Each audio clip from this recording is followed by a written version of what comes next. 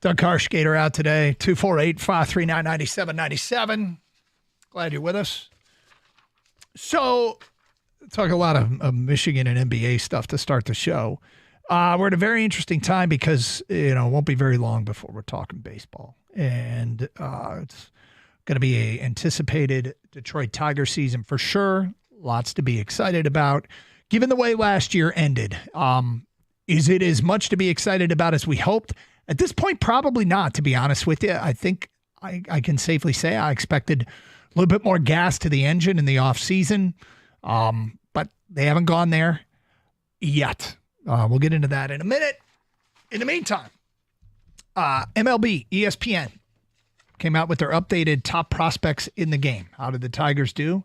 The Tigers did extraordinarily well with not one, not two, but an MLB high 3 players in the top 10 prospects in the game. I used to look at rankings of these things and be jealous of other organizations because there was a lot of excitement in the pipeline. Now we are that team. Interesting, Jackson Jobe is still on the list at number 7. When a player graduates to the major leagues, they are taken off the prospect list because they're now considered a full-fledged major leaguer, but at this point, they still put him on the prospect list despite him making his debut last year. I guess we will see where he ends up, but he is still in the top 10 in MLB prospects. He is number 7. At number 9 is Max Clark. Max Clark is a very exciting young outfielder who just seems to bring a lot of juice to the game on top of production. I don't know how far away he actually is. I don't expect to see him at the major league level during the calendar year of 2026 or 2025, but I could see him in 2026. And number 10 on the list is shortstop Kevin McGonigal. He has moved up quite rapidly, middle infielder, left-handed hitter. This is really, really an interesting rating and certainly something to be encouraged about. In the meantime, one other Tiger made the top 100, and that was Bryce Rayner, the shortstop that they took last year in the first round. And I got to tell you, that is awfully encouraging. But as it stands right now, no movement on Alex Bregman. No movement on Alex Bregman. And that is, it's getting weird. And some people, you watch the reaction to this and you say, and I see some people say, forget about it, time to move on. To which I ask, why? Why, if he's really, really taking his time, what is wrong with that? Now, does it feel a little bit to me like there's an offer on the table for the Tigers and he just doesn't want to take it? Yeah, feels a little bit like that. But bottom line here is, why say no more if he's still considering Detroit? Why take yourself out of the running? It's not blocking you from doing anything else. If that were the case, if you had other places to spend the money, I'd go for it. I'm not a huge fan of what some of the reported numbers might be, but that doesn't mean I don't see his value to the team in the short term. It's the long-term stuff that bothers me. The other thing that's going on is Pete Alonso turned down a 7-year, reported 7-year, $158 million extension with the Mets last year. And I got to say that both Alex Bregman and Pete Alonso are represented by Scott Boras, baseball's super agent. Is it starting to feel a little bit like Scott Boras is no longer the guy that's setting the market? That Scott Boras clients are no longer setting the market clients? I haven't looked at all the data, but I just find it curious that 2 of the bigger names still remain out there, are represented by this guy. And I can't help but think that maybe, just maybe, he overshot with these 2 clients thinking he would just stiff arm teams into signing better deals, and it hasn't worked out. And I find that to be really interesting. Maybe a power shift in the dynamic is that Boris isn't getting what he wants anymore. Whether it was tricks or not, whatever he used to do, whatever his formula was, it's not working the way it used to. Perhaps. Something to keep an eye on. And in the end, the players have to make a decision. All right, do I sign a short-term contract to try and play on this and earn some more money, or do I go back to the original? Could be wrong, but kind of workshopping an idea here. 248-539-9797. Let's get back to your phone calls. We go to Dom in St. Clair Shores. Hi, Dom. How's it going? What's up? I'm a little upset about this Alex Bregman thing. Are you? I got season tickets in July. I was really excited about it. Then I heard that we were more than likely going to get Bregman. It sounded like, from what I've heard, that the Tigers were almost guaranteed to get Bregman. And now in the last week, we hear that the Astros are willing. Jose Altuve is willing to change positions. The Astros are back in the race. And I just don't understand why the Tigers can't pull anything together. It just seems like the past 3 years we make no off-season moves, and this year it's Bregman's handed to us. We have no third baseman. We need a third baseman. Bregman should want to come here, and I just don't understand why it seems like the Tigers aren't making any big move towards him. Okay, so this is interesting because I think it depends on your perspective. At no point did I think that he was being handed to Detroit. And you obviously did. And so I didn't think he was necessarily being handed to us. I heard on the radio a lot that in the next week we should hear something big in regards to Detroit and Bregman. And I've heard that for the last month, and I've heard nothing. Well, I can't speak to what you've heard, and obviously, because I never said it, and I don't think Gator ever did. Gator at one point predicted we'd get to some news. He just called it a hunch, and we have rules with hunches. You don't have to back them up with facts. Yeah, thank goodness for Gator's sake. Yeah. But so, Dom, at no point did I ever see it as this being a virtual done deal.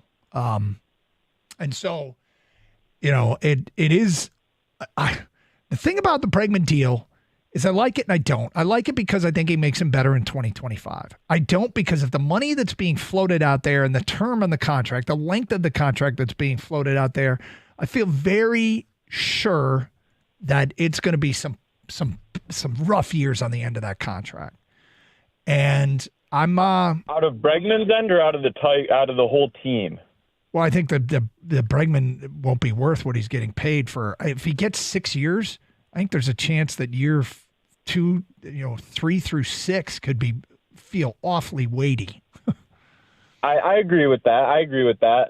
I think that for right now, what we're building, I mean, we went to the playoffs last year. We have a shot, and I think that it just seems like the front office doesn't care about that shot at all. And they're willing to throw it all away and say, we'll try again in a couple more years. Well, when it seems like if we added Bregman, we would be a deep contender for the playoffs. We wouldn't just be a one-off chance in there. Dom, I don't disagree. I don't disagree with this being a bit of it's an underwhelming offseason so far.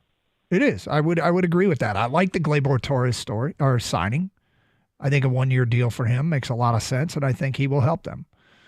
But, it is underwhelming. I'm not going to disagree with you there. I totally understand Dom's frustration. We just had this magical second half of the year with the Tigers. They somehow made the playoffs, won a freaking series, right? Yep. And you want to keep building on that. We talk about the Pistons building on the momentum, but with the Tigers, same thing. And so I don't want to overpay for anybody. No one does, right? You don't want to pay for overpay for Bregman. No one does.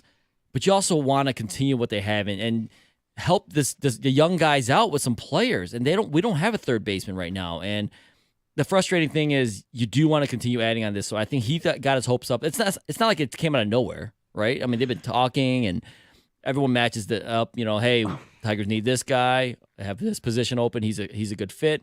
So I think fans got their hopes up. And if they don't do anything, it is disappointing. I mean, it's not that they didn't do anything, but they didn't do anything big. Yeah, and that's an understandable emotion. They just better be right. They better be right that all of this young core is worthy of not being blocked, and that they're right, that this core is going to get them right back to the playoffs. But they were playing some incredible ball. They were playing some incredible baseball. And if you start at the beginning, you don't have to play that hot. Yeah. You don't have to play 700, 800 baseball all season long. So if they settle into being well north of 500, get themselves in the mix. But I'm not going to lie, it is underwhelming. He's right. He's right.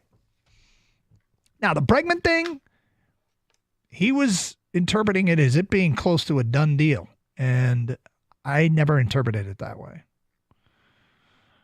248-539-9797. It's Carson Anderson. More of your phone calls next. 97.1 The Ticket.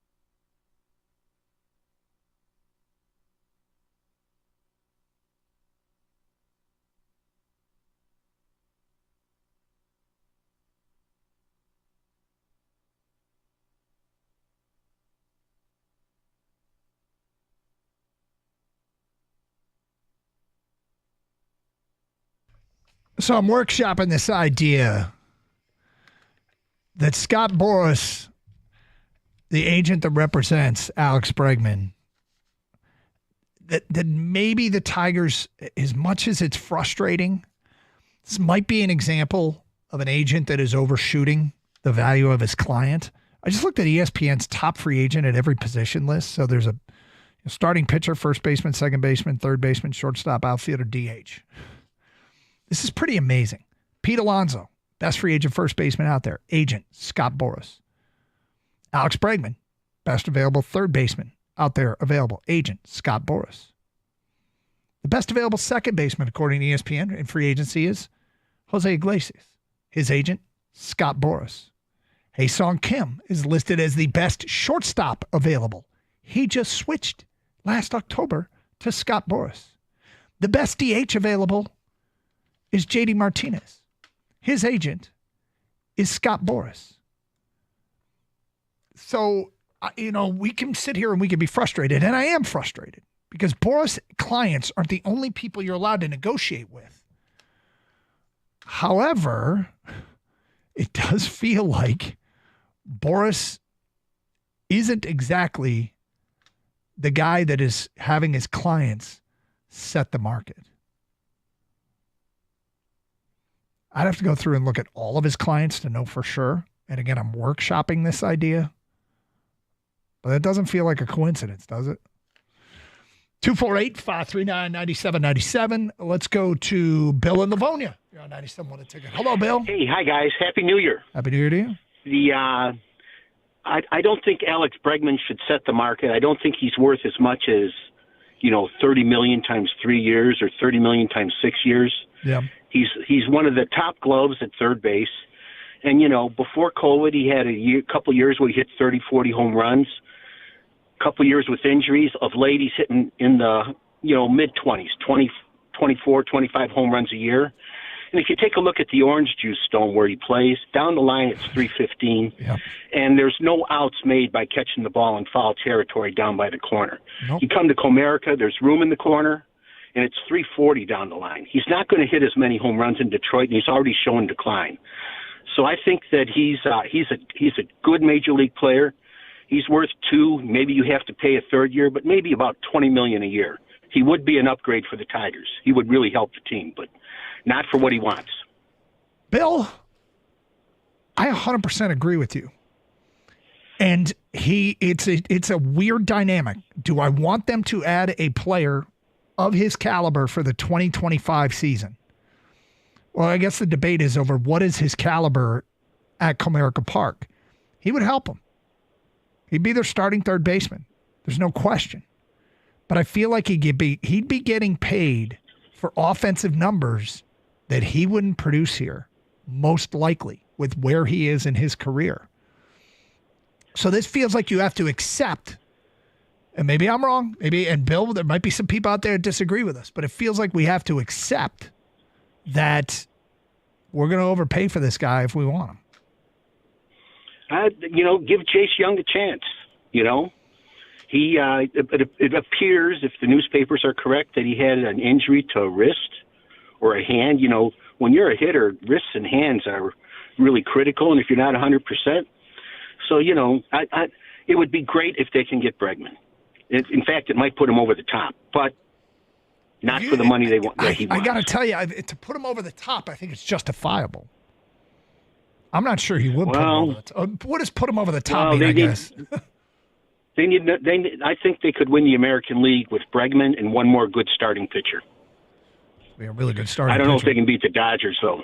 On a good day for the Dodgers, I don't know if they can beat them. But I don't know that anybody just can beat reaching the Dodgers. out. Yeah, no. Thank you. Appreciate the phone call. Will sends us feedback. Doug's fear of Bregman's contract won't look good is so dumb. The team isn't even close to league average payroll. Here's the thing, Will. They aren't close to league average payroll, and I want them to spend money. You happy with the Javi Baez contract, Will? You happy with that? You're cool with it. You'd do it all over again. Because I wouldn't. I want them to spend money. I'm not afraid. I'm not you're missing the point. The point isn't that they don't need to spend money. The point is, I think that's trending. I think that's more likely to be a Baez contract than a contract we're happy that they signed. So Will, if you're cool with the Baez contract and you do it all over again, I guess more power to you. That's why I don't want to do that contract. I'll be excited if he signs. I feel like I know I'm doing something. It's like I know I shouldn't get that one extra beer. It sounds really good right now. I'm going to be hungover tomorrow, but the hell with it. Yeah, throw in a couple of shots too. Because in the moment it feels great. Yeah, let's go. More shots. Yeah.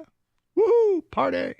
The next day I'm always like, ugh. Isn't that the cost of doing business sometimes, though, Doug? Yep. Like these back end of these deals, none of them pretty much work out, right? No. The problem with the Javi Baez deal, it never worked out from the beginning. But look at the end of Miguel Cabrera's deal. No one loved that, but you can't take that away because you got all the greatness that came with the first half of the deal. Yep. And to be fair, if Bregman was Cabrera's age when they signed it, I'd be all for it because I knew the bulk of that contract was going to be production. Mm-hmm. This one, I'm not as sure. 248-539-9797. Bill's in Ferndale. Hi, Bill.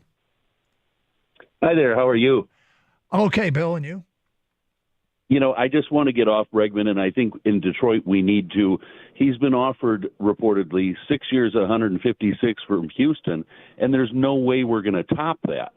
So with the Baez deal handcuffing the organization, they're not going to have two of them. It would be way better if we just tried to go to Jace Young and we go get another pitcher. I'm not convinced that we got the pitcher. I wouldn't mind re-signing the guy we had last year. I mean, we need another arm. We're not going to be able to. I don't think we're going to be able to pull rabbits out of the hat the way AJ did last year. Maybe not. I mean, look, Jack Flaherty would be a fascinating turn of events given that he was able, that they would be a classic example of trading a player and getting him back. He was pretty good in LA when he went there. At Detroit, he far exceeded the expectations. He was an injured player. And, he became a huge asset to this team, and they amazingly got better after they traded him. And we sat there and we sat in awe. But you even wonder, what if they kept him? Like, if they had kept him, would they have done all this? He'd likely take a 2-year deal, and it doesn't hamstring the organization. If Jack Flaherty would come to Detroit on an affordable 2-year deal, I'd be pretty damn pleased. But you too, I'm just making sure I heard it right, Bill. You said at the beginning of the call, you too are leery of a Bregman deal? I don't think there's any chance that we get Bregman. I think that the dude Bill from Livonia nailed it. He's on the backside. We got a bigger park. It's not going to. His numbers are not going to excite anybody. And the Tigers, with the Baez deal that they're still smarting from, they're not going to give him a 6-year deal. And Bregman's not going to take a 1 or 2. So I think we just have to move on from him and say, okay, where else do we go? Because we're not getting Bregman. Bill, thank you for the phone call, 248-539-9797. Feedback here from an unnamed texter. I hate Scott Harris. I think he's terrible. He got lucky last year. I wish Ben Johnson would have taken him with him. So, did he get lucky last year? You can make that case. First of all, I don't hate him. And I don't think he's terrible. But did he get lucky last year? If you're going to say that, I assume here it's based on the argument that they sold at the trade deadline and suddenly started winning. And if you thought you were really going to make that run, if you really believe that, it would have been great to have Flaherty for the postseason, right? I guess then they wouldn't have, if they were on Lorenzo in the organization. And that, they did, get back a player that was everyday player for them as they did make their run. I'm not sure what the future holds for oh God, what the guy's, I'm completely blanking on the dude's name. Who's a shortstop? Owen or Sweeney. It's Sweeney. No, Owen Sweeney. It's not Owen Sweeney. Anyway, so you could argue they got a little bit lucky with that. But at the end of the day, I mean, is that your reason for hating him? Unnamed texter, last year's magical run was the worst thing for long-term outlook. They won't duplicate it, but won't stop Harris in the front office from saying, see what our young guys did? Well, like I said earlier, they damn well better be right, and they better do it again. because that is, I could see why that's intoxicating. And they might say that we think this core is going to be great in the future, and we're going to be so glad we didn't block them, and these guys are going to keep winning for the Detroit Tigers. But if they're wrong, then they're just going to look like a team that put ill-advised faith in their young core and let an opportunity pass by. 248-539-9797. It is Carson Anderson here on 97.1 The Ticket.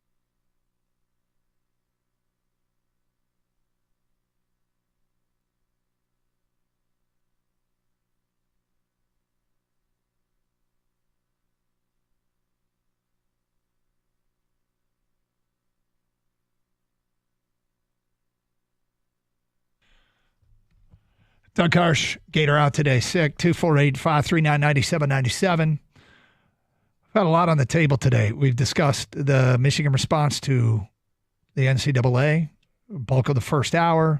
We've got some NBA trade talk, another name introduced, big name De'Aaron Fox, more supply. Could help out the Pistons. We shall see. Got some breaking news with the Red Wings we'll get to in 5 minutes. Also brought up, interesting, is something going on here? Workshopping an idea that Scott Boras, his clients, aren't setting the market anymore.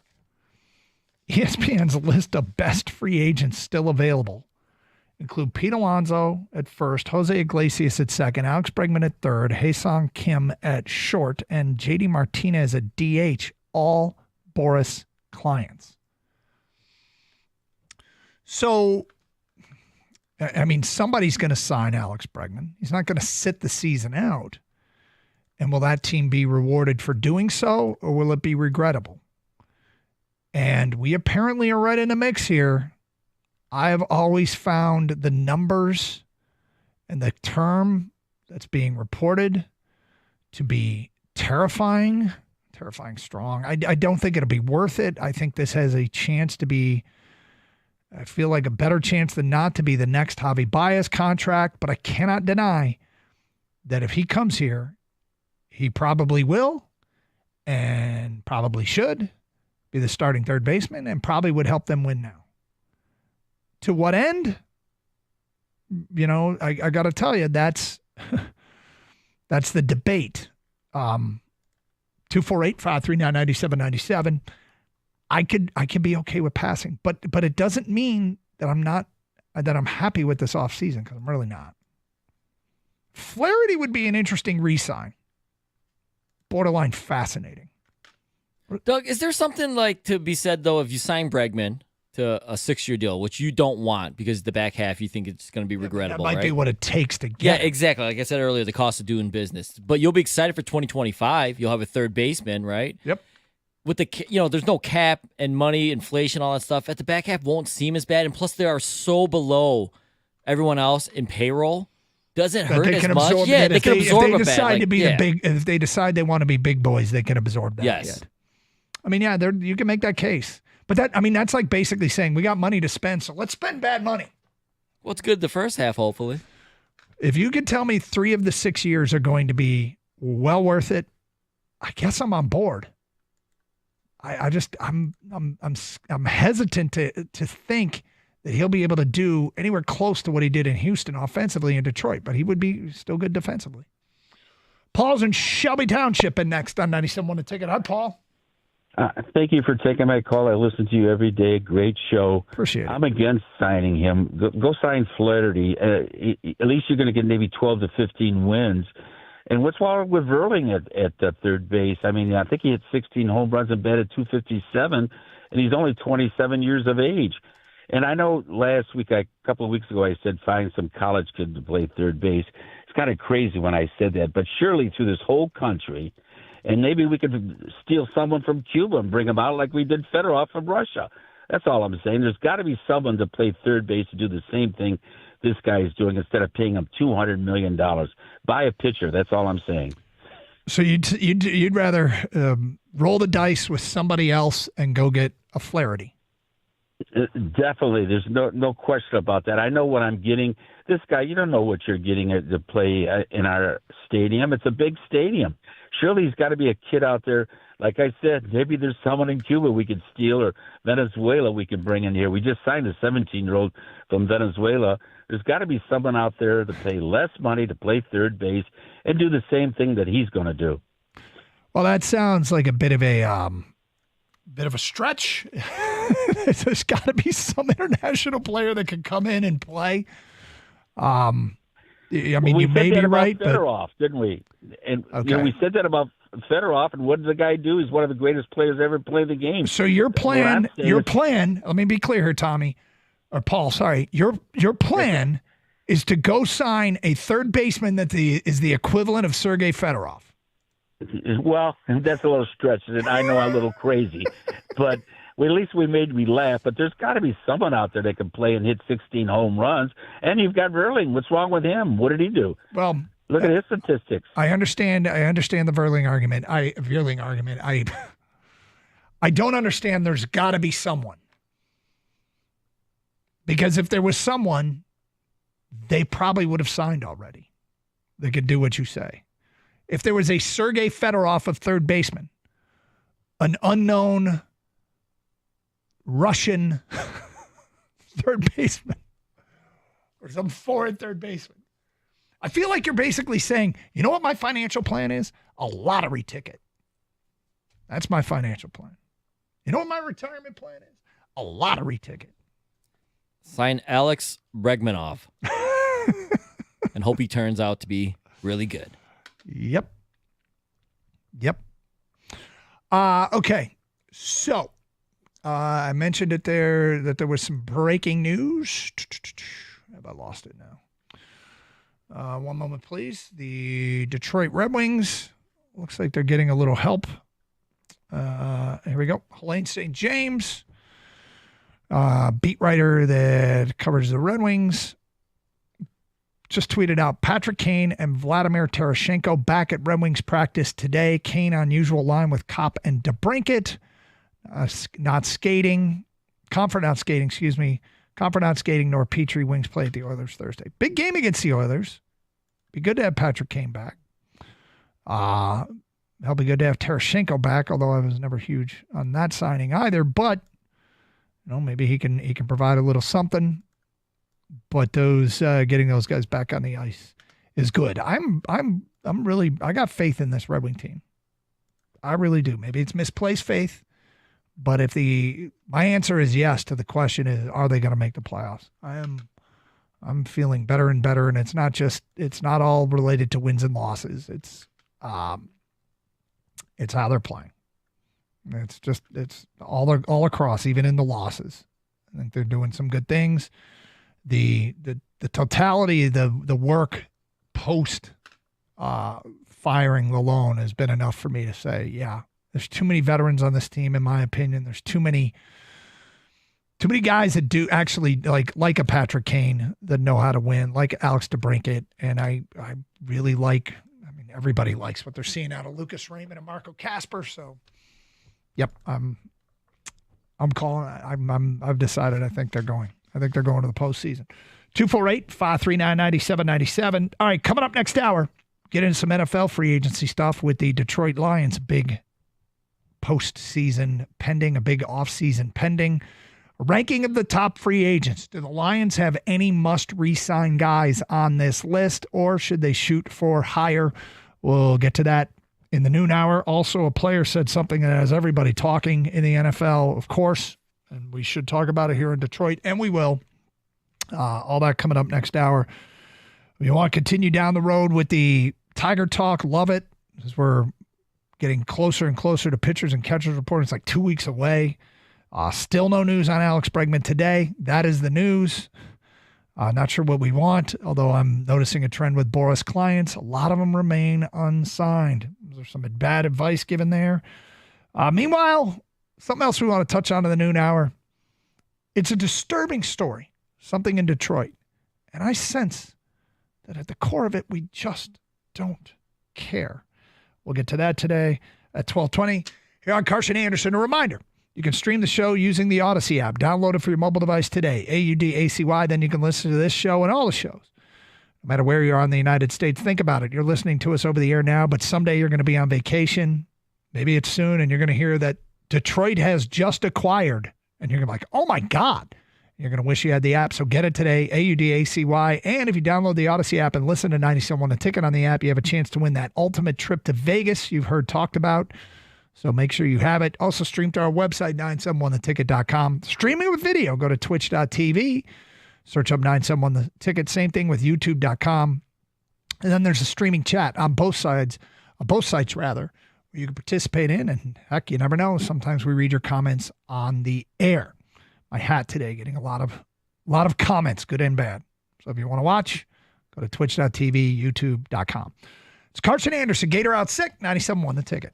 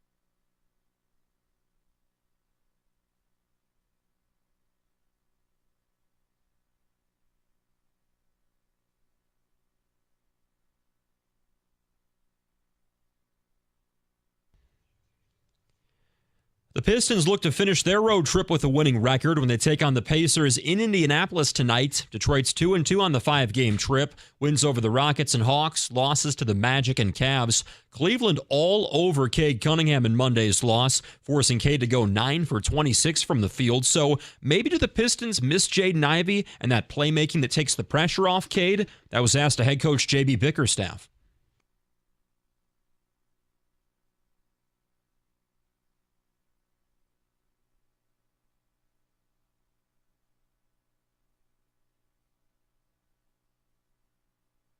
At 23-23, the Pistons 8th in the Eastern Conference, but only 3.5 games behind the 4th-place Bucks. That tip-off from Indy, 7 o'clock. Jeremy Otto's got the pregame right here on 97.1 at 6:35. Michigan State hockey captain and Red Wings draft pick Red Savage out for the season with an upper body injury. 4th-round pick had 10 goals this season for the Big Ten first-place Spartans. And Daniel Jeremiah's latest mock draft for NFL.com's got 4 Wolverines going in the top 20. Mason Graham at 4, Colston Loveland at 7, Will Johnson at 12, and Kenneth Grant at 18. At the Corwell Health Sports Desk, I'm Luke Sloan. For more, go to 97.1 The Ticket or Odyssey.com.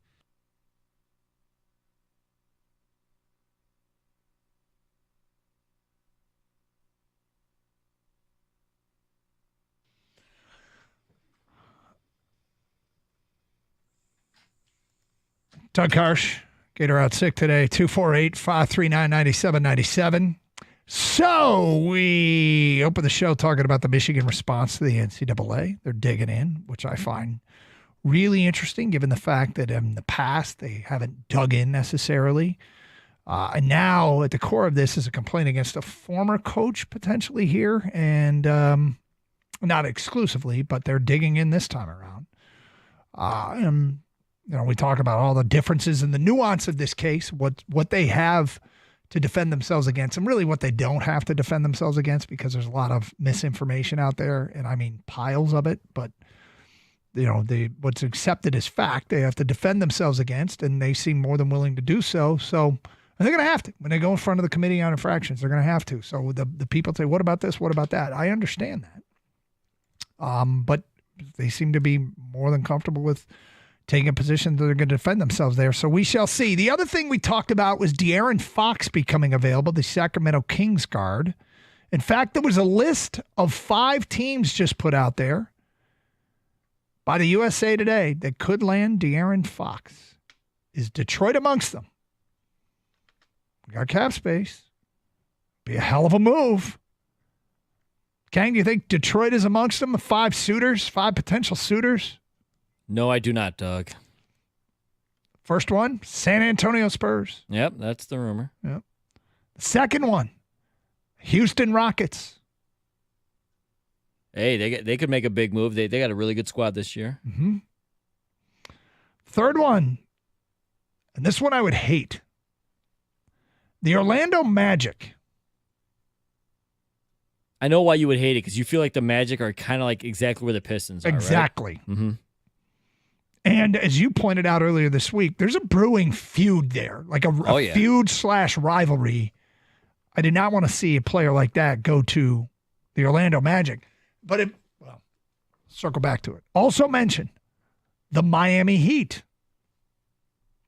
Pat Riley likes to make big moves, and they've got a very unhappy player over there right now, Yep. Jimmy Butler. Yep. And the Brooklyn Nets. So Detroit is not mentioned. I find the Heat and the Magic being included here, the Brooklyn Nets being included here, teams in the East that really are no better off than Detroit.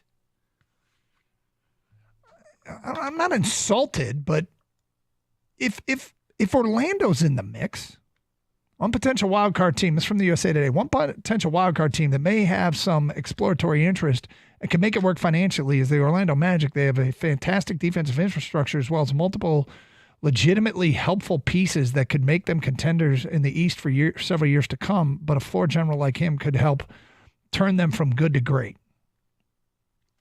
The Heat. Heat are in the news for a lot of reasons that have nothing to do with Fox and everything to do with Jimmy Butler right now. But if they are active on the trade market, perhaps they emerge as a potential suitor in such a deal. A trade would reunite Fox with his college teammate Bam Adebayo, who were close friends and began the relationship when they were 12 years old. Brooklyn. According to SNYZ and Begley, the Nets are one of the teams who would have at least some registered interest in trading for Fox.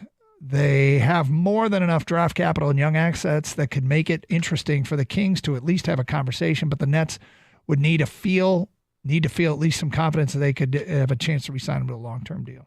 They give up real assets to acquire him. I mean, maybe they don't want to take the ball out of Cade's hands, but man, if those teams are involved. Look, there's players that make more sense. Let me be clear on that. I love De'Aaron Fox, but maybe there's we spoke about the Tigers not wanting to block players. You had Jaden Ivey on the team still. I mean, he's hurt right now. Clearly, he can't play. But maybe that's something that crosses the mind of Trajan Langdon. Like, hey, I don't want to. If I acquired a guy like De'Aaron Fox, he's starting. He's playing the point on this team, or him and Kagan at least share the ball duties. Then what do you do with Jaden Ivey? I don't know if that's something they think about. I think De'Aaron Fox is too good, to pass up if he were to become available for the Pistons. In the end, I think the Pistons just become a third team in a Fox deal where they help facilitate him to San Antonio or wherever he ends up. So then I just go elsewhere and try to find guys that can help my team right now. And it's probably not going to be De'Aaron Fox. It's probably not going to be De'Aaron Fox, and it's probably not going to be Cam Johnson. It's probably not going to be Zach LaVine.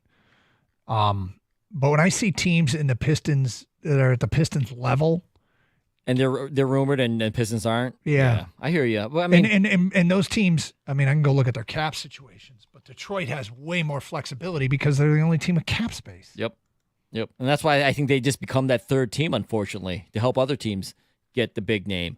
But I mean, you bring up the Heat. It's South Beach, Orlando, not a big destination for players, but still Florida, more exotic than Detroit, right? Brooklyn's New York City. Yeah, Brooklyn's New York market. So, and the Nets are terrible. So I mean, I don't know how they get involved, but like we said, it's just a New York market as well. Well, look, it's not necessary. This isn't necessarily specifically about De'Aaron Fox.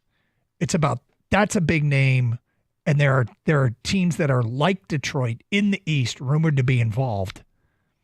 So why not us? As you pointed out, Florida and New York City. But the Lions changed the narrative about their organization. They are now a player when it comes to as a free agent destination. You just can't conclude that the Pistons have done anywhere close to enough to say that they have changed the narrative. Yeah, in the end, when the trade deadline comes up here and it's coming up fast, I do want the Pistons to add though. I want them to keep Malik Beasley. I don't think there's quote-unquote a Godfather offer or something crazy that comes across Trajan Langdon's table because in the end, he is just Malik Beasley. I do think they will get calls on Malik, but nothing's going to blow the doors off, so I think they should keep him. And it's worth risk losing him at the end of the year for nothing. I understand that's a possibility, but you also can re-sign him. I think he helps this team, and he clearly he's helped this team right now, and he can continue to help this team. So with that being said, I keep Beasley, and I want to add. Cam Johnson may not be viable, but I think there's a shot there. People have brought up Miles Bridges. I think you do need somebody to help Cade with the scoring, though, and you need a second guy that can take the pressure off him. And I just don't want to waste this year that where they could actually not just make the playoffs, but actually maybe win a first-round series. Yeah, no, I'm with you on that. All right, so there's that on the table. If you want to get involved, why not the Detroit Pistons? Talk some baseball with nothing new on Alex Bregman. We're getting closer and closer to pitchers and catchers reporting. I'm not in the move on. It's time to move on camp. Some people are. They don't like waiting around, and I'm fascinated with that line of thinking because I don't know quite why. Sounds like being punitive to yourself with no potential benefit to you. But and of course there's always football stuff, and we will get to that on the back half of this hour. 248-539-9797. One other basketball note, we mentioned it yesterday. It won't go down as a resume win. But Minnesota had won 3 in a row and beaten 2 pretty damn good teams. While doing so, the Gophers had beaten Michigan. They'd beaten a ranked Oregon team. They'd beaten Iowa, who can be a tough out. and they went into East Lansing on a 3-game win streak after starting the season 0-6.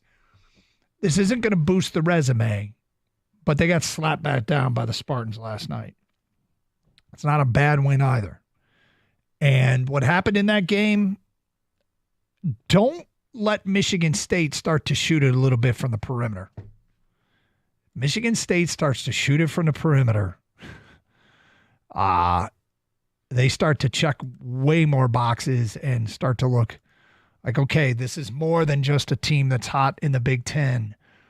This is a team that can make a run if they can shoot it from the perimeter like they did last night. Now, I think when it was all said and done, I don't think the shooting percentage was extraordinary, but it was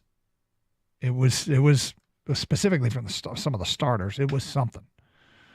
I'll have to look it up, but it was definitely improvement from the 3-point arc. A team that has answered the free throw question resoundingly. They got one of the top 5 free throw shooting teams in the country. They got balanced scoring. They don't rely on one guy. Here you go. Jackson Kohler, 2 of 4 from 3. Trey Holloman, 4 of 7. Jay Nakins, 2 of 5. Pretty damn good. As a team, 8 of 25, which is nothing to write home about. But to get that out of their starters, that is something for them. 248-539-9797. All right. It's true in Detroit. I mean, it's a problem in Detroit for sure. I think we have to acknowledge I'm not really sure that Detroiters care. We will get to that today at 12:20 here on Carson Anderson on 97.1 The Ticket. Hey, they're Lions fans all season long over there at the University of Michigan Credit Union, the official credit union of the Detroit Lions. What an epic season. Not only did the Lions clinch back-to-back NFC North championships, but Jahmyr Gibbs also shattered the record for the most touchdowns in a single season.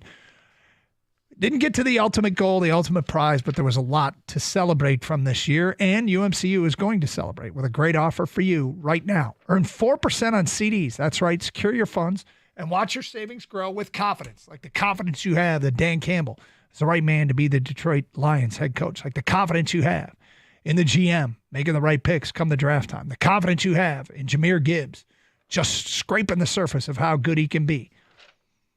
So celebrate the Detroit Lions with 4% on CDs at UMCU, and you only need $1,000 to get started. This promotion is available for a limited time, so join the winning team today. It's easy. Visit umcu.org. That's umcu.org. Some restrictions do apply.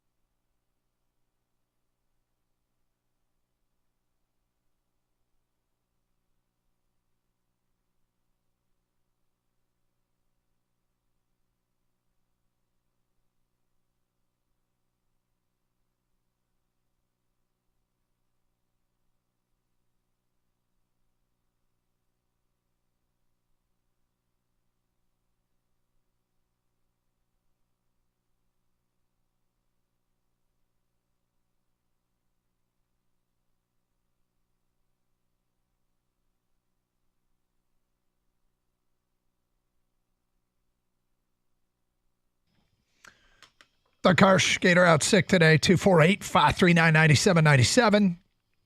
Great to be with you on a Wednesday in Detroit. Hope you're doing well. All right, so look, this is not my jam, but Kang brought it up, and I think it's an interesting conversation, and we'll bring it up with Gator when he comes back. But a story in Detroit from the weekend.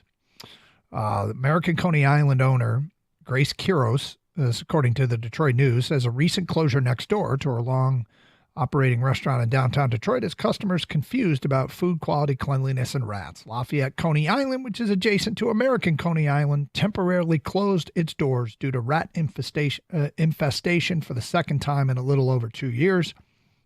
The restaurant voluntarily shut down. Following a recent inspection, the Detroit Health Department announced Friday afternoon in a Facebook post, Lafayette Coney Island is located on Lafayette Boulevard just west of Campus Martius. So American wants you to know that it's not them. It's not them. Which is technically true. It is, right? technically. It's that they're not the ones who got hit with the violation. Yep. But also, you got to, logically think: do the rats know the distinction between the two, like the border between the two restaurants? Go, hey guys, Yep. not there. Yep. That's American. We're We welcome- stop. Yeah. We're welcome over here. Yeah. We stay here. The rats, are they an organized group? that Yes, they are. They stand with the cap, from what I hear. So, look, you brought this point up. I think it's super valid, but I know everybody won't. Your point is what? I mean, you're eating Coney Islands. I think we kind of know where there's a bit of a risk in general eating Coney Island dogs, Coney dogs. And I'd go back. I enjoy Lafayette Coneys, as many do here in Metro Detroit that go downtown. And this isn't the first time you just read it. It's not the first time this has happened. And I've been back since the other violations. Look, you got a hot dog connoisseur back there in Kenny. We both own hot dog rollers at our house. Yeah, that's a great point. The two of you in particular. I'm not saying you shouldn't care. Okay? Yeah, I do. You should care. I do care. I do. However, is this an accurate statement?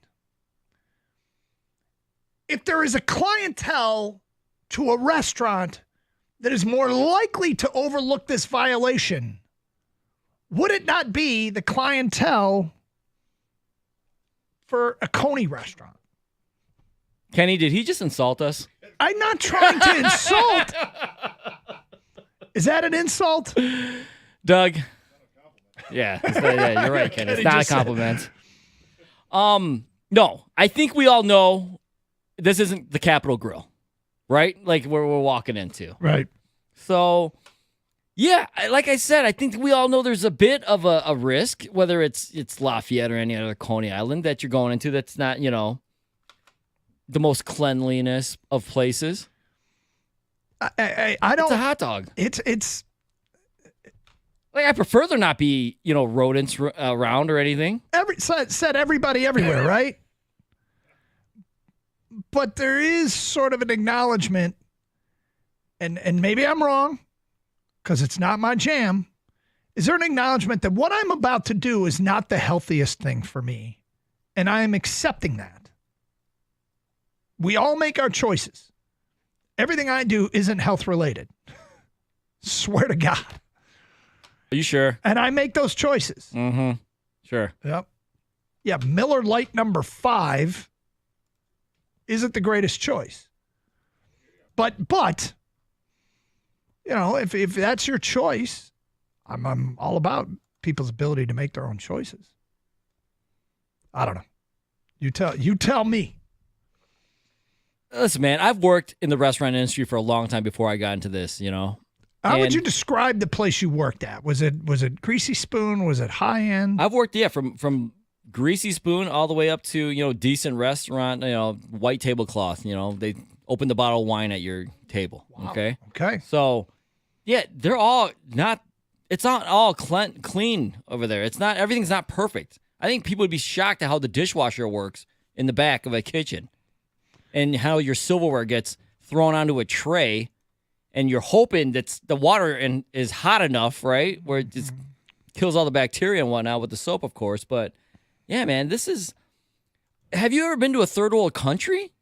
You know, and I'm not saying clearly America's not a third world country, but it's a lot cleaner over here than it is in many places. So I'm okay, Doug. I'm perfectly fine with what, the chances we are taking when we go into restaurants and things like that. Of course, there should be inspections and health codes. I agree with all that stuff. Yeah. I think the Detroit News put out an article today highlighting or low-lighting, whatever you want to call some violations from restaurants across Metro Detroit. So, yeah, do your job.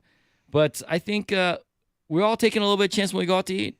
I think that's for sure. Yeah, but like you said, you have to acknowledge that the chances at Capital Grille are probably less than the chances at a place of this genre. I feel like I'm impugning the entire hot dog industry, and maybe I am. But am I wrong? Kenny, you're a big hot dog guy. How does this news impact your future? None whatsoever. And Doug, I have to tell you, I feel like if you saw the way most kitchens operate, I don't think you'd ever go out to eat, maybe ever again.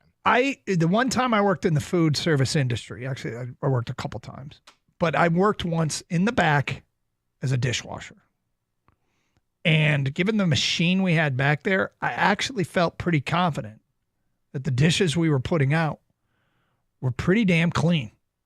Like, I felt confident I'd eat there. Given the machine we put them into and, the way we handled it. But I don't know that every place is like that. And you're right. There'd probably be very, very scary if we knew everything. 248-539-9797. Let's go to T. You're on 97 on a ticket. Hi, T. Hey, how you doing, Doug? Good, T. Listen, I hate to be the bearer of bad news, but the clientele is out there, Capital Grille, all the rest of them. You'd be shocked. I've had friends who have worked in high-end restaurants, the whole deal. I'm not going to lie. I've been in there since they had the first shutdown. But my question to you is, right, American Coney Island is right next to them, right? Yep. So what are we doing here? What are we saying? That they don't have the same problems? Because they're like right next to each other. That's what American is saying. They're right next to each other. So, I mean, I know you've been in there. The buildings are not that far away from each other. And did you see the basement area? They showed a video of the basement area. It looks exactly the same way on the other side. So if they're over there having a party over there in Lafayette, they're partying there in Coney too. Well, that's not what American wants you to think. They want to make it clear there is a line of delineation and that they do a better job at keeping the rats out. Okay, well, maybe the rats are more mannerable than they are at Lafayette, but you can't shut down one and act like they're not somewhere around the vicinity. I mean, it's hard to think that the rats are honoring property lines, the boundaries. Now, maybe they haven't infiltrated the building that they share a wall with.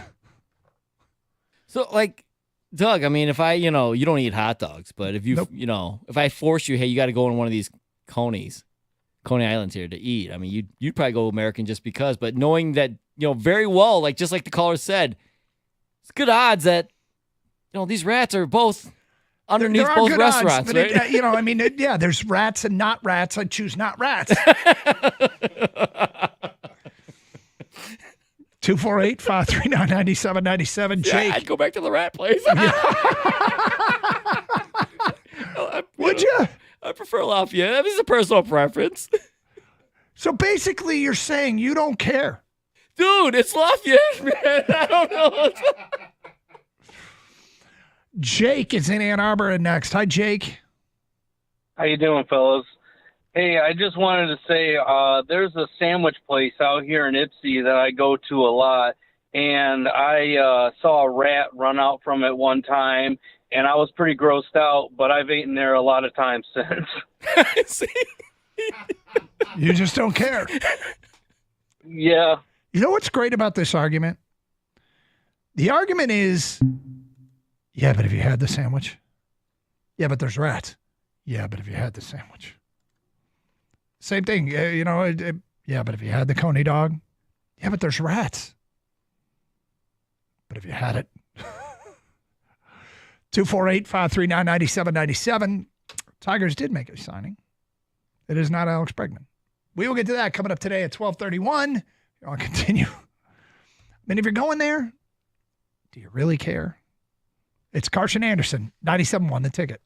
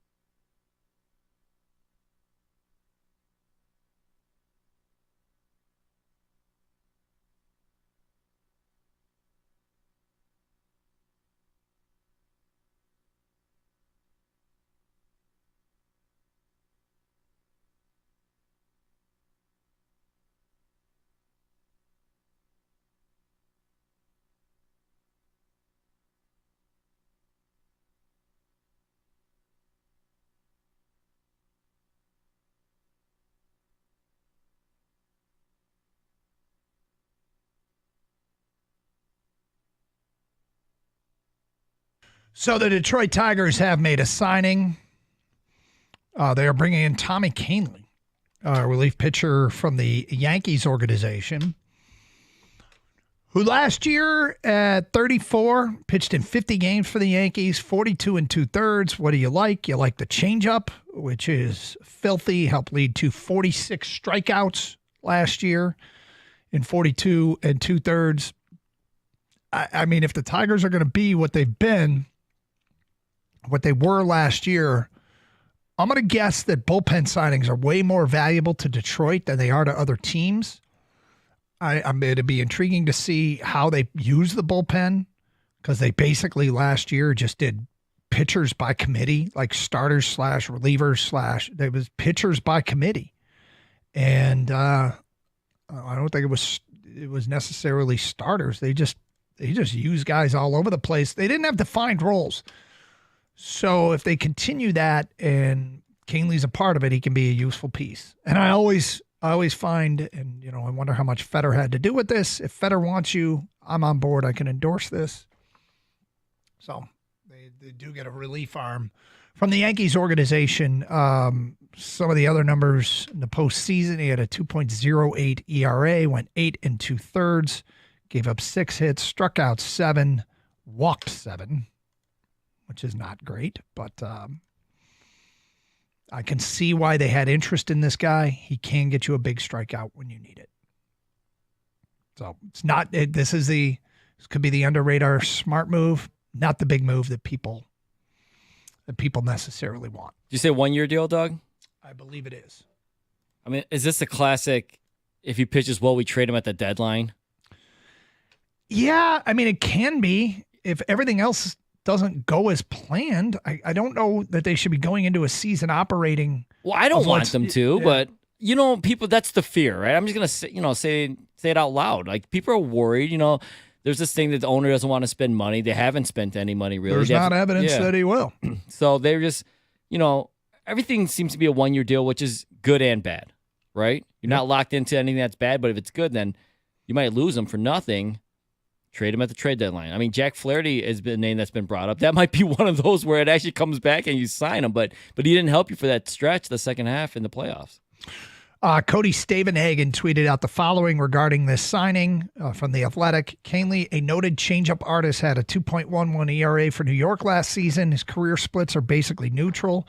653 OPS against left-handers and 650 against right-handers, making him a good fit for the Detroit bullpen. 248-539-9797. So there you go. Let's get back to your phone calls. Lenny is on a cell. Hi, Lenny. How you doing this afternoon? Listen, I told your screener, okay? In the 60s, I used to go to both Coney Islands, okay? The basements were connected. They used to wash the dishes down there, and the rats were down there then, okay? My father owned a bar and a bowling alley downtown up on the second floor. There was rats there, okay? And I did a job in a city cleaning up their transfer station, and my guys refused to work because of the rats. And when the inspectors came out, okay, they asked if my guys were healthy. I said, yeah, why? They said, because if they're healthy, the rats won't bother them. Really? So, yes, okay. So I don't know why people are getting so upset. I mean, there's not very many places downtown that don't have rats, okay? I mean, that's common down there, unfortunately. So that's the way it goes. What did you say you did? You were what? I was a superintendent of an industrial cleaning company. Okay. We had to clean up where all this garbage was caught in, where they transferred the garbage from one location to another location. There was the Lord, the size of these. We're losing you. We're losing you, Lenny, and I'm disappointed. But your point is, don't judge anybody. It's all the same. Okay. All right. Sorry, we lost you, Lenny, but thank you for the phone call, 248-539-9797. I'm not going to go ahead and say I agree with him that everything's all the same. And when he worked there, he said 60s, right? 60s? So 50, 60 years ago, there's a chance that things have changed. Fred's in Waterford, and he's next. Hi, Fred. Hi, how you doing today, guys? Good. 3 of us teachers went out to eat at an establishment on Telegraph years ago, and as we got towards the end of our meal, teacher A noticed there was a cockroach on his plate. So he immediately got grossed out and stopped eating, while teachers B and C, with me being one of them, continued to shovel the rest of our meal down. The thinking was that the cockroach was in the sweet and sour shrimp, but it was not in the Szechuan chicken. It was not in the sub-gum. That's so logic. The roaches are not jumping wok. I like that. You know? It's good logic. Makes sense. These are teachers, Doug. They know. They're educators. Good for you, Fred. So we talked about how the rats seem to have not crossed the line from one Coney Dog restaurant to the neighbor Coney Dog restaurant. You're saying cockroaches don't go from wok to wok. That is absolutely correct, yes. Interesting argument. Well, Fred, you feel comfortable in the decision that you made? Yeah, I'm walking today. How long ago was this? 20 years ago. Okay, good. All right. It sounds like you're going to be okay. Yeah, I'm sure he actually went back. I might have. Fred enjoyed his food. Unnamed texters, and there's a lot of texters on this. And if you're just joining us, we brought up the American Coney Island owner, Detroit News story today, saying, understand, we do not have a rat problem. Our next door neighbor does, not us. We both serve the same food? Yes. Do we share a wall? Yes. Do we have a rat problem? Not yet. Or not now. Unnamed texter says, you never want to know how the sausage is made. If you saw the kitchen of your favorite place, you might never go again. I think ignorance is bliss at this point. I would say that we probably put our faith in a lot of places and hope that they do their best. I had one job in a restaurant kitchen, and I would eat there. I felt like we did a good job following cleaning codes. I was in charge of cleaning dishes. I wasn't in charge. I was an employee. I wasn't like the manager of the dish room or anything like that. I washed dishes. And I thought it was a good system. I have faith that the dishes we are putting on people's tables were clean. Any diner, then he goes to name some, this unnamed texter, you take the risk and you understand the risk. Well, that's kind of my point. My dad's a retired Detroit cop. He told me that every restaurant sewer downtown has rats. It's a constant battle. Retired. Again, retired. Like our guy Lenny. Had this job in the 60s. This is taking us back. Greg and Brighton, I grew up in Detroit, been to Lafayette hundreds of times. Never American. The rats prefer Lafayette, too. Like most Detroiters, 9 out of 10 rats prefer Lafayette to American. Oh, there you go. Doug, the health department is like the NCAA. You don't want to let them in. They will find violations. This is so true. That's the most realist text we got. Listen, if the NCAA comes, if you really want them to look, they're going to find something wrong at your school. Same thing with the health code inspectors. Well, here's somebody who buys that it's only one place's problem. It's not rocket science here, guys. The one building is cleaner than the other. That's why the rats don't go into that one. Though these guys are more interested in their rivalry than they are making money in their business, which is kind of sad. They should shut up and fix the problem and not give us all a black eye. Told a friend after the last incident that Chuck E. Cheese himself could serve me at Lafayette Coney and I would still eat it. He's a loyal customer, apparently. Loyalty. Wow. All right, an NFL player said what? And everybody said, wait, he said what? We'll get to that today at 12:50. It could pertain to us. We should investigate. It is Carson Anderson, 97.1 The Ticket.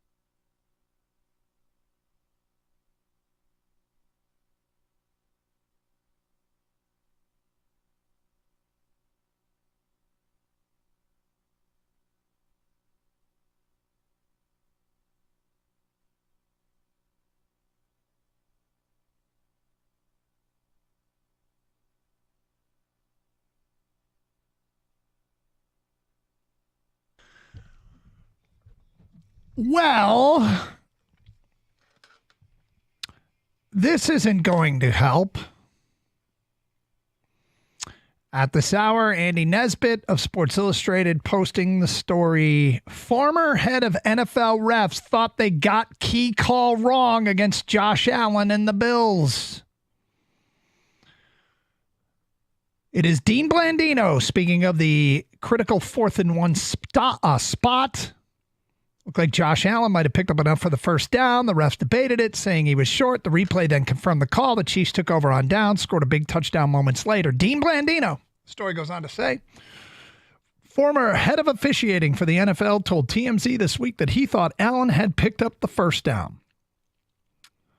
The spot on the 4th down was close. When I watched it live, I really did. I thought he made the big line.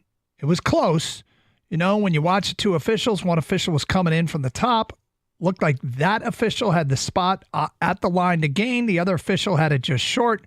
When you have those situations, really, who does the ball open up to? Does one official defer to the other?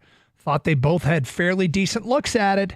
They went with the spot that was short. And once you get it that close, it's going to be a tough overturn. The people that believe that Patrick Mahomes gets favorable treatment, this is not going to help. And quite frankly, if I were a fan of the Bills, I would not want to hear this. Or if this had happened to the Lions, I would not want to hear this. Oh, cool. This helps nothing at all. This just makes it worse. So, I see that story, and I think, are you kidding me? Now, Dean Blandino, if Dean Blandino just wants his name in the headlines, that's fine, I guess. But why would you come out and say something like that? I mean, I guess if you're asked your opinion. But I just find this to be frustrating. Because I don't really believe in conspiracy theories. I really don't. But you just wonder about superstar treatment, that inherently some players just get superstar treatment. And well, I don't know why Josh Allen isn't getting it. In fact, Josh Allen has a better chance of being the MVP than Patrick Mahomes. So why is Josh Allen not getting superstar treatment? I don't know. There's an inconsistency there. Like, I thought he got it from sitting at home from my couch, but, you know, it's one of those debatable calls, I guess, right? Gray areas. The issue people have is it seems like the Chiefs get all of those gray area calls. They get all of the benefit of the doubt. Like, it's not 50-50 when it's the Chiefs. It's 90-10, you know, it's 100-0 Chiefs advantage. That's why people, they see stuff like this and like, come on, man. Like, I don't think it's 100-0. No, but that's what people feel like. Yep. But in games they've watched, Doug. In games they've watched, and it's hard to argue that there isn't a imbalance, yes, in those kinds of calls, as it pertains to the Kansas City Chiefs. Just real quick, Kang, do we have it? No, we don't. We've lost it. All right, so we'll get back to it in a minute. NFL has a updated, well, it's not the NFL, it's ESPN, an updated list of free agents. And, of course, the Lions have some decisions to make. So, top 50 available free agents. Did any Lions make the list of the top 50 available free agents? Well, they did. Checking in at number 23 is Carlton Davis. Lions cornerback was on a one-year deal after getting traded for. Here's what they say. Davis started 13 games for the Lions this season before a broken jaw landed him on injured reserve. The veteran corner has man and zone traits, which will give him options on the market. Plus, he's a willing tackler on the edges. In 7 seasons, he has 11 interceptions, 68 pass breakups. He could create on-ball disruptions. Jeremy Fowler says some teams have Davis as the number 2 corner in the class. Watch for Jacksonville to potentially make a move here. The Jags likely won't be huge spenders in free agency. The next Detroit Lion on the list of top 50 free agents, guard Kevin Zeitler. Zeitler is a physical inside presence with the power to displace defensive tackles and the movement ability to pull on gap schemes. He routinely wins in pass protection using his strong base to hold off interior rushers. Zeitler has a pass block win rate of 94.4% with Detroit last season, his 13th year in the league. He is 35 years old. Carlton Davis is 28 years old entering the season. Okay, so those are the only two Lions that made the top 50. Derek Barnes didn't, Fatu Melifonwu didn't. Here's the thing about the Lions situation as it stands right now. The Lions have cap space this year. They have cap space this year. They don't have nearly as much next. Well, they actually technically have more, but relative to the rest of the league, this coming offseason, the Lions have the 8th most cap space. In 2026, 2 years down the road, they'll have the 28th most cap space. And in 2026 will be Hutch and Jamo's option years, which means they will get big raises. Kirby Joseph will be up for a new deal. It feels like he is going to get a big raise and is a player you don't want to let get away. You've got Josh Paschal. He'll be up for a new deal. He might be a victim of all this and might have to walk. They also will be looking at long-term contracts for Jahmyr Gibbs and Jack Campbell in 2027. In fact, they'll have to pick up their options in 2027, and they'll have to make that decision in 2026. The point is, while there is some money to spend this offseason, it feels like you have to earmark future cap space for Hutch, for Jamo, for Kirby, for Jahmyr, for Jack Campbell. So this is either the kind of offseason where you maybe go big on a one-year deal, or you bite the bullet and say, we're going to bring back Carlton Davis, and it might cost us all the rest of our free agents, but we have to do it. Or do you look to upgrade? Because he's not the highest-ranked corner on the list. The highest-ranked corner on the list is the Jets' DJ Reed, who is ranked the 4th best free agent overall.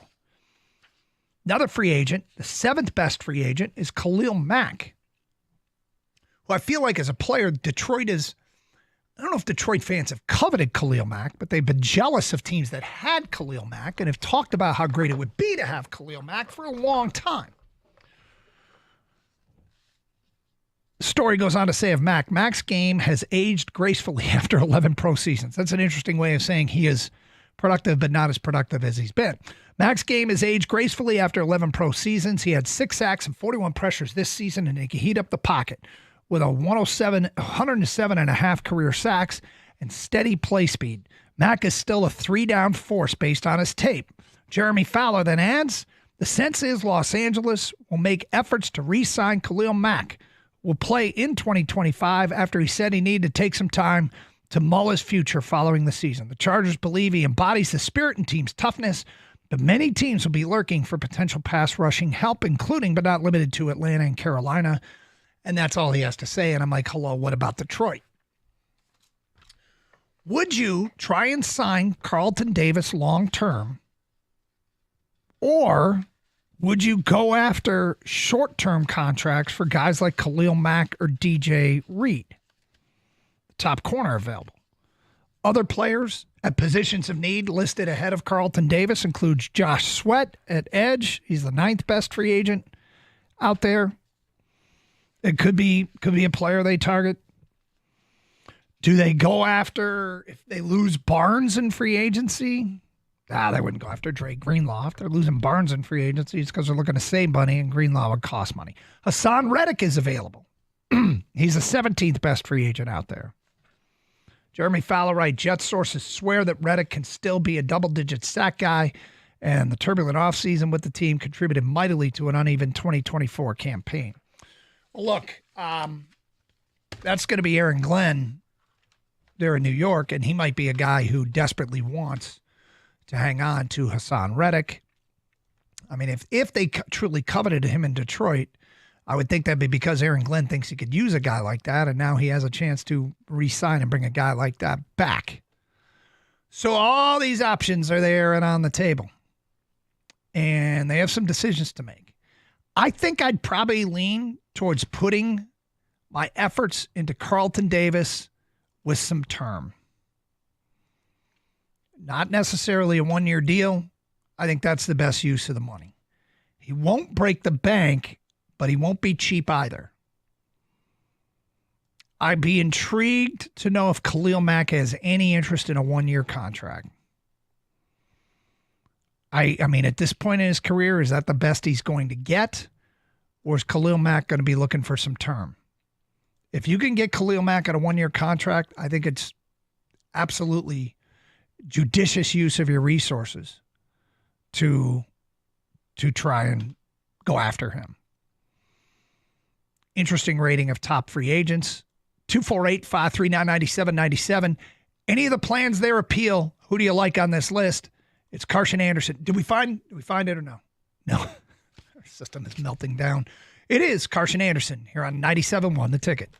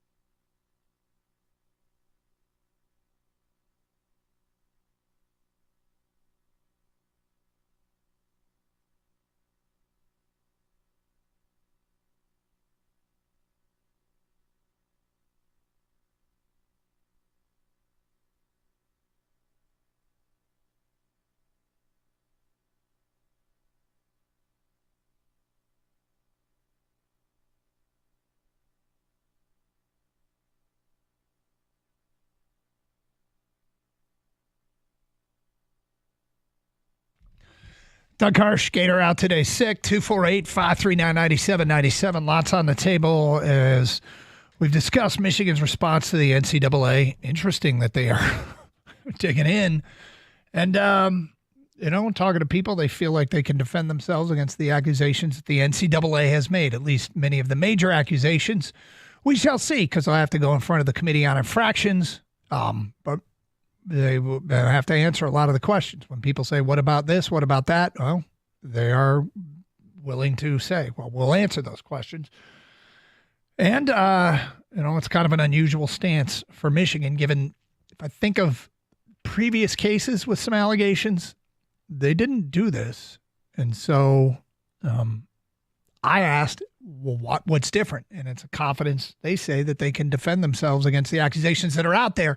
Now, I understand that there are a lot of rumors about other stuff or tangential stories that aren't part of the NCAA's claims against Michigan. So people, they are defending themselves against what the NCAA has presented to them.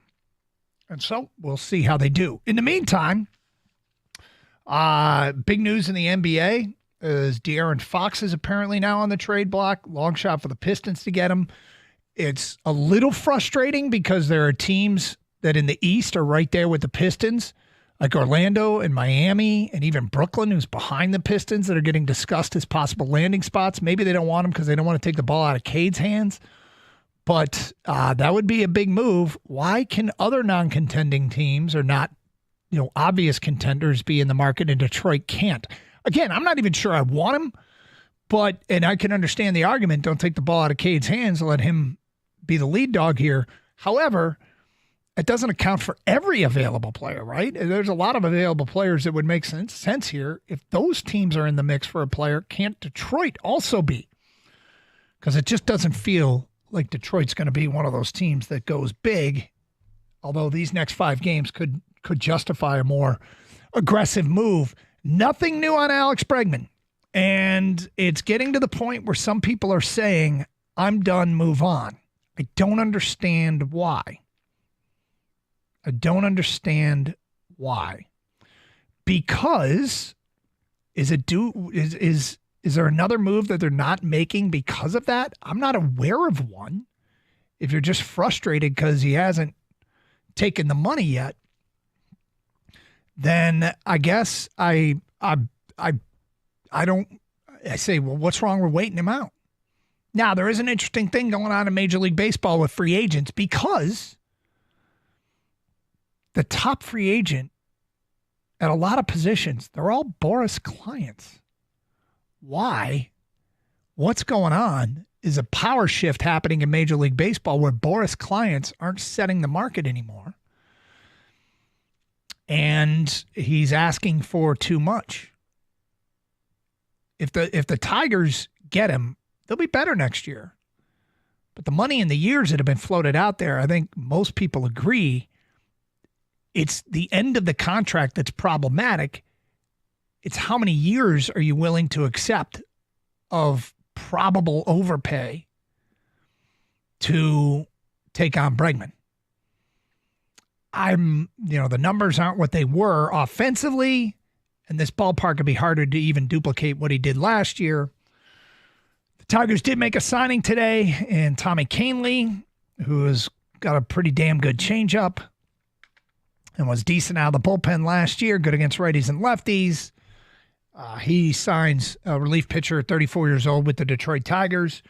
And we've talked about this NFL free agency list. Look, I realize that my argument that I would just re-sign Carlton Davis and try and keep my guys in-house might not be exciting compared to Khalil Mack or DJ Reed or Hassan Reddick or some of the bigger names that are going to be on the market. But I guess the core of my belief here is the Lions are good enough to win the Super Bowl with a mostly healthy roster. You're not always going to be healthy, but I thought this team was good enough to win the Super Bowl. I thought they were good enough to win the Super Bowl, and they weren't, even when they were as banged up as they were. So for me, Carlton Davis, Bring him back. Probably try and bring back Derek Barnes. I think the only guy I might let walk on this at the top of their free agent list would be Kevin Zeitler, because they've got Christian Mahogany, who performed well enough to be encouraged that he can fill in that spot, and you can do it for a lot less money. But I would try and keep it Fatu Melifonwu. I don't know if you can, but I would try. And so, it's the type of thing. Let me see what Mahogany makes. I think it's in the hundreds of thousands of dollars. Yeah, he makes $994,000. Last year, Kevin Zeitler made $5.9 million, so you're looking at roughly a $5 million savings by leveling down, if you will, to Mahogany. But that's money you can put towards Carlton Davis or Derek Barnes or Fatu Melifonwu. Anyway, I'm comfortable with bringing back pretty much this year's roster next year with another draft class. I think that team is good enough to win a Super Bowl. I don't feel like they need to have an exciting offseason filled with additions. And you go, oh, why not do that? Well, because down the road, you've got a bunch of contracts that have to be a priority. Aiden Hutchinson and J-Mo's option years will kick in 2026 when the Lions have, relative to the rest of the league, little cap space. Kirby Joseph will be up for a new deal in 2026. You have to bring him back, don't you? On top of that, they'll have to make decisions and pick up options for Jahmyr Gibbs and Jack Campbell for 2027. There is a lot of money that is already, in my opinion, spent because you want to keep all those guys. Now, maybe in the end you won't keep one or two because of what happens from here on out. But I'm starting to war chest for those re-signings. You want to do everything. But realistically, I think you put your priority into bringing back Carlton Davis. 248-539-9797. Here's the feedback coming in. I remember. It's from Justin and Madison Heights. I remember lots of talk about Carlton Davis having an injured past when we signed him. Oh, they traded for him, yes.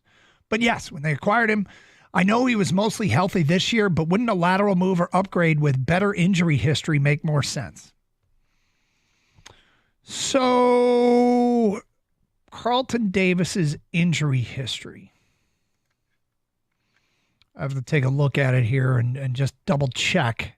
I don't remember that being a storyline. I'm not saying it wasn't, but the texter says, wasn't there a lot of talk? I don't think he'd played a full season like in his career or something to that effect when he got traded here. People start looking up, of course, what he did in Tampa. I think maybe that was the thing this texter might be talking about. Yeah, and it's hard to play a full season in the NFL now, though. It really is. And I think Holmes and Campbell addressed that. Like, dude, they're playing tackle football out there. No one's 100%. It's really hard to play the entire season without missing a game or two at least. It's true, though. This is his season by season. Games played 13, 14, 14, 10, 13, 12, 13. It's right on the cusp of thinking somebody's injured, like injury prone. Or is that just natural attrition during a year, right? Yeah. Yeah, is he ended every season injured? It's a tough call. Another one here. Why are we trying to get Khalil Mack? Might as well just stick with Zadarius Smith. Why are you interested in one-year contract for washed-up players? Well, I'm interested in one-year contracts because of the money that's committed for 2026 or should be committed for 2026 to Kirby, Hutch, J-Mo, and beyond that, Jahmyr Gibbs and Jack Campbell. Two is, I wouldn't describe him as washed up. Is he what he once was? No. But that doesn't mean he can't help you win. If he even accept a one-year contract, like it might be a pipe dream to say that this player would accept a one-year contract. Is Khalil Mack at a point in his career where he's going for one last big payday? Or is Khalil Mack like, I'm year to year, man. I'm year to year. 2 years ago, he had 17 sacks. Now, Khalil Mack's in a point of his career where he wants to win it all. If he's, you know what I mean? I think he's made a ton of money in his career. And I'm not saying he's going to take the veteran minimum or anything like that, but I think first and foremost, he's going to a team he thinks has a chance to win the Super Bowl. So I guess whoever sent this, I'm interested in one-year contracts for the reasons I stated. I'm not interested in washed-up players. I don't think he's washed up. 248-539-9797. We have one other thing I want to get to then. Major website chose the MVP for each team. MVP for each team. Who do you think the Detroit Lions MVP was? 248-539-9797. We'll take 10 texts. Give us your 10 texts. Who is the Detroit Lions MVP? First 10 that come through, we will read them on the air, sign your name, and then we'll tell you who the Detroit Lions MVP was according to this major website. That is straight ahead here on Carson Anderson on 97.1 The Ticket. Michigan Auto Law, auto accident attorneys. They care more, you win more. That's the formula. Here's the thing. They take on fewer cases at Michigan Auto Law. They do it on purpose. This means they have more time for your case. The formula leads to faster and larger settlements for their clients. Many people call Michigan Auto Law because they can't get a call back from their current law firm. Proactive communication is super important to them. Michigan Auto Law returns all phone calls within 24 hours. You will get a call back from them. They care more, you win more. Michigan Auto Law, auto accident attorneys. Visit autolaw.com. That's autolaw.com.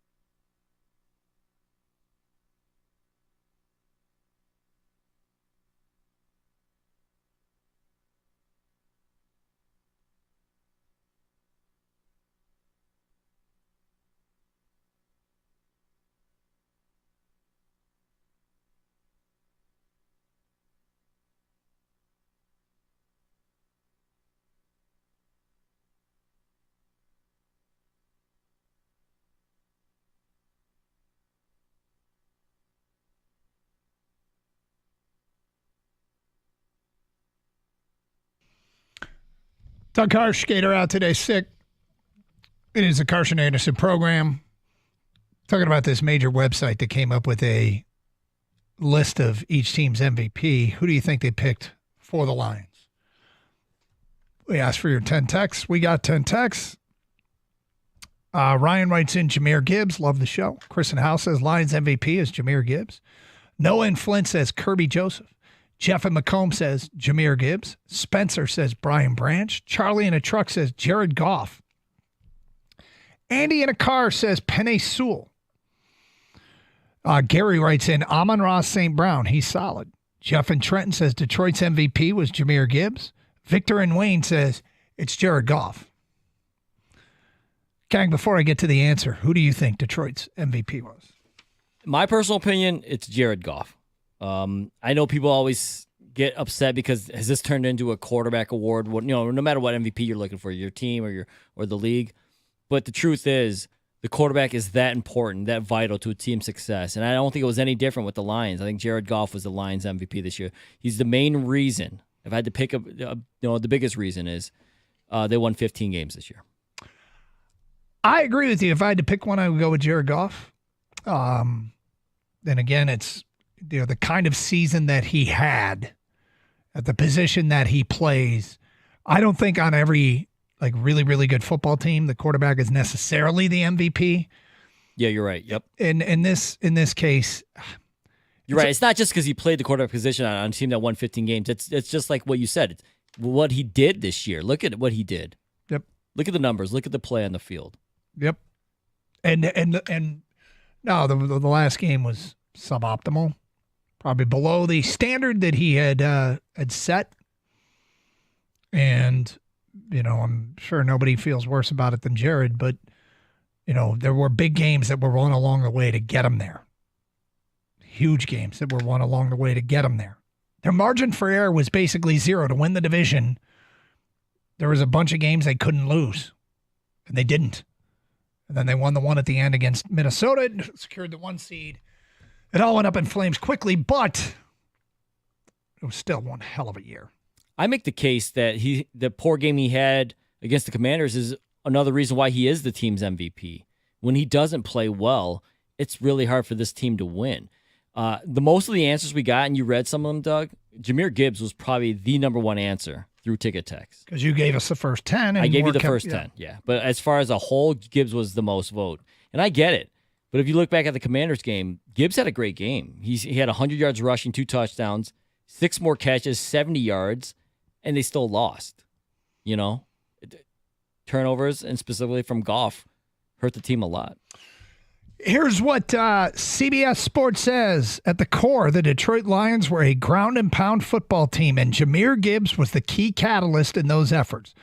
One part of the Sonic and Knuckles backfield duo alongside David Montgomery, Gibbs put together a sensational second season in the NFL, totaling 1,929 yards and 20 touchdowns from scrimmage. He also carried the load when Montgomery missed the latter half of the season due to injury, including a 3-touchdown performance in Week 18 against the Vikings to clinch Detroit the number 1 seed. CBS Sports says the MVP, Jahmyr Gibbs. He was great. He was unbelievable.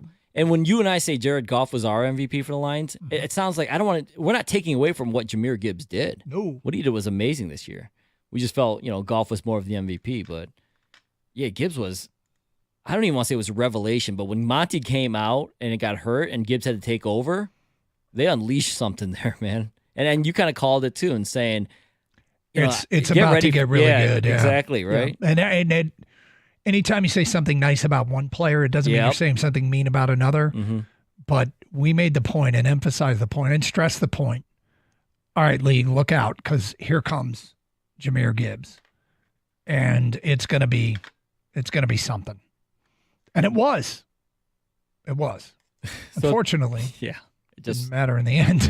Yeah, it sucks. And in the end, when they lost, and I went back and looked at the numbers of the Commanders game to see, what Goff did, what Gibbs did. And it's crazy because you look at it, Doug. Yeah. 4 players threw passes for the Lions that game. And you look at back, you're like, oh my God, 4 different players from the Lions threw a pass. So Goff, Bridgewater, J-Mo, and did Gibbs throw? Was that no? It was David Montgomery. On the flip. Yep, the shovel pass basically. When Goff pitched it backwards to Monty, and Monty shoveled it to Amon-Ra when which was a great play call and design. It was a really interesting design. Yeah, so 1 for 1, 20 yards for Montgomery in that game. What was his passer rating? Maybe he should have been the one to throw the ball down the field, not Jamo, right? That's the kind of stuff that may be missed. I mean, it was a 20-yard game. And there are other ways. There's a variety of ways you can get 20 yards. But that may be the one. It's more than just fun. It was creative. I don't think the trick plays are the foundation for your offense. But there's so many like that you'd never seen before that actually worked. And that one worked. It worked really well. 248-539-9797. So we got that out there if you want to keep going. Meanwhile, we got the top free agents available in the NFL. What would your priority be? When I look at future financial commitments they're going to have to make sure they don't lose Hutch and Jamo and Kirby Joseph and Jack Campbell and Jahmyr Gibbs, I don't want to lose those guys. So I'm hesitant to make any long-term financial commitments, and that's why maybe all the cap space goes to bringing back your own guys. Because you tell me I'm wrong. The roster that they had was good enough to win the Super Bowl. Not the roster they played the Commanders with, but the roster that they had. And as much as you'd like to always get better and sign more players, we're talking about realistically trying to stay under the cap. You can't do that, unfortunately. Yeah, talking about things starting to get real. They are getting real with the contracts that are going to be up, and they already locked a bunch of their guys up, but they still have more. And that's what happens when you draft this well and you develop this well, is you're going to have to pay these guys eventually. And I still think the number one need for this team is a CB1, cornerback 1, DB 1, defensive back 1. Carlton Davis is a free agent. I'm not sure where Terrion Arnold is yet, with his development. Just a rookie year, he finished up. But you saw the attrition that can happen on that side of the ball. If they want to play man, like Dan Campbell said at the end of the year, they're going to need a guy that can, a true number one cornerback. And whether that's bringing back Carlton Davis or that's going out and getting a guy like Reed, from the Jets, who's a free agent, they have to fill that spot. And then not only fill that spot, get depth. I mean, whether it's bringing back Vildor or, seeing where Rakestraw's in his development, they need depth in the secondary. Just to be clear here, too, and you're okay if that CB1 is Carlton Davis. I am. And because I think that the guys I mentioned, the younger guys with Rakestraw and Arnold, you have to count on them, not count on them, but you have to count on your development of them trying to get better as well. So Amik Robertson, don't forget him. He's still on this team as well. Yeah, there's some interesting guys, like when they show a faith in a player, and I always wonder why. They did bring back Emmanuel Mosley, and then he got hurt again. And if they go back to that well again, they can, right? I don't think they can. I don't think you can. I don't think they can. If they do, they must think he's great. They must think that this guy is a great player who just, as long as he gets a little bit of luck. But I can't imagine him going back there again. Okay, so I don't think they bring back Mosley, but does he get the Mosley treatment like one more year? Because he looked the part. We barely saw him, just like Emmanuel Mosley. Who barely saw him. But when he was, honestly, for the 2 games he was there, he made a difference. You could tell it was like noticeable. Well, that might have helped Hutch, too, get off to that great start. Here's why he may get that Emmanuel Mosley treatment. He's not going to cost much. Like for the cost, and given that they're going to have to need to save money somewhere, I think you're right. I think Marcus Davenport is a prime candidate to come back. Now that you mention it. And if people, no. What else are you going to get for the money? Like, he would be a relatively cheap player that's worth risking. Okay, he might get hurt again, but who are you going to get that's better? If they're healthy. Yeah, right. Are you sure about that? Because Marcus Davenport can't go to the open market and command a ton of money. No, and then we saw what happened when they didn't have him. It was tough out there, especially when Hutch went down. Because I expect the money situation that you bring up, if the price is right, they're probably going to bring back Davenport because Kirby Joseph is probably going to be the highest paid free safety in the league, if not top 3, right? Yep. He's going to get paid. Better players want longer contracts. Better players. I mean, the cap hit for Davenport was $3.5 million. Now he's got a voidable year. Does that mean he could stay on board? He probably wouldn't for 2.5, but 248-539-9797. Lions fans, do they need to add, or is the core good enough to win the Super Bowl next year and save money for all those guys you're going to need to sign in the next 2 seasons? It is Carson Anderson, 97.1 The Ticket.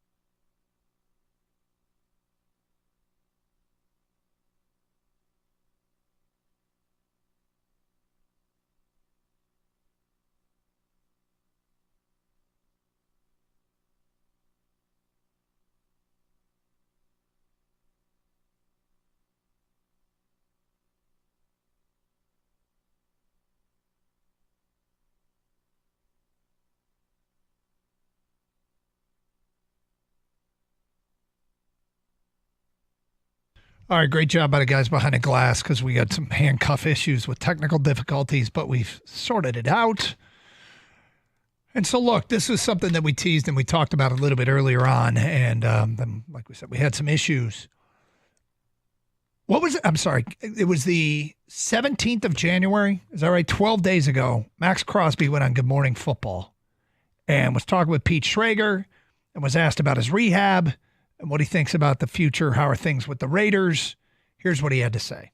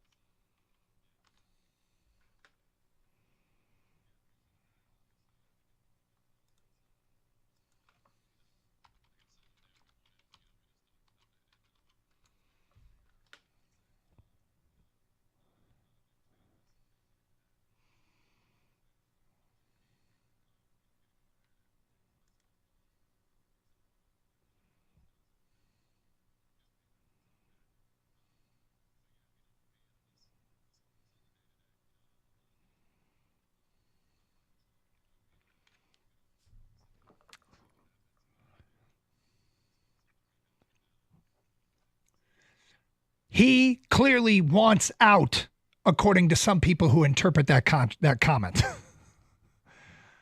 It could mean that. It sounds very non-committal. He also has made the comment lately that he's got no guaranteed money left on his contract, and he wants to get that sorted out. And then last Friday night at 6:30, he tweets out the following. This is from Max Crosby on Twitter. Undisputed, they will wish they treated you better when times were tough. The fake always expose themselves. #limitless and an emoji of an eagle and a diamond. This could be speaking cryptically. It could be specific to his contract. It's intriguing that he tweets that out on Friday night, and the next morning, Pete Carroll was announced as the Vegas head coach. I don't draw any firm conclusions from any of that. And I'm not sure where the money would come from other than to say that it would probably mean sacrificing in the future some of the names that we say that the Lions, we'd like to see them shore up. But in my world, this player would be worth it. In my world, you worry about the cap later if you can get a Max Crosby. And the Brad Holmes comments from his season-ending news conference, he basically said without saying, Max Crosby was unavailable. He didn't use the name. He basically made the comments, we got the best player that was available that we could trade for. And that was Zadarius Smith. Not so many words. Max Crosby was not available. Does that mean he's not available today? No. Do I think he's available? No. If I were the Raiders, would I even be considering trading him? No. Would I be looking to build my team around him? Without question. Is there reason to believe that Max Crosby isn't 1,000% happy in Vegas? Yes. Is there reason to believe that Max Crosby would love to be a Detroit Lion? Yes. Max Crosby would be the perfect Detroit Lion. If I'm Brad Holmes, I call the Raiders probably every day. Is he available today? Okay. Just thought I'd ask. The next day, is he available today? Okay, just thought I'd ask. The next day, hi, just calling. Is he available today? No, okay, just wondered if things have changed. I would make it very clear to the Raiders, if he is available, I'm in. You can connect dots and see why people think he might be available. In fact, a lot of fan bases are. A lot of fan bases are. It wasn't just Detroit that those comments and that tweet caught attention of people. And look, there's a little bit in this day and age, in this era, of things being very difficult to interpret from players. But, and what I mean by that is that tweet isn't saying, I want to leave. Undisputed, they will wish they treated you better when times were tough. The fake always expose themselves. Hashtag limitless. And then an emoji of an eagle and a diamond, which I guess is his thing. But you have to investigate it. Now, to be clear, that comes at a price. And that price would likely be a new contract. And that new contract would, and first of all, it would cost draft picks to get him, not just one. And that new contract would probably hinder you from bringing back, and I'm just going to throw it out there. This is just an example.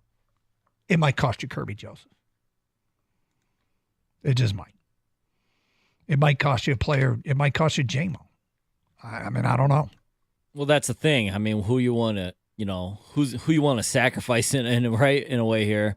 If you're going to get a guy like Max Crosby, and like he's under contract, but he has zero guaranteed money left in his contract, and he's made that public. Yep. And so I think a lot of this has to do with his contract, honestly. If I'm the Raiders, if I'm Tom Brady, I make sure my star is happy and I rework his deal and get him some guaranteed money.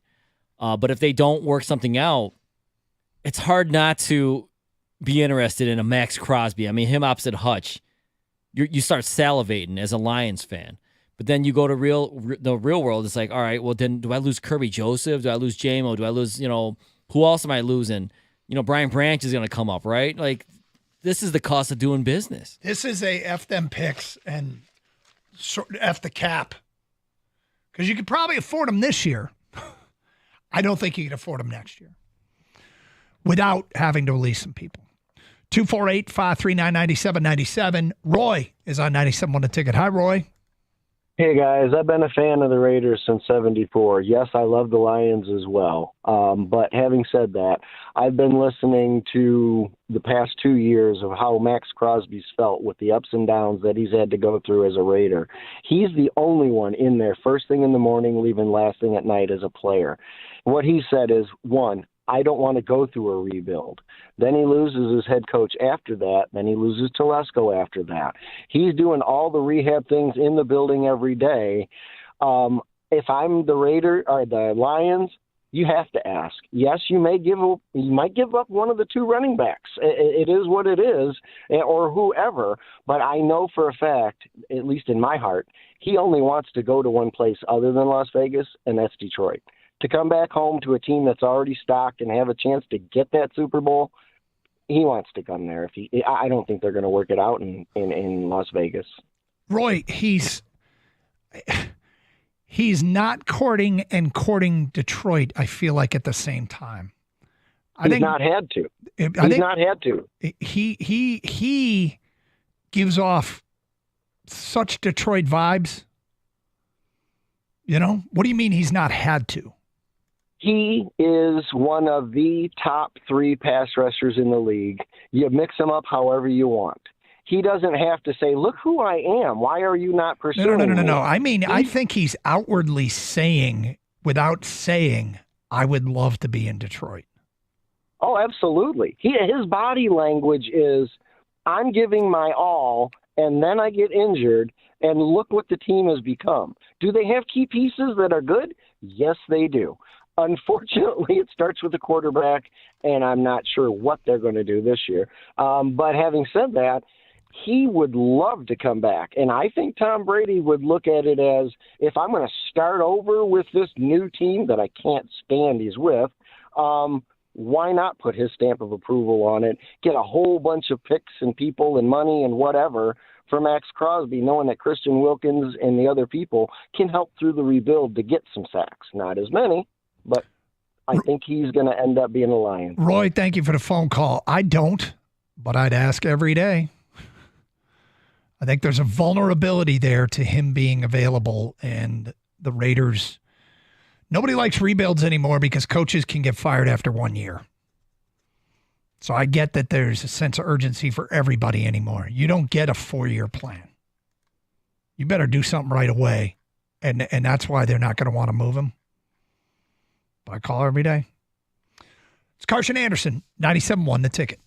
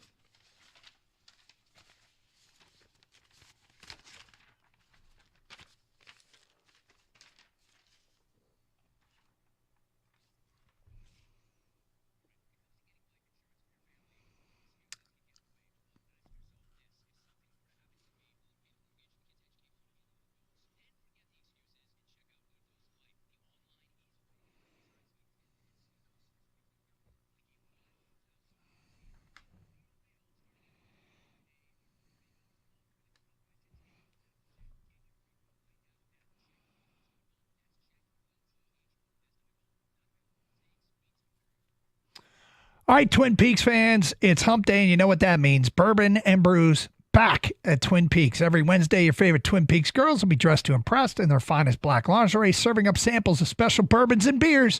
Get there between 5 and 7 for sampling opportunities of those high-end bourbons and whiskeys and some of their famous craft cocktails. Enjoy them with the beer of the month, Blue Moon.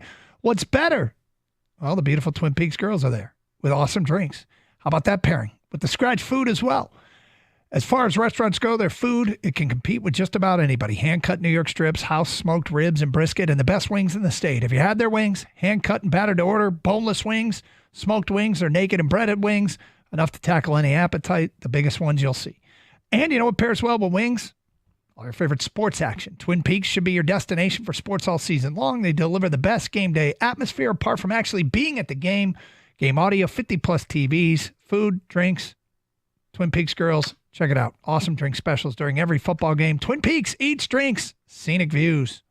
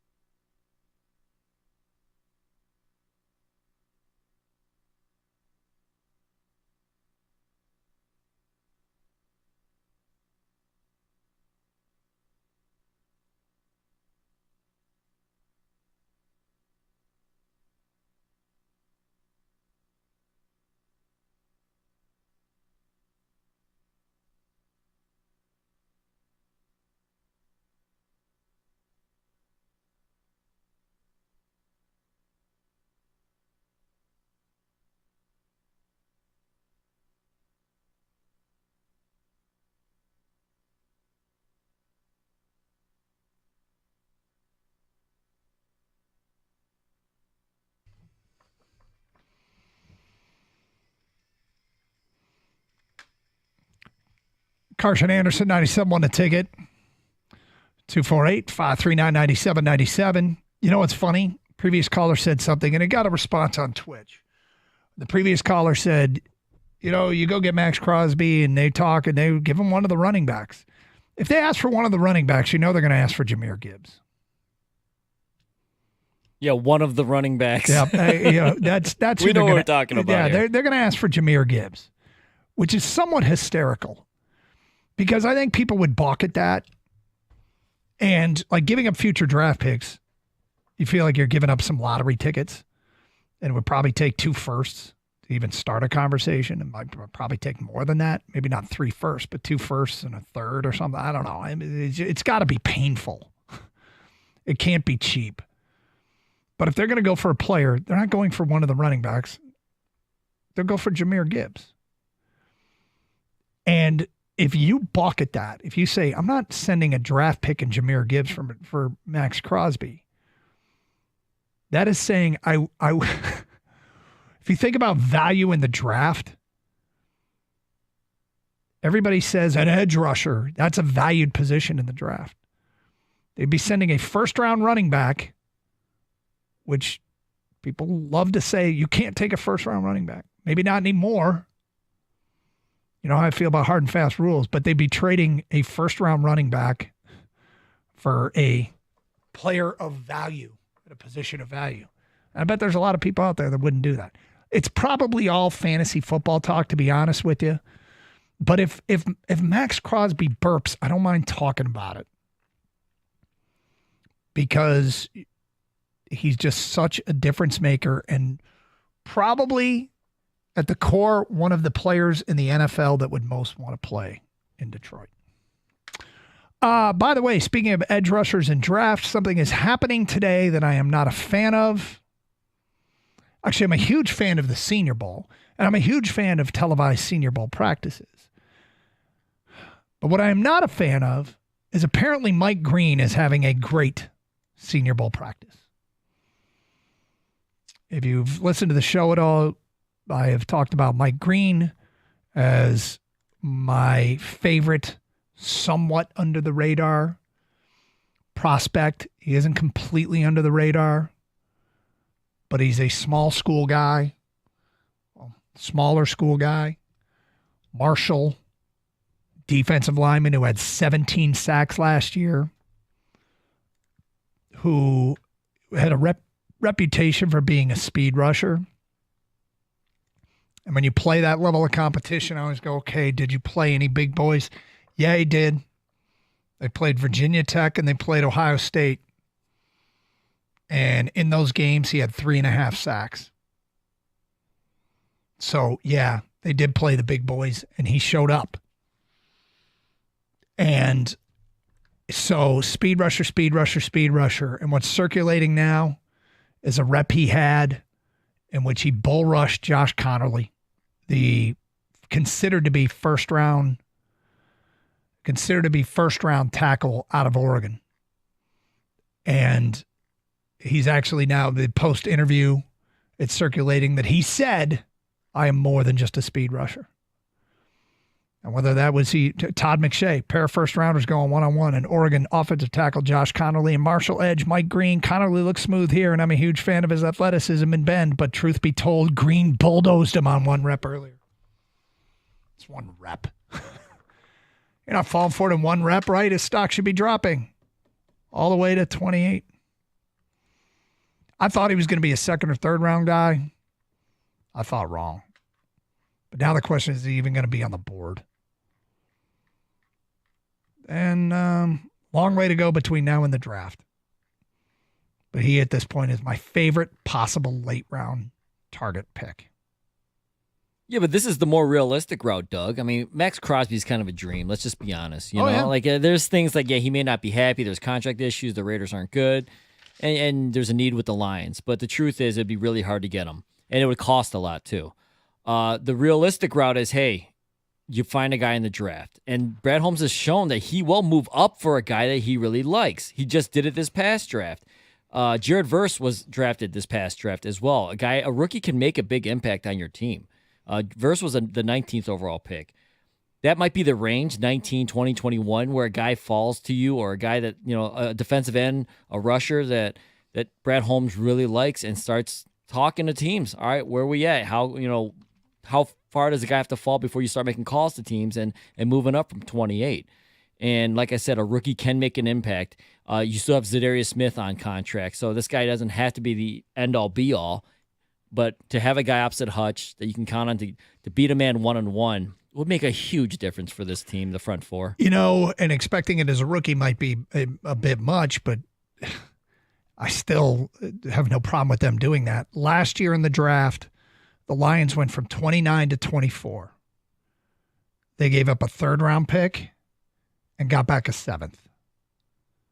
So they gave up 29, their first-round pick and a third-round pick, moved up 5 spots and got a seventh back.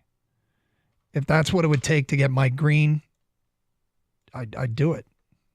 I'd do it. Now it's early in draft preparation, but it's what went from a guy that I thought they might be able to get in the second or third round to a guy that, okay, they might be able to get him at the end of the first, might turn into a guy that they have to trade up for. And the scary thing is when it's all said and done, well, it's not scary, but the reality is when it's all said and done, they may not have access to him at all. May not have access to him at all. 248-539-9797. Carson Anderson regarding Crosby. Pete Carroll is, I believe, 1,000 years old. In what world could you see Carroll wanting to get rid of Crosby when he's definitely in a win now part of his life? I don't think he does. Never said that I think he does. I think Crosby wants out, and I call every day. But I've said it already. When he speaks, when he burps, we're going to talk about it in Detroit. And also, it's not Pete Carroll's decision whether they move on from Crosby or not. And Pete Carroll's won a Super Bowl. And I honestly think Pete Carroll just wants to coach football. Of course, he wants to win, but this guy didn't want to leave Seattle. They kind of had to usher him out, and he wanted to get back in as soon as possible. Zadarius and Hutch are enough. Too much cap long-term, not to keep investing in the O-line. Somebody says no. 65 to 75 million for 2 edge guys, not a winning formula. Here's one that's fascinating to me. Gibbs is untouchable. I wouldn't trade him for anybody. I love Jahmyr Gibbs too, but you wouldn't trade him for anybody? Next one, you're not bringing everyone back. Eventually, guys will have to be allowed to walk. You're trying to win a Super Bowl in the next 2-year window. Well, no, you're not bringing everyone back. But you know what? I'm already starting to carve out cap space. I'm carving out cap space by letting Zeitler walk and letting Mahogany start. I'm carving out some cap space I'm bringing back Marcus Davenport at a cheap price. And I'm trying to add through the draft. But there is no doubt, that they have some challenges moving forward.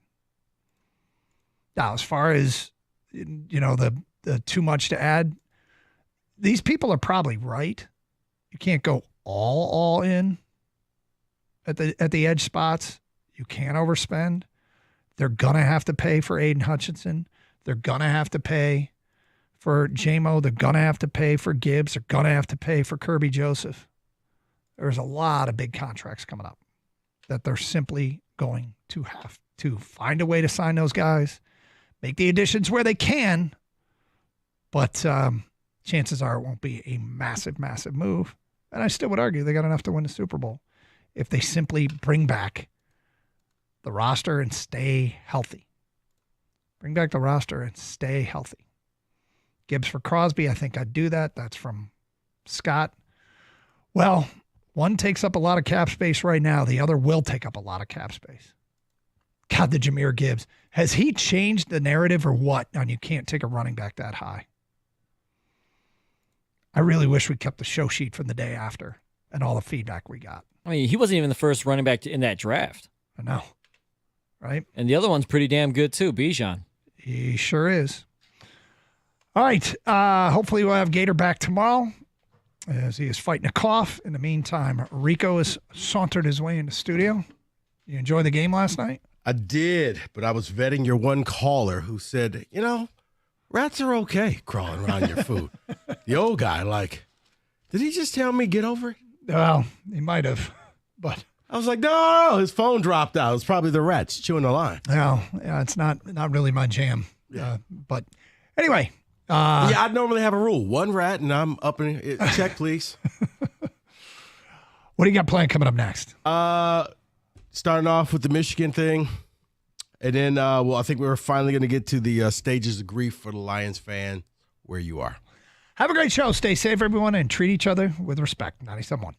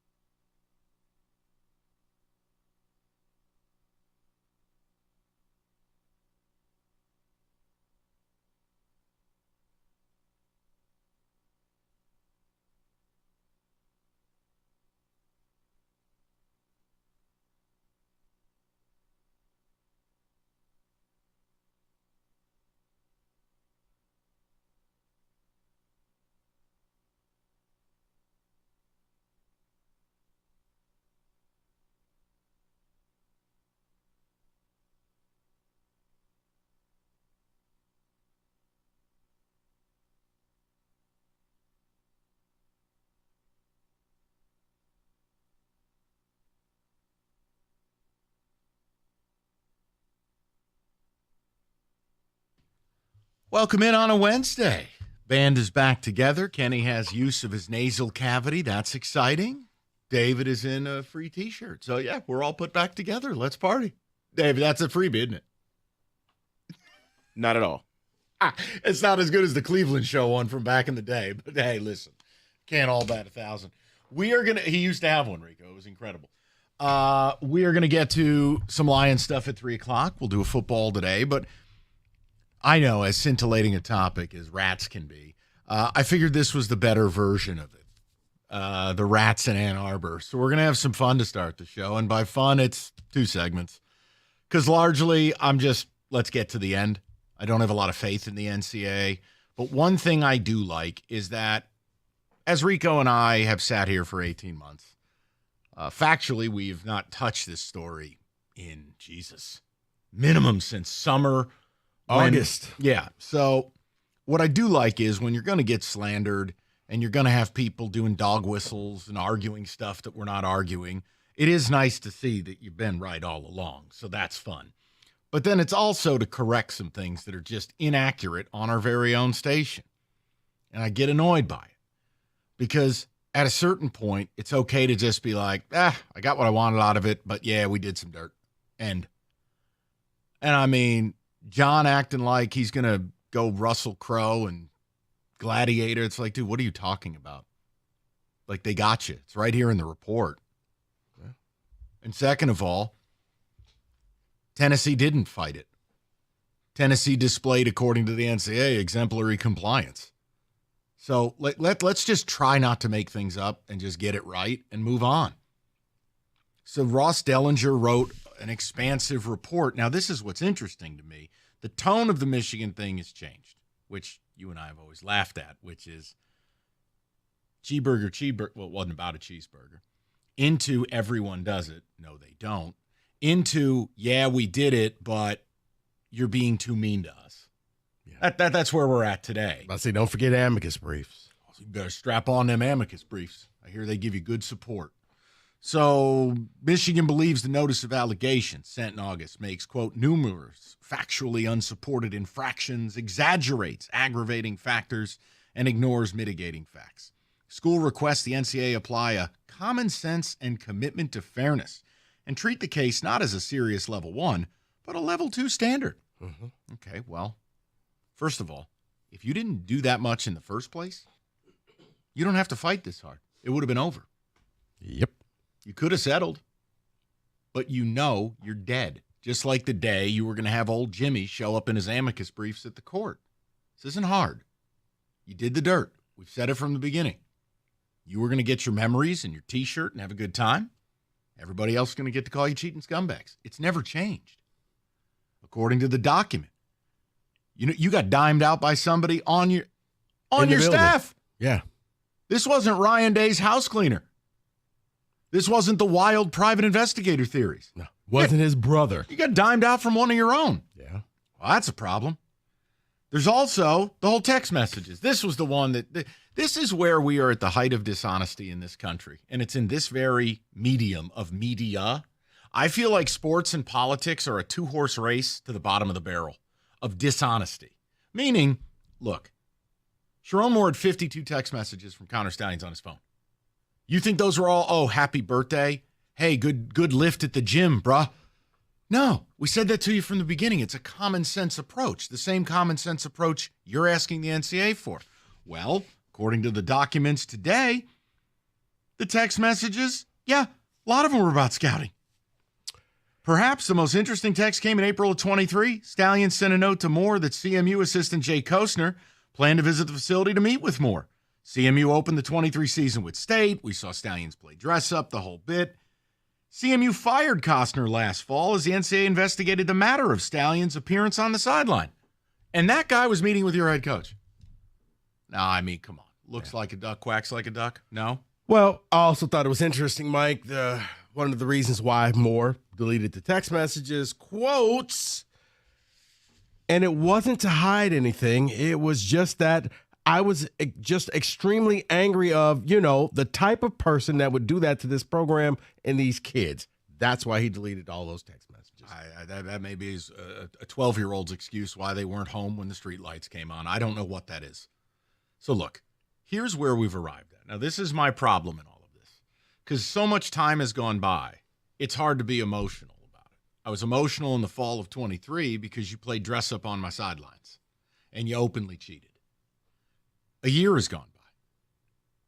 Now, I don't have great faith that the NCAA will do the right thing, which would be to take a hatchet and plant it into the skull of these scumbags. But here's the problem. If you're Michigan and it were minor, you wouldn't be out there with this stuff right now. Because the tone has changed. They went from utterly defiant to lapdogs to now saying, well, just be nice to us, be fair, be common sense about it. So my question to you is this. Do you believe they have the goods on them? And what level do you think the NCAA will deliver? I'm a cynic. I'm the wrong person to ask. I never believed the NCAA would do much. You know what? I don't think that the NCAA wanted to do much. And I've said that for the last over a year. The NCAA did not want to have to do their job. The NCAA did not want to have to turn this car around and cancel this trip. Correct. The NCAA wanted to just, you know what, take your punishment and we move forward. No. But you did it. No, we didn't. Yes, you did. Here's proof that you did it. Well, no. Like Michigan right now wants to have a special pre-meeting to find out who the person was that dimed him out. And to see if they could, get that information and see what they can glean from that. And the NCAA is like, no, that's not how this works. I do think that the NCAA really wanted to work with Michigan. I don't think the NCAA wanted to do anything because let's face it, they never want to take down any school.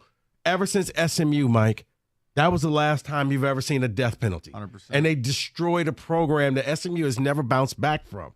So, no. But what I think has happened was Michigan has been so defiant that it's now become personal on both sides. Initially, I think the NCAA wanted to help Michigan out. Right now, I don't think they give a rat's ass. I think they are so pissed off. You're so defiant. You're doing all of this stuff. Guess what? For the first time in over, 30, 40 years, we're going to actually do our job. We're going to actually try to hold you to a standard. And Michigan's like, whoa. Just come on, just be easy on us and make these level 2. 6 of them, 60 to 11 violations are level 1 violations. One against Jerome Moore is going to be problematic because he's already been caught up in something that can trigger, this is the second time, which means he's probably going to get fired if that goes through. Here's what's interesting too, right? So the case is going to a hearing where the committee has the authority. They're going to conduct the hearings as they see fit and prescribe penalties. Right. There is no negotiating anymore. But Michigan wants a, quote, pre-hearing conference to discuss the origins of the tipster. Yeah. And it's like, that's irrelevant.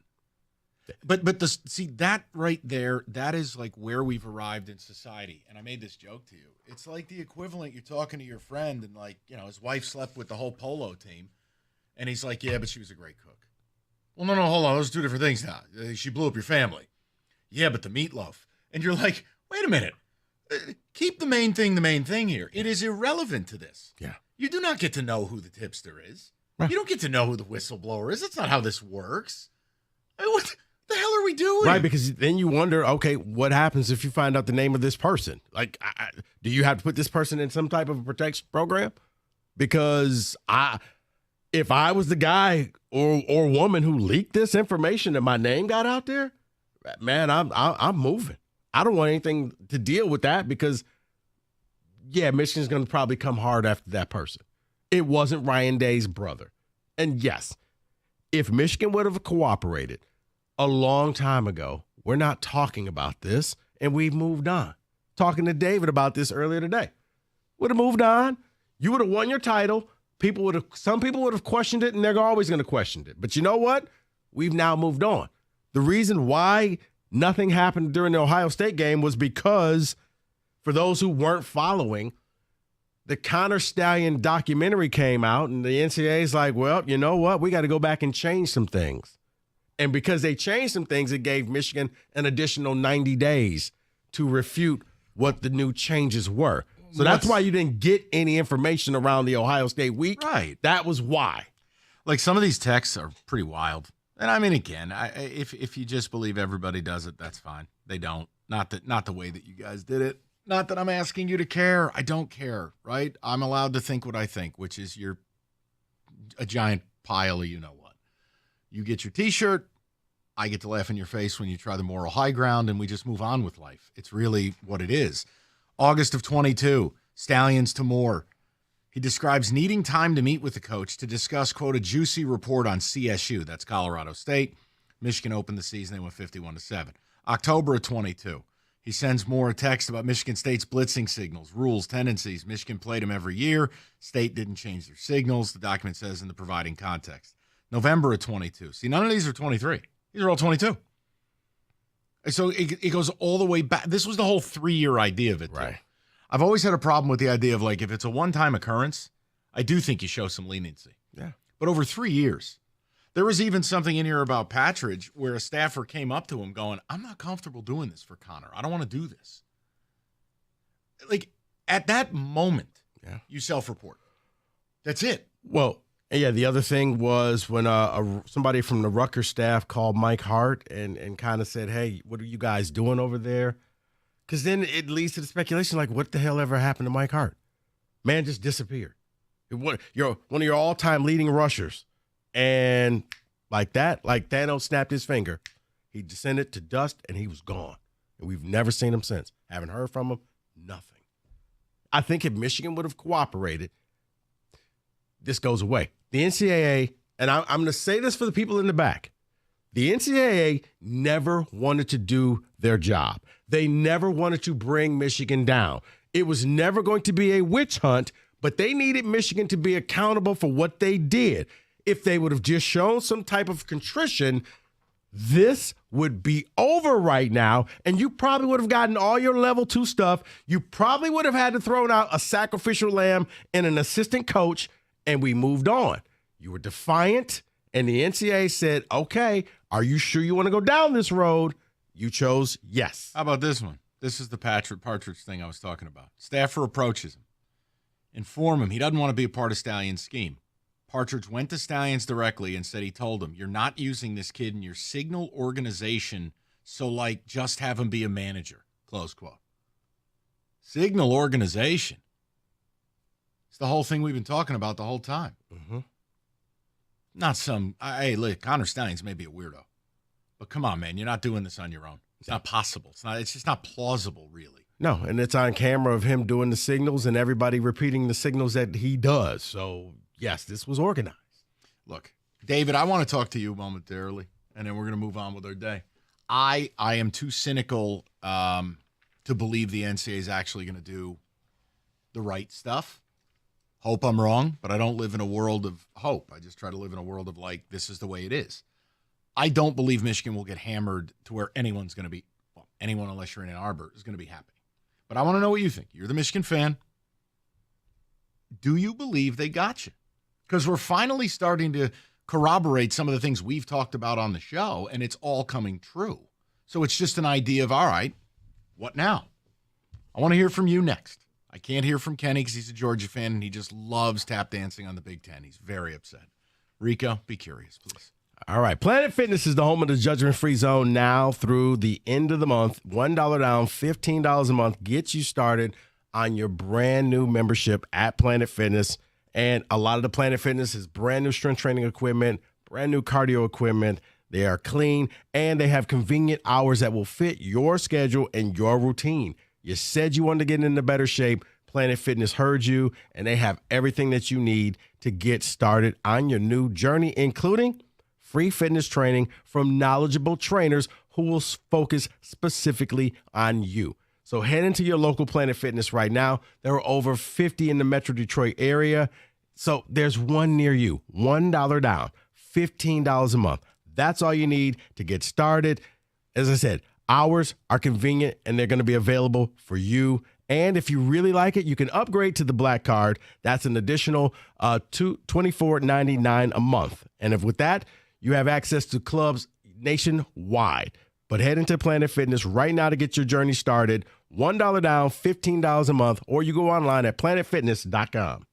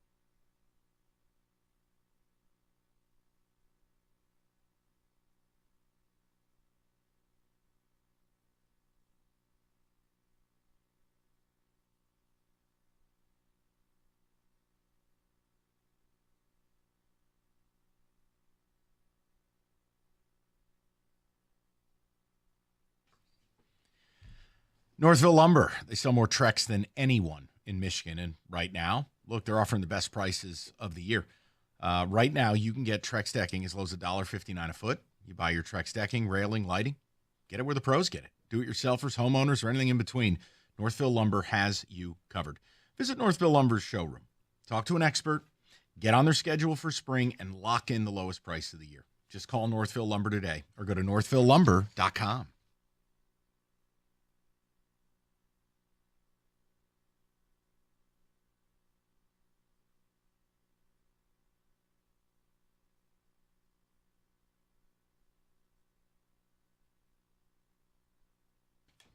All right, we're going to get to the Lions at 3 o'clock, but we had to do this because it is a big story, and it is the first tangible, kind of meaty update on the Michigan cheating scandal. But let me just say this, too, before I get to you, David, if I may. I apologize, but I think the reason I get unnerved, it really has nothing to do with the cheating anymore. 18 months later, I can't be emotionally wrapped up in that. Like, I knew you cheated from day one, and I am amazed at how adults use childlike tendencies to cope. Like, Michigan fan, if you're upset, I want you to think about something. Just think about this. How many of the pivots you've made and whataboutisms you've made have worked for you? At the start, it was, well, it's just not true, la, la, la. Wrong. Well, it was a lone wolf. Wrong. Nobody else knew. Wrong. Everyone does it. Wrong. It's a cheeseburger. Wrong. Like, do I have? Oh, the text didn't contain anything. Also wrong. So I could keep going. Here's my point. How many pivots to different excuses do you make before you sit back for a second as an adult, some of you with children, by the way, and go, you know what? We effed up. Still had a party for the title. Still enjoyed beating OSU. But at what point do you just stop? Because you know what you're mimicking? Politics. Left and right. I told Rico a story just before the show of like how irked I am at where we're at. Because truthfully, it's the height of dishonesty. I was watching an interview about they had a cousin of someone who'd been deported from the country who was here illegally. And they asked every question except the only one that matters. Were they here legally or not? And instead it was 10 minutes of sympathy mongering. Oh, they sure love to play bocce ball. Right, but were they here legally? Well, they were a good person, but were they here legally? Well, they didn't kill anyone with a chainsaw. Were they here legally or not?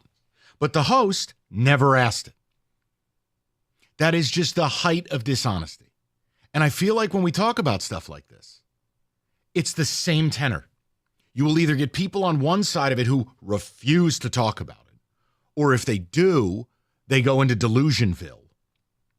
Or if you do talk about it, citing the very report of what's in a 137-page document, you get vilified on basis because, well, that's not what I want to hear. And here's another excuse. And it's like, hold on. How do we arrive here? It's just this weird, I swear to you, it's sports media and political media are in a two-horse race off a cliff. Uh-huh. So I get frustrated because none of this is really opinion anymore. And it's, well, we're going to fight. And then you get struck down. Well, that's mean. Okay, well, I'm not having that conversation. That's ridiculous. And you just get to it where I go, okay, David, you tell me where you're at, because you get frustrated with your own fan base. And what do? It's not that, David, don't say that upsets us. It's, well, you're not a Wolverine fan. Like, you arrive at these points of just chaos. Why can't it just be, this is the Carfax? You're not one of us. That has no bearing on the facts. You're not going with the company line. That has no bearing on the facts. We are united as one. You've just described politics. Did I? I actually did. You did. Yeah. David, talk to me. Where are you at with all of it? And if you say you don't give an F, I'm not mad. Notice I've never been mad at the people who've said, I don't care. You ain't cheating. You ain't trying. I got to win. I've never been mad at those people. I actually respect those people. Correct. Right. I get mad. As our caller DJ says, those people are keeping it a buck. Right. Did I do that right? Keeping it 100, keeping it a buck. Sure. I'm a big fan of 50 Cent. Okay, so if I may. Duval. I'm sorry. I had to on that one. Rumors. All right, so, David, where are you at with it? Here's where I am on this one, and I said this to Rico before the show, and I just said this to Kenny. I am sick and tired of it. I am done. I am over it. We won the championship. I'm done. I want to move on from this, but they continue to fight it.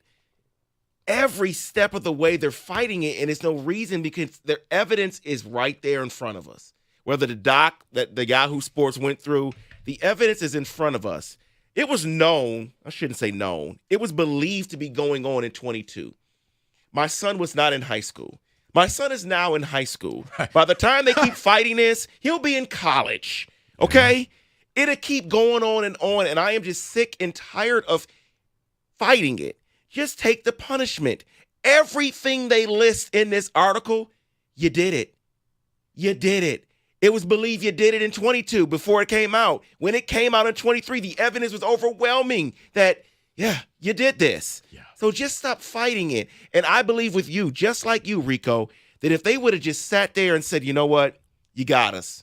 You got us. I put my hands up. You got to give us the punishment. But instead, Jim Harbaugh wanted to fight this, and Michigan decided to do it along with him. Instead of saying, Coach, you do your own thing. Yeah. But David, they wanted to fight it. Think about it. Stupid. And as Mike said, the everything kept changing because remember when it first came out, it's because Ryan Day's brother has some type of a detective agency, and it's all his fault. And that's been proven to be a lie. Hey, remember when it was a low-level staffer? Lie. It's okay to just be like, look, we wanted to win. We won. Yeah. I got what I wanted. Our reputation's a myth. And first of all, 90% of that fan base doesn't have a right to attach themselves to the myth of Michigan. You didn't go there. That doesn't mean you're not a good fan. But you don't get to attach yourself to it's almost like the virtue signaling of it all. Oh, Michigan's the leaders in best. You didn't matriculate there. So stop. And again, I'm not gatekeeping fandom. Everybody gets to be a fan. But when you attach yourself to the very virtues of a university you didn't attend, you need a therapist. Well, and it's funny you say that because I know so many that have called up and text that did not go to the university, that are fighting this tooth and nail, But I know plenty of family members that went there, graduated from there, that are like, you know what? I'm done. I'm over it. They're not even trying to fight it. Yeah, they went to the university. You want to know why, David? Because they went to the university, but the university is not them. And for a lot of fans, it's the opposite. It is my identity. It is who I am. It's me. When I die, I want to be an amazing blue coffin. This is who I am. Can I have that as a drop, please? So, no. Do not have that as a drop. I'm just going to override That'll be my that. final act of spite. If I manage to outlive you, you're going to have a beautifully custom spray painted like Jim Harbaugh coffin. I don't think you want to go down that route, Mike. He told us so. This is what he wants. Mike, I got powerful friends in high places. I'll play the audio for them. All right, hold on. Oh, I'm talking about not friends here. Oh, no. Okay. The man upstairs? Yeah. I hope DJ's not going to yell at DJ, I'm sorry I invoked your phrase. Are you calling to yell at me? No, man, you're all right, dog. All right. It's all good. So what's up? What's up, man? Y'all boys all right, man? Rico, you feeling all right over there, my guy? Oh, yeah, I am. I'm good. You back? All right, bet it up. So listen, man, I'm actually a lifelong Michigan fan, but I've called into this radio station. I've mentioned this to you guys again, man. People have the me virus. See, as long as it's good for them or it's their team or it affects them, it's okay. So you have a whole group of people who will turn a blind eye and be biased to all kind of things, even though the evidence is there, even though you're on the camera doing what they said you did, but because it's about you and your team, you're just going to negate the fact of the matter, and I literally detest that, man. Like, I'm sick of it. Dude, they cheated. Be done with it, man. Fine, we cheated. We got caught. It is what it is. But in this society, by me even saying that on this radio, say, oh, man, DJ don't like Michigan.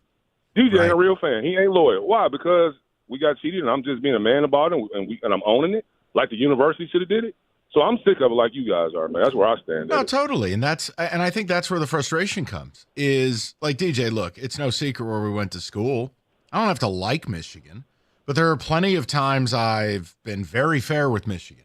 But like sometimes it just is what it is that, yeah, my hated rival did some real dirt. And then, well, you're a Sparty. Well, that has nothing to do. It's in the Carfax. It's just we've arrived at a point where I feel like everyone's like a chat GTP creation. You can't talk to anybody. It's like, I don't get it. Nope. And one thing that I'll say, since I've been listening to you, man, which a couple of times you didn't, but for the most part, man, you take emotion out of everything that you pretty much come on this radio station. I could tell you try hard to not be emotional and be logical and rational as much as possible. A lot of fans, man, is strictly emotion. So you can have the logical answer solution right in their face, which this Michigan thing is, but they're going to go with Michigan and die with the lie. Yeah, they're going to die with the lie. Yep. No, they'll do just what the politicians do. It's the same damn thing, and it's so frustrating. Deej, I'll tell you this. This is the thing I'm interested in. I know we're up against it, David. You don't need to land the plane. I'll do it. What if the unthinkable actually does happen? And they actually do get hit. They actually do get wins vacated. They actually do get a postseason ban. Can you imagine? It will be very similar to Lion fans. You don't have a counter because you never planned on getting hit. And Michigan fans will have no idea how to handle it. Because they whataboutismed their way into complete delusion. Bro, they'll try and take this to the Supreme Court. The real Supreme Court. That's a good use of tax dollars. All right. We will move on with the show. David, we can do a few ticket texts if you like. I'm sure they're delightful. Kenny, you have a forlorn look on your face, but I want you to remember something. You're wearing a National Champions t-shirt that comes with no asterisks. All right. Winter can be brutal on your roof, yet you live in Detroit. David, that was for you. Come on, it's sports. You got to be able to have some fun, right? Victor's Home Solutions. Maybe you got some staining on the ceiling, or icicles. Maybe you just have suspicions about an issue with your roof. Well, how about we stop the guesswork, get the experts out there, and call Victor's Home Solutions. Open 52 weeks a year, no matter the weather, and they'll be at your home within 24 hours. They'll do a 21-point roof inspection and go over the findings with you and recommend a course of action, and they repair or replace your roof no matter the weather conditions. And if it is time for a new roof, Victor's offers an industry-best 50-year leak-free guarantee. Means if anything goes wrong, they'll fix it. Make sure your roof is ready for another brutal Detroit winter. Schedule that 21-point roof inspection today, 734-773-1100, or you can make an appointment online at victors.com.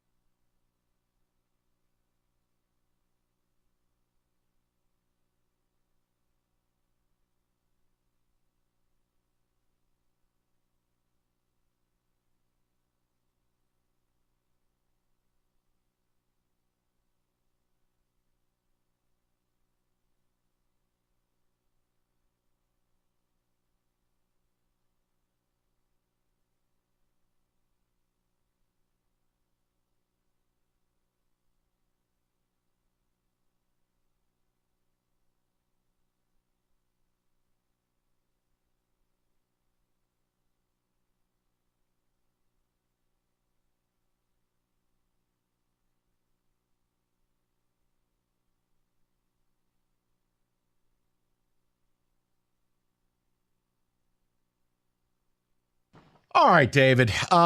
Ticket text, we'll get to a football today. And then I think today's the day where we're going to lower Nona into the dirt, a.k.a. the Lions season. We have a stages of grief topic, and Rico has put some time in on this, and I think everybody will be one of these stages. But make no mistake, Nona's in the box. David's operating that hand crank or whatever. They're going to lower her down. So if you've got a rose, you put it on that coffin. David is actually going to sing a cappella Ave Maria live on the air as we put the Lions into the ground for the season. But ticket text first, David. Yes. Ticket text here. Someone says the problem with this Michigan story is the fans went from it didn't happen to it's a lone wolf to it happened, but it didn't matter to the NCAA. Maybe, just maybe, rules got broken. Well, but again, here's the issue. Much like politics, you will find people in media that will be openly dishonest to you. Feed you what you want to hear because that's easier. You'll never get criticized. You'll never be held accountable. And you just get to do what you want to do. And again, this isn't sports of like Rico thinking a team's going to win or I think they're going to lose. Or me dropping a chair that we don't get a defensive end. When you're talking about things like this, it has to be treated a little bit differently. So yes, that's the whole laugh. You could create a monopoly board of the Michigan media and fan base with all of their pivots. Oh, I just passed go. Give me $200 and a lone wolf. I remember the lone wolf. Yeah, that was all of it. I mean, it's how long did they talk about a cheeseburger? It wasn't even the same case. I just yes, David, that ticket. I'm with the ticket texter on it. It doesn't even need to be emotional at this point. Go ahead. I'd rather win with integrity. Because of their denial, I feel that the program may never recover once the NCAA lays the hammer. But no, here's why I disagree with that. No matter what the NCAA does, it will never approach the real great white shark penalties of decades ago. And before people go, well, the NCAA, like I heard John say this, well, the NCAA loses all their cases. Yes, John, those are antitrust cases. That's not a investigation into cheating. They're losing based on government rules. Yes. And a lot of times where it seems like the University of Tennessee, well, they didn't really get hit hard because they cooperated. Funny. You know what? You caught us. What can we do to fix this? Go ahead. Deleting important text messages on accident or unintentionally is something corrupt local politicians do. I am questioning everything about it. I do love when Rico read this one-liner. And it wasn't to hide anything. Really? That's like when someone's lead is, look, not racist, but. Yeah. Like when Kenny always leads with, I don't hate black people, but. Oh, we know what's about to happen. Wow, Kenny. Welcome back, Kenny. Buddy, we saved it up. You had a few days off here. We just got to catch up. He'll be taking the month of February off. Why does Kenny never work in February? 248. He's watching Remember the Titans. It wasn't to hide anything, but it was just that I was extremely angry of, the type of person that would do that to this program and these kids. You mean the guy that was texting you, I got a juicy report on CSU? Or Kostner wants to meet with you? Oy vey. You have the right to face your accuser. NCAA has no teeth. Of course, Michigan has to fight. Okay. I just, no offense, guys, this isn't a court of law. I know we made a song about that at one point. It's not a court of law. So the accuser is the person who dimed him out. Right. Is what they want to know. That's the whistleblower. Again, okay, so you face this person. What are you hoping for? I think Michigan would have moved on years ago, but Harbaugh didn't want to move on. It's all his fault. That is from Mike. Well, he moved on, and he pulled a Pete Carroll. I always referred to this at the height of this story. Pete Carroll was one step ahead of the posse. He didn't leave USC because he wanted to. He left because he had to. Jim Harbaugh had to leave. There was no option. And don't believe a word you hear when Jim Harbaugh was demanding, allegedly, immunity if he was going to stay at Michigan. That's not a contract that's ever available to sign. It's just not. Yeah. And why would you need immunity? Look, as Kenny says, Kenny doesn't have a problem with black jobs, but trade off for David. Seton Hall can claim the 1989 national championship if you keep your national title. I like that. That would be awesome if they allowed the bartering of past titles as a way to hey, listen, we'll give you 1902 and 1904, but we got to keep 24. That would be funny. Oh, man. A staffer started pre-scouting. Of course you fight it. You tried to play nice when they didn't take NCAA to court. They never showed them anything to take them down. Michigan, fight, fight, fight. Hold on. Okay, you're literally yelling at the sky. They never showed you anything? Do you really believe you've read the full notice of allegations? And now that they're showing you just some of the kibbles and bits, the ones that Michigan might think they can fight, do you know what you haven't gotten publicly? The things that are the depth charges that sink the sub. Guys, I fear for some of you. I really do. It's okay to just step back, think about things a little bit. I don't love any of my teams enough to go to that place. And maybe I'm a bad fan now. I just don't get it. I'm sorry, I didn't mean to make the room go silent. No, but like, no. There's nothing in sports I love enough to do what some of these people do. Why? What do you get, a badge? You get a discount on tickets? It's the same thing on a different level. It's the same thing that Patriots fans did when everything was coming out about Spygate or Deflategate. It's like, is this just football, guys? It's just football. You just hate us. Or are you saying with the Well, whole both things can be true. the whole Kansas City Chiefs thing? Oh, you just hate us because we keep winning. Look, I always will view it like, did Michigan need to do it? Did Barry Bonds need to do it? I don't know, but probably not. But they did it. The truth is, Barry Bonds was a Hall of Famer before he got all roided up and his head swelled up like a meatball. Yeah. He was a Hall of Famer. Yeah. Go look at the numbers. Steroids have nothing to do with you're able to use a round bat to hit a round ball. Maybe Michigan would have gotten home without doing it. They had that type of team. They had that type of defense. They had that type of O-line. Well, I heard that they didn't need any cheating to beat Ohio State this year. But it doesn't matter. Just because you didn't need to evade your taxes doesn't mean that you're right when you did. I like that example. Look at you. The big brain over there. Man, that's just my little DeVry education. Man. All right. David, go ahead, man. Someone says, I'm a lifelong Michigan fan, and yes, we did it. The NCAA can take away whatever they want after the word got out. Those memories will never fade, though. That night was unforgettable. That is Damon from Casco. And Damon, Rico and I have never been mad at anybody with that approach. We only get mad with the nutcases. You got your memories, the rest of the free world gets to play Millhouse and laugh at you. It seems like a square deal.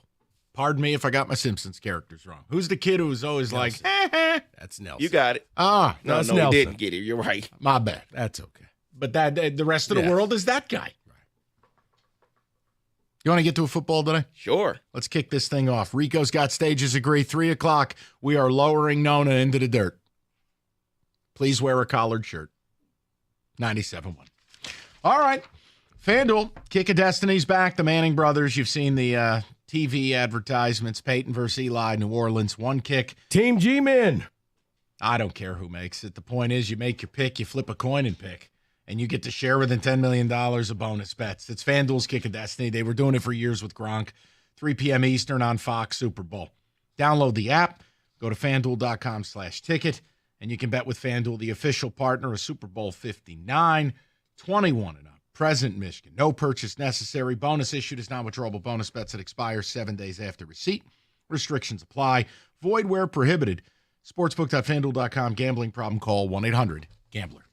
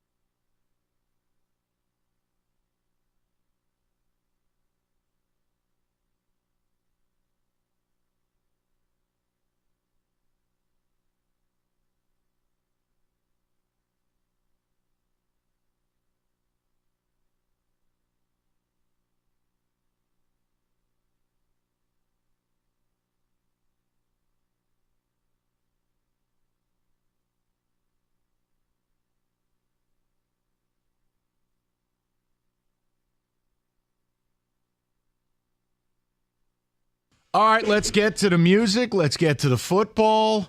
Hit the button.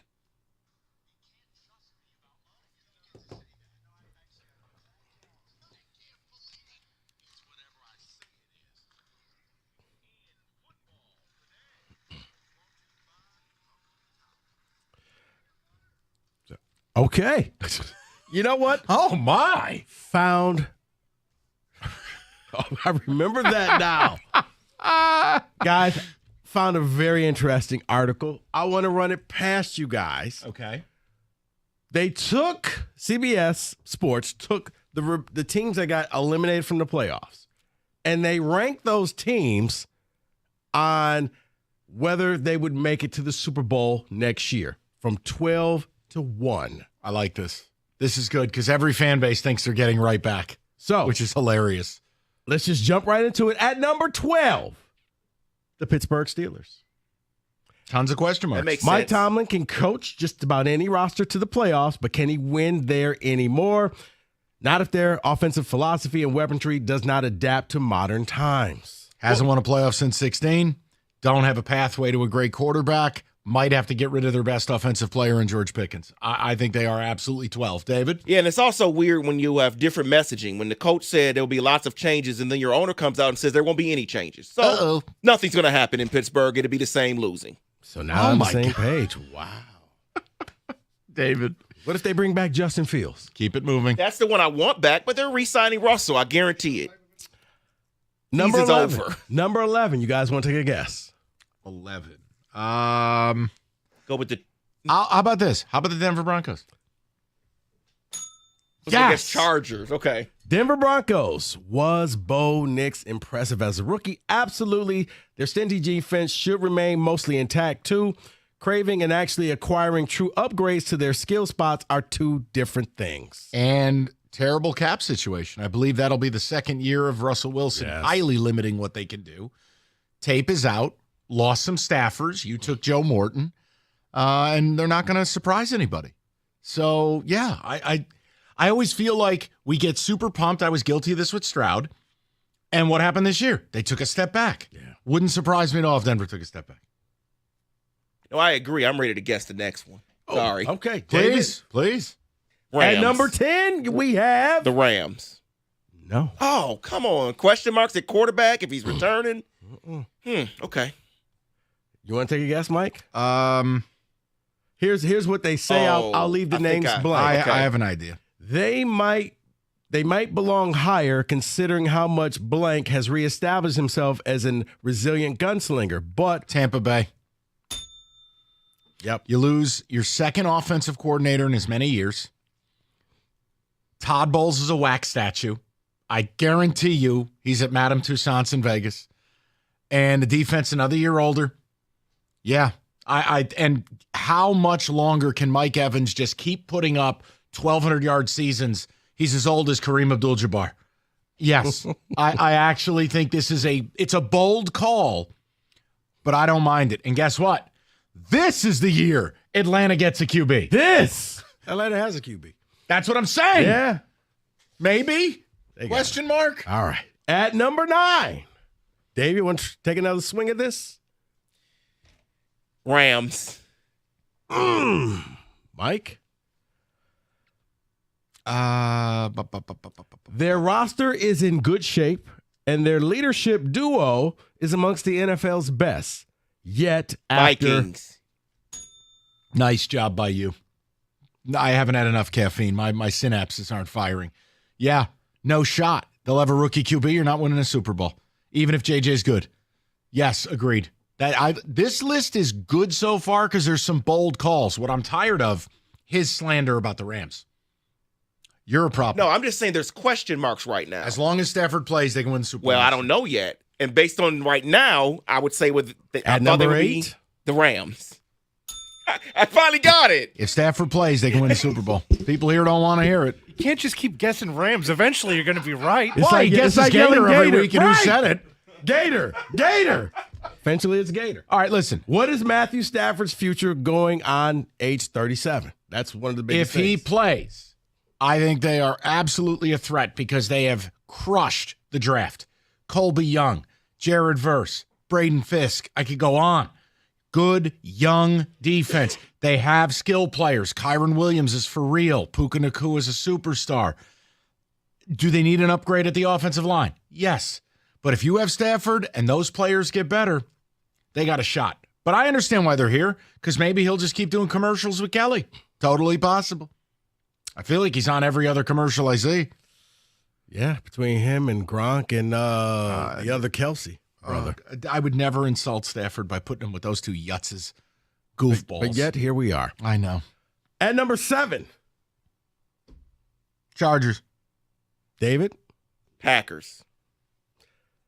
This year was downright ugly for blank, with basically everyone except for the quarterback's proven weapons losing time to injury.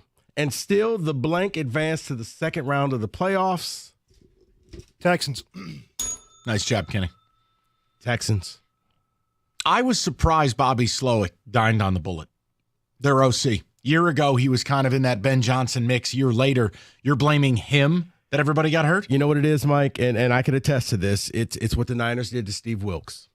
Somebody's head has to roll because we had higher expectations. We're not firing the coach. Yeah. But somebody's got to dine on the bullet. But the Texans are dangerous as long as they're healthy. But they've got to get C.J. Stroud. They got to protect him a little better. That line, big yikes. All right. At number 6. Chargers. Right out the gates. All right. No, I just feel like this is the range. Herbert's legit. You don't know what Khalil Mack's going to do. Year 2 of Harbaugh, I think they can absolutely step forward. More of his personnel, more of his people. You know, this has got Colston Loveland written all over it. And they have a ton of cap space to get Justin Herbert more toys. T. and Higgins. Their defense is physical. Ready? They add DK Metcalf. They draft Colston Loveland. Yeah. I can see that. I mean, Colston Loveland's not going to get past the Chargers. I think we could all agree with that. He may get drafted before. Mason Graham's not getting by the Giants. I need him. Can he throw a pass? It doesn't matter. Mason Graham's one of the best football players I watched all year. Oh, you're Sparty. I don't care where you went to school when you start playing on Sundays. You could have gone to Satan Tech. I don't care. Put him next to Dexter Lawrence, and I want to murder people. Mike, we're not doing this. Okay, sorry. You need a quarterback. I know. Keep okay? I know. I need a new team. At number 5, we have Bueller. Anybody? Number 5. I'll make a bold selection. The Detroit Football Lions. I'll go Commanders. No and no. Damn it. If they were ever going to overcome the Chiefs, it seems like this was the year. The Bills. Wow. Yeah. Look, what they really need, they need some space eaters on the D-line. They're still undersized. They can still get bullied. And frankly, on offense, it worked. Maybe they do need a number 1 receiver. I don't know, man. I don't know what else they can do. Probably need a safety. You know what, DeMar Hamlin, it was a great story, but you're not that good of a football player. And if Bill Benford's your best corner, I probably got to upgrade. I'm so glad you said that out loud because I'm Thank like, okay, you. I You're get right. it. He died on the field, but guys, can He's we not that stop good of a football giving player. him the Can't cover Lifetime anyone. Achievement Award? He's not good. I can be happy you're alive Right. while still saying you're not very good. Right. I don't see how these things affect each other. At number 4, Leave me alone. Just say the thing. Yeah, I don't know. if the Bills can't get over the hump, then can this team? Ravens. I don't like know. this. I don't know what to do because I thought they gave Lamar everything they needed. I just don't know what else to do. It's the best way I can put it. Maybe a pass rusher. But they gave you Derrick Henry. They drafted a stud tight end to work with or replace Andrews. They got you to receivers. What do you want me to do? Maybe a pass rusher, I guess. All right. These are the 3 best teams to make it to next year's Super Bowl. At number 3, Commanders. Packers. David? Yes. Surprise, don't be. Matt LaFleur has led playoff appearances in 5 of 6 years, atop with their staff, and Jordan Love was beleaguered in injuries most of the year. So they're saying the Green Bay Packers. At number 2, Wait, it's got to be the Lions or the Commanders. I'll say Lions. Where are the Chiefs? Where are the They're Eagles? still in there. Oh, okay. These are the teams that have not All made right, it. Commanders. Who'd you say? I said Lions. Kenny, Lions. They squandered a path to Super Bowl 59 by falling at home in the debut as the NFC's number one seed. And I'll be the bad guy, not because I want to. I don't take any pleasure in that. I think they're way overrated in this list. No, I don't believe they have the second best chance. You lost both coordinators. That's a huge deal. Yeah. But fine. And the Commanders number one because they have the unicorn. Is that the play? Jane Daniels' it factor suggests that, you know what? This is not that far out of realm. Need offensive line help, especially after Cosme blew out his ACL. They need to protect him or that kid will be in two pieces. They got tons of money to spend for upgrades across the board. And they're saying you bring upgrades in, people are going to want to play with Jaden Daniels. The Commanders are going to be the favorite of the remaining playoff teams that lost to make Super Bowl 26. That is your NFL Blitz 97.1.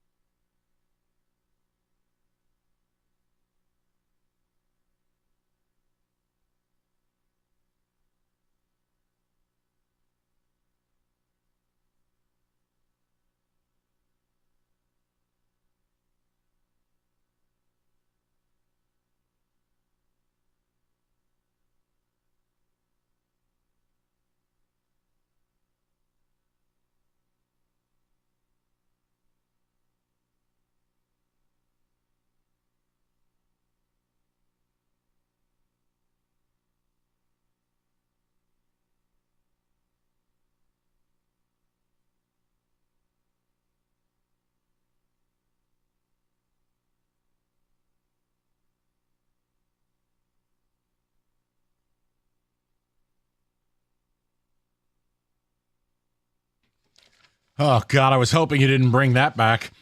Odyssey.com rewind, you missed anything, and obviously check out our YouTube if you like videos of us idiots. Funny show with Rico. It's free. Subscribe. It helps Evan. Thank you. All right. This is exciting. And by exciting, I mean depressing. We are going to lay to rest Nona today. She's dead. She's in her finest dress. She's in a pine box. David has done the sermon, and now we got to lower her into the dirt. It's over. Her spirit has gone to the sky. It is the 5 stages of grief. We are laying to rest the Lion season. Enough time has passed. You've had a chance to process, but it depends what stage of grief you are in. Rico Beard is our resident deacon. You have the 5 stages with what it means as a fan. Yes. And you have to choose no more than 2 of these. Of where you are at, Lions fans.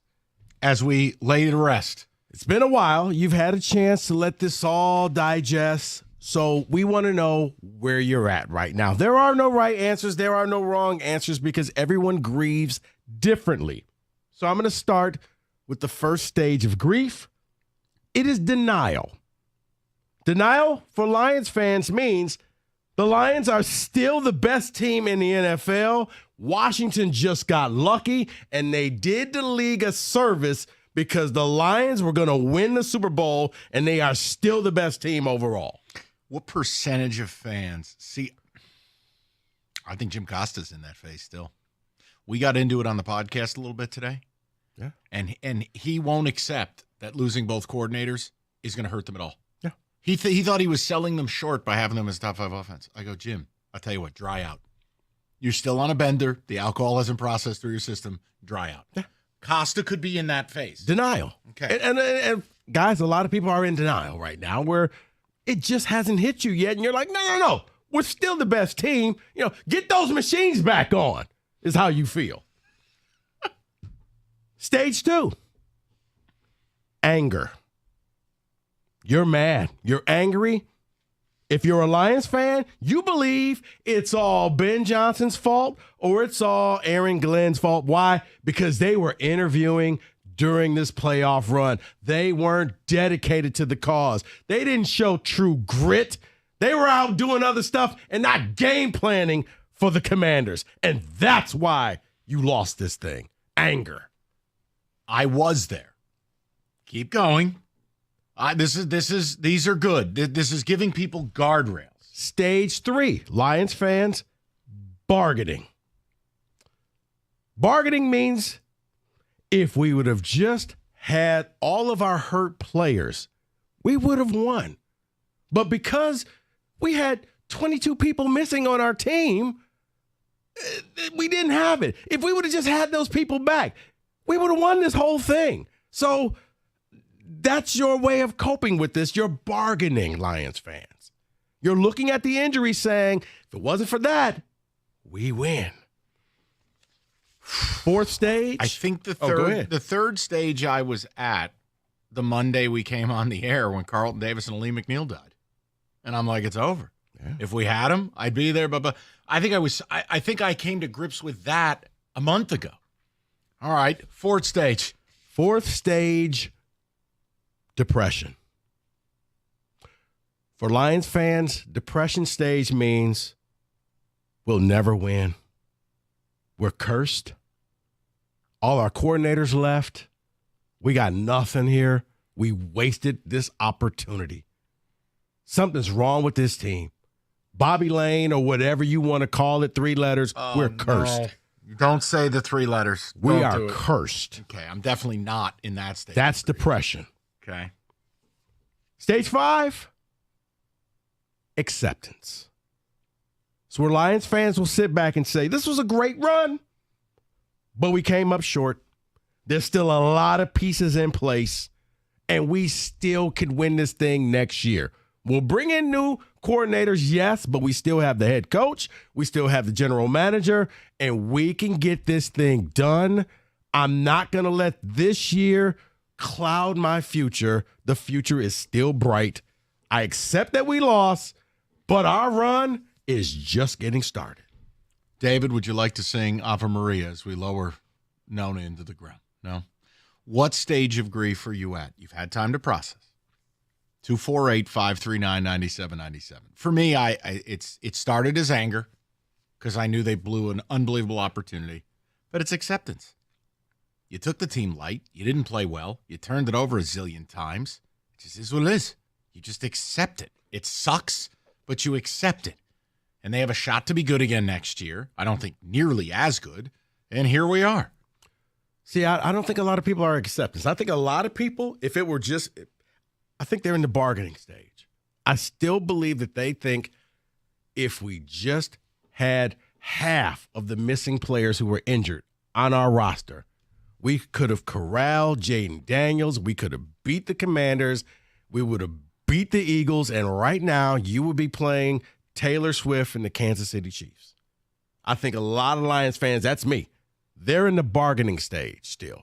If we just had those people, we would have won. 248-539-9797. Kenny, can we start with you as resident Lions super fan? You could pick up to 2 stages of grief. So I've worked my way through them. I think right now I'm at the depression phase, not because I think we're cursed or anything. I think that's not who I've never believed in the 3-letter acronym that this team is associated with. But it's just after working your way through the bargaining phase, I'm not at acceptance yet because the season hasn't ended. The Super Bowl hasn't happened yet. I think once that does happen, I'll be somewhere in that. Maybe it'll take till the draft. I don't know. But I've definitely worked my way. The denial part happened quickly. The anger part happened for a very long period of time. Bargaining, I was probably there earlier in the week, and right now I'm just... After you work your way through the bargaining phase, you have nothing left but depression in you. Depression meaning, you know what? You realize you blew an opportunity. Yeah, you blew it. Depression means you had the number 1 overall seed, and you're out. You were in all roads were supposed to run through Detroit, and it didn't. You were in a position where you were in the last window of your 2 coordinators before they ended up leaving. And then it's another year down the can, and you're looking at next year going, we're going to regress, guys. This is not going to be as good as it was this year. We may get as far. We may get farther, but it's not going to be nearly as easy. You're not going to be putting 50 burgers on teams anymore. Well, ask Costa. He thinks you're going to be better. Somehow getting rid of Ben Johnson, you'll be better. He's in is there a delusional phase of grief? No, but it sounds like that's denial. He's between denial and anger. Okay. He blames the coordinators for leaving, and you know what? We didn't need him anyway. But see, as I said to him okay, so essentially you're saying that Ben Johnson was not special at all. Yes. Well, wrong. You don't get to do that because I heard how special he was, that you would get mad at me when I said he was leaving. Yeah. You can't do that. Not you. I'm saying, for me, it's acceptance. It started as anger, but it's acceptance. There is no bargaining. I went through bargaining phase when Aleem and Carlton Davis died and Hutch died. Like that the bargaining is a... And see, I do wonder, Mike, not to cut you off, but I wonder if, like, I look at Kenny as a hardcore Lions fan. I don't think you can hit acceptance yet. You will eventually. But as a hardcore Lions fan, I think it's too soon. The one phase in here that I'm only going to be upset at people for one phase. And I think it's the 3rd phase you named. Bargaining? Nah. Depression? The thing with Bobby Lane and Curse depression. and SOL. Yeah, depression. And all right. That phase? Because you blew your opportunity, and it means, what is wrong with this team? Nothing. That phase, you're a loser. But you're in depression. Don't make me say, no, because I know what'll happen. I'll get taken out of context. I'm saying in this case of fandom, you're a loser. I don't understand, and Rieger did this. And I love Jeff, but for Christ's sakes, the invoking SOL on what took place. No, that's a coping mechanism. When you go into that is coping phase. Bobby Lane, Lions are cursed, wah, we're never going to win a Super Bowl. No, Mike, it's a coping mechanism, but you know what? To some, it helps them explain what just happened here. What happened is 15-2 turnovers, and now we're sitting on the sideline. Now your team's in Cancun. It's turnovers. That's it. By the way, how many chains and things is Zadarius Smith going to make that he hasn't earned? He made himself a chain with the Captain C on it. You weren't selected a captain. Now he's got a Lions championship ring and didn't win a championship. He's just trying to manifest these things into existence. That sounds like retail therapy to me. Okay. You know what? Where would that put him? I don't want to know.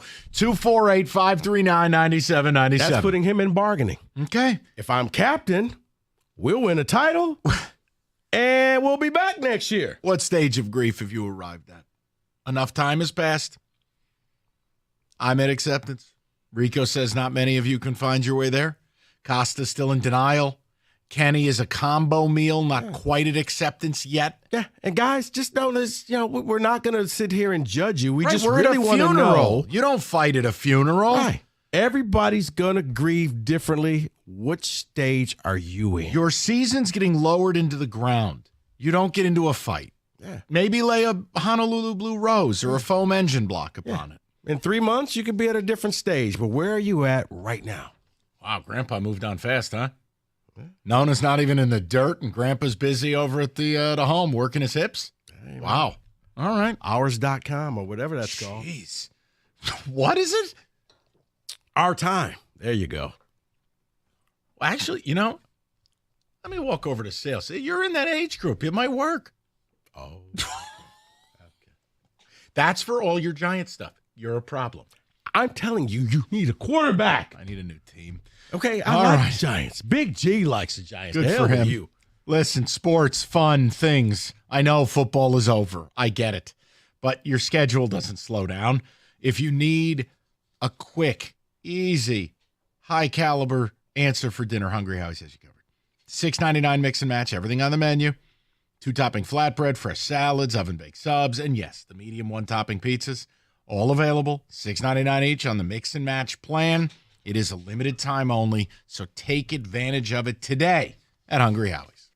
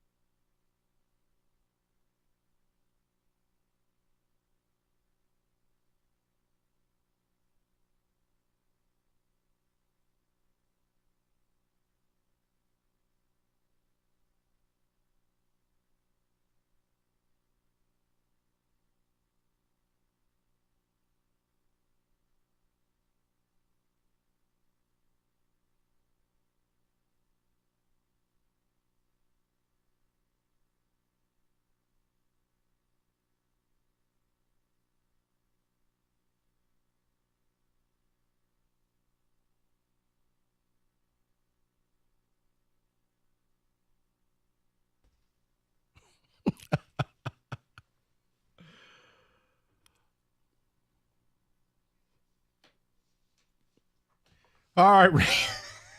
Ridiculous.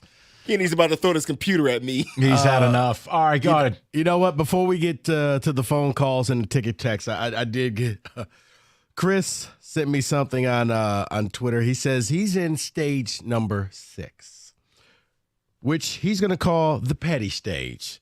I'm annoyed and petty, so I want KC to win so every other fan base can be annoyed and miserable all offseason dealing with another Kansas City Super Bowl, Mahomes, Kelsey MVP, a proposal at the podium, and an offseason of Swift memes. I'm there. That's where he's at. Okay. I mean, if we're into creating stages, yeah, I'm there. David, what are the early returns on ticket text? Then we'll go straight to the phones. I'm at acceptance. It was a series of unfortunate events that we lost, but we are on to the draft, Mike, in Colorado. All right, hold on. It is January 29th. You are picking like 28th. I could not imagine being focused on the draft right now. And see, that's wild. And I know everybody grieves differently, but I do question, it's kind of like Kenny. The season's not over yet. I don't think you're being honest with yourself if you're saying you're at acceptance, especially if you have been a lifelong Lions fan. To just shrug off this 15-2 season and say, okay, things happen. We move on. Mm-hmm. Both teams played hard. They just played harder.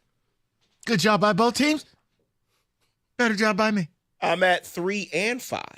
I feel they were the victim of a weak schedule since all 3 NFC North teams were eliminated quick, plus too many injuries on the defense to no chance at winning the Super Bowl next year. All right, let me ask you a question. Is it denial phase? If you do start looking back at your schedule and going, well, we really didn't play anybody. Like, what is that copium or is it factual? Because when you do look back at it, you lost to Tampa Bay, you lost to the Bills. Yeah. Who the hell else did you really beat that we care about? Ginger Pumpkin Darnold twice? Nope. A Packers team that got aced out? Nope. Who? The Texans who weren't no good? Who did you? So I'm asking if fans go back and do that. You go back to week 1, the Rams. Okay, so again, if that's the mindset, what stage are you in? I think if that's the mindset, then you are probably, you're probably still in denial. The Costa. You're in denial. The Costa stage. All right, let's get to the people. We'll go to Jay. He'll bat lead off in the 3 o'clock. Jay, what's going on, buddy? Hey, how you guys doing? Thanks for taking my call. Yes, sir. What's on your mind, Jay? Hey, so I'm not in denial. I think last year still is a bigger shock versus this year, agony of defeat, And, I mean, we could have lost to Washington like the Bears lost, and I think I would have been more hurt then. But this year, I think I back you up on the our schedule. We didn't play anybody tough. We played 2 or 3 teams tough, and look at the outcome. I mean, I think if we had a harder schedule, we probably would have won 15 games. And I think as far as Ben Johnson, I think we're going to just make the next Ben Johnson. Our guys are so good, we're going to make the next Aaron Glenn. Our guys are so good on both sides of the ball, and we're still going to keep a lot of people. So. Okay. What do you think? So you're in acceptance. You feel like the team can just go out there and find another coordinator, another 2 coordinators, and keep this thing going. Yeah, I mean, think about it. You get a coordinator, he's going to say, well, let's try this play. He's going to like, wow, these guys are awesome, and then same with the defense. I mean, we get all our healthy defense, but the offense, they're going to just press buttons and say, well, pick this play, and we'll be good. You know what? But here's the funny thing about that, Jay. I do feel that a lot of Lions fans will treat John Morton, John Morton, the new OC. He's going to be the ultimate stepdad. Everything's going to be great until all of a sudden, Ben Johnson wouldn't have done that. Ben Johnson wouldn't have ran that play. All right, the very idea. Do you understand how you are marginalizing Ben Johnson when you talk that way, people? Oh, well, Ben Johnson said anybody could call play. What is he going to say on his way out the door? Yeah, you're effed, I'm leaving. You got to turn your brains on once in a while. Yeah. No, not everybody can walk in and call plays here. No, you can't just hand it to a dummy, because if you believe that, then you believe Ben Johnson wasn't special at all, which is also a folly. I'm just saying, but for the fans, wait until that first trick play that didn't work. Oh, is that when they break out the "You're not my father"? Yes. I got it. Okay, good. Well, my real dad wouldn't have done it that way. Oh, Ben dear. Johnson wouldn't have done it that way. Oh, dear. Oh, trust me. Ben Johnson would have just ran a trick play to J-Mo. Well, Ben left this family. I don't know what to tell you. I just don't think it's that easy. I want to go live with my real dad. Because then it's the other thing people keep bringing up. Oh, well, the Chiefs lose coordinators all the time. One problem. Do you know who calls plays for the Chiefs? Andy Reid. Matt Nagy hands him a cheeseburger and a suggestion. Andy Reid calls the plays. It was never Eric Bieniemy. It's not Nagy. It is always Andy Reid. It's not the same thing. Now, if Dan Campbell called the plays the same way that Kyle Shanahan does, the same way that Sean McVay does, the same way that Kevin O'Connell does, that is a different situation. That's the one thing. People are making false equivalencies, not because they're true. It's to make themselves feel better. Yeah. You got to stop doing that. I got you. Now, I'm not saying they fall off a cliff. That wouldn't be fair But either. no, but you know what? That would put you in the bargaining stage, I think. If we just can get that person, then we'll be okay. Let's go to Mark, 97.1. Mark, what's going on, buddy? Hey, what's going on, fellas? How are you? Hey, Mark. I like this. I'm good. I had moved on to the acceptance stage until last week when I watched Philly destroy Washington. And the reason being is, if you look at that game, that was us. They was up 7-3. They ran the ball, turned it to 14-3. If we don't fumble that ball, Jared Goff don't fumble the ball, we up 14-3. And it makes Washington change their offensive mindset. So now I'm at anger. So I just regressed. And that's okay. He fell off the wagon. Because, Mark, it's grief, and we all do it differently. But you know what? I appreciate the fact you're being honest right now. You're angry. Yes, I'm angry because of what happened. That game, if just everything I looked at, I was telling my son, that was us. That's us. Philly is us right now. We should have did that. And then I just went to anger because we did have a great season, the best one since I've been alive. So I'm at anger again. You know, and it's, Mark, the thing that's super frustrating about it is it's the exact game plan you would need to beat Kansas City in the Super Bowl. Yes, sir. Win the TOP, run the football, wear them out. You saw the Bills get on the precipice of it, and then what did the Bills do? They went full Ben Johnson. All of a sudden, James Cook's out of the game. Right, We're throwing the ball. You're pushing me further to anger. I'm sorry. Me further to anger. I'm sorry. I'm sorry. You know what? Forget everything I just said, Mark. This is a funeral. We're not trying to get into a family squabble. I apologize. I did, Mark. You too. I did Mark dirty there. Damn it. That's terrible. Mm-hmm. But now that Mark's not at the funeral anymore, that is the game plan. That's why I think the Eagles have a real shot to do this. I hate saying it. They do. But I think they do. I hate the Eagles. Well, and here's why. Because I think the Bills got too relying on doing their whole little tush-push thing, and they don't do it as well as the Eagles do it. They do not. They do not. You know what? Okay. Not that this is the topic. The more I think back to what I watched this weekend, the more I think Josh Allen pooped his pants. Full James Houston. Yeah. I think start of the game, he was nervous. Then late in the game, he's talking to himself on the sideline, like psyching himself up like he's listening to a Tony Robbins tape. And then when they needed him most, where was he? Right. He was listening to Lamar Jackson in his ear. You got to do this for us. Okay, you're representing both of us. I think somebody has to beat Mahomes. I think he bleeped himself. I am so proud of you, Michael. I am so proud of you, man. No, You're right. I think it was Joe Brady. I think the offensive play call was horrendous. You had a running back, and instead, every play they were relying on, we're just going to do the tush-push 2 plays in a row. Oh, but hey, they got a lot of talent, so anybody can call plays. Signed Jim Costa, Livonia. Right, it was like, guys, anybody can call plays. You got here by running your plays, and now you're trying to be the Eagles. Some of these fans, I swear, you know what the Lions should have done just to screw with their fans? They should have put something out on social media that they'd hired Bert and Ernie to be the offensive coordinator, co-coordinators, just to see all the slaps line up and go, this is a brilliant hire. Yeah. That Ernie has always been undervalued. You're not kidding. I could just see Ernie calling for play rubber ducky.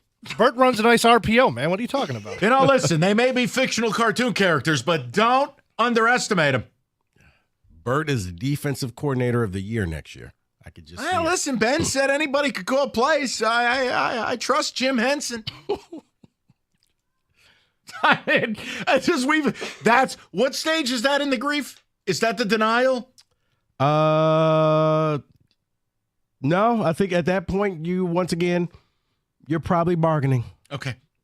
Bargaining phase. We can put anybody in here. We can get it done. 248-539-9797 as we lay Nona into the ground, a.k.a. the Lions season. What stage of grief are you at on January 29th, 97.1? Hey, where can you kick off the new year with big savings on gig speed? Only with Xfinity now through the end of the month. Get gig internet at home for just $25 a month for 1 year when you add an unlimited mobile line, which connects you to gig speed Wi-Fi on the road. Act fast today and save more than $650 over AT&T and Verizon in your very first year. Plus, hurry and take advantage because right now you can also get a free 5G phone with trade-in. So save big and stay connected to what you love with fast gig speed internet and mobile. From home to hotspot this new year, it's all about gig speeds and big savings. Don't wait. Get gig internet speed, spend less green, and switch to Xfinity. Go to Xfinity.com/gig saving to learn more. Requires paperless billing and auto pay with a stored bank account. Restrictions apply. Equipment, taxes, and fees extra. $40 internet discount applied to mobile bill. After promo, regular rates apply. Actual speeds vary. Savings compared to Verizon Fiber Gig Plus One Unlimited Welcome Line and AT&T Fiber Gig Plus One Unlimited Starter Line. Xfinity Internet required. Reduced speeds after 30 gigabits of usage per line. Data thresholds and actual savings vary.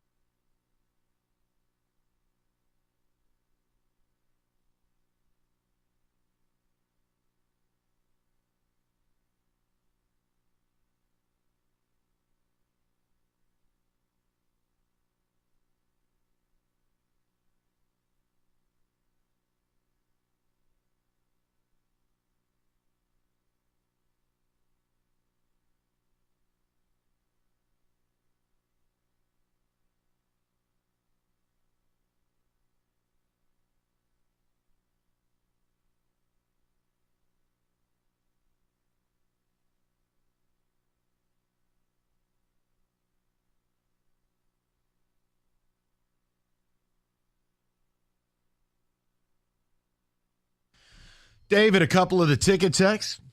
We'll get to the people. Got a football today for you, and we are going to peel another layer of the onion behind my NFL conspiracy. You may as well cue up the Unsolved Mysteries music with the old guy. Boop, boop, boop, boop, boop. Love that music. Brought to you by Reynolds Wrap. Okay. Oh, baby. You going full 10. I'm enjoying this because you're going full tinfoil. I've reached conspiracy stage. The only thing missing now is the board with the strings connecting to the pictures. And what about this? And then this. The and Matrix. This yes. Yes. This person knew this. Yes. David. I am still at anger regarding the Commanders game, though closer to acceptance with our chances of winning the whole tournament next year. Carl at work. Someone else says, I'm in depression. May take to the draft to be in the acceptance phase. And that's okay, because it's anybody who says they're over this, that I question, especially if you are a hardcore fan. I look at Kenny, and Kenny is saying, look, they're still playing right now. You can't. Acceptance means you're okay with whoever wins, and you're not picturing the Lions in this game in 2 weeks.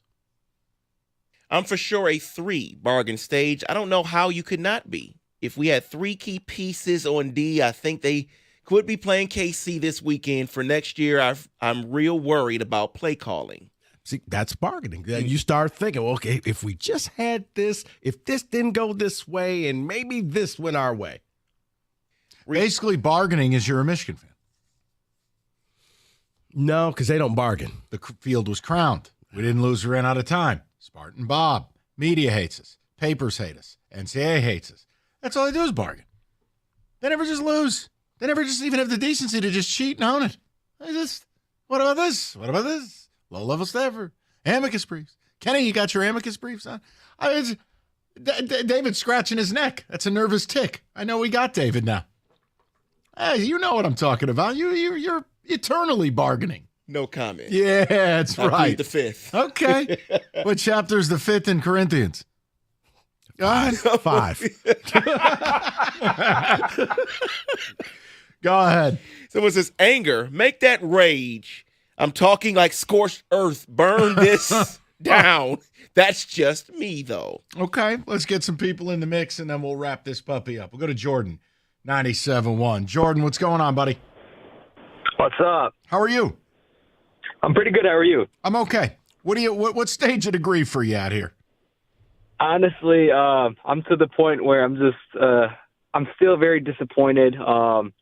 Like the guy said earlier, I would be petty, but honestly, I just want to see the Eagles slaughter the Chiefs just so we don't have to deal with the 3P. But honestly, I'm looking forward to next season. Not so much ready to look at the draft because I'm just praying the injury bug goes away at this point.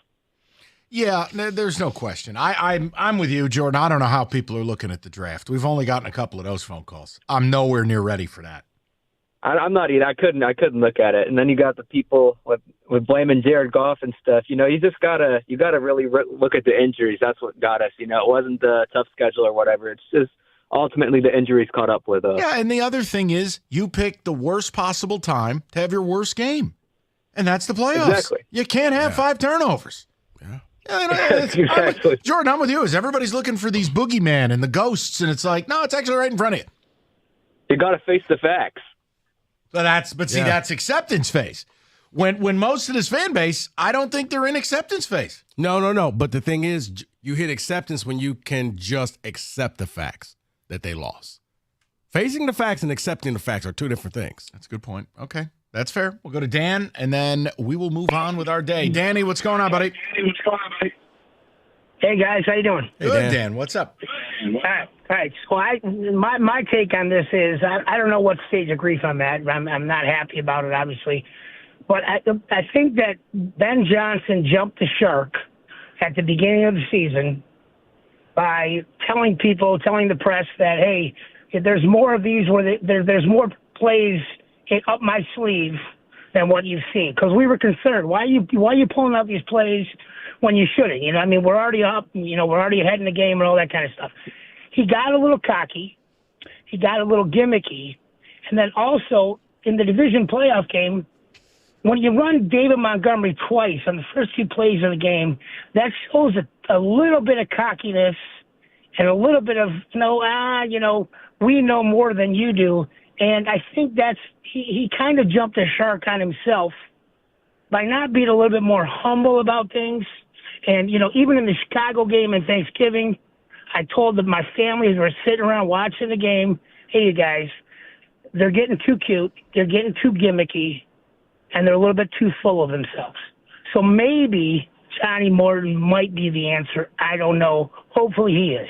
Yeah, I think hope is I'll what shut you up and got. listen. No, you don't need to. You're fine. And I think hope is what you got. I mean, did Ben Johnson get too cute? Yeah, so did Joe Brady.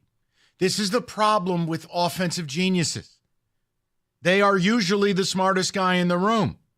And therefore, you don't really have a secondary pitch. Did the Lions get too cute in that game?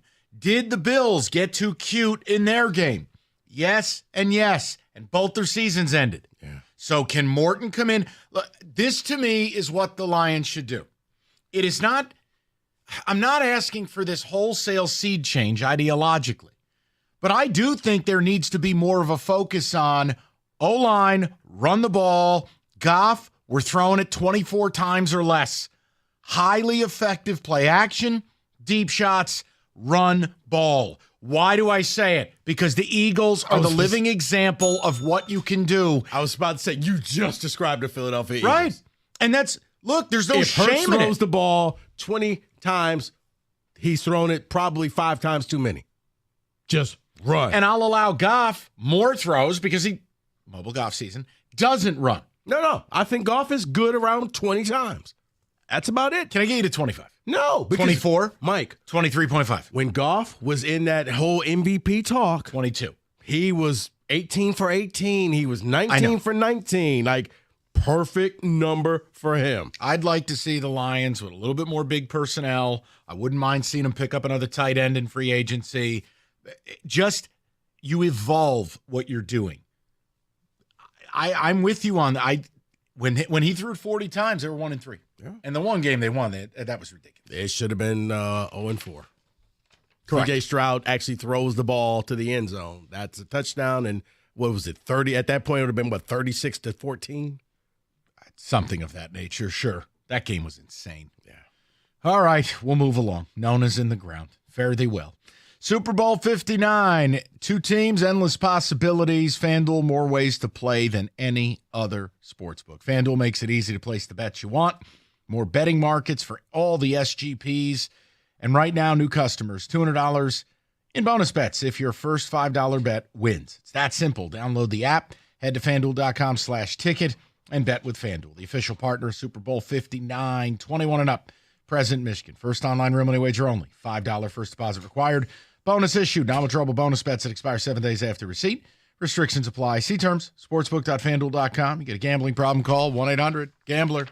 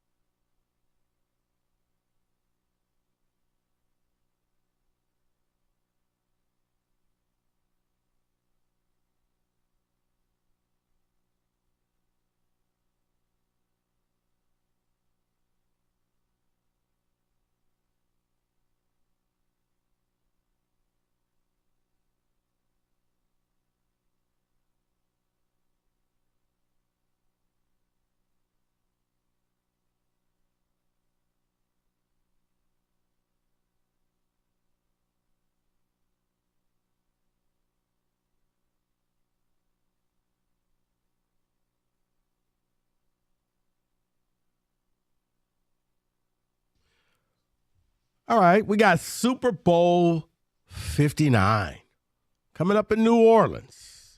Chiefs, Eagles. I'm actually looking forward to this. Eagles are going to be wearing those green uniforms that I like, the dark green uniforms.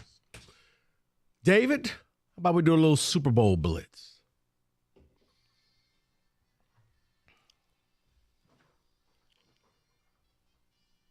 This music truly is special, guys. I was about to say, this goes back to Super Bowl I. It sounds like it, doesn't it? I'm looking for Hank Stram and a logo blaze. Up for people at halftime. So let's go through this here. We have another Super Bowl blitz here. We're going to start, and I'll just continue with some food for now. I have other things. Yesterday, we were talking about the wings. We were talking about the shrimp and the chips and dip and all that kind of stuff. But if you want to go with the healthier route and you want to do some veggies, dipping the veggies or whatever. Right in Kenny's alley. Guy hasn't had a green since high school. Well, he can have celery. The pricing on that is down 8.4%. What? Yes. First of all, who even likes celery? I like celery. No. I used to like it. Candidly. I do. No, but it's terrible. It's not. What do you put on it? Salt. Ugh. Gross. A little bit of ranch. You and Big G both. You love that crap. He loves celery. Right. My dad's like a horse. Oh, my God. Carrots and celery, and my dad could survive. I don't Big G, understand it. We've just become best friends.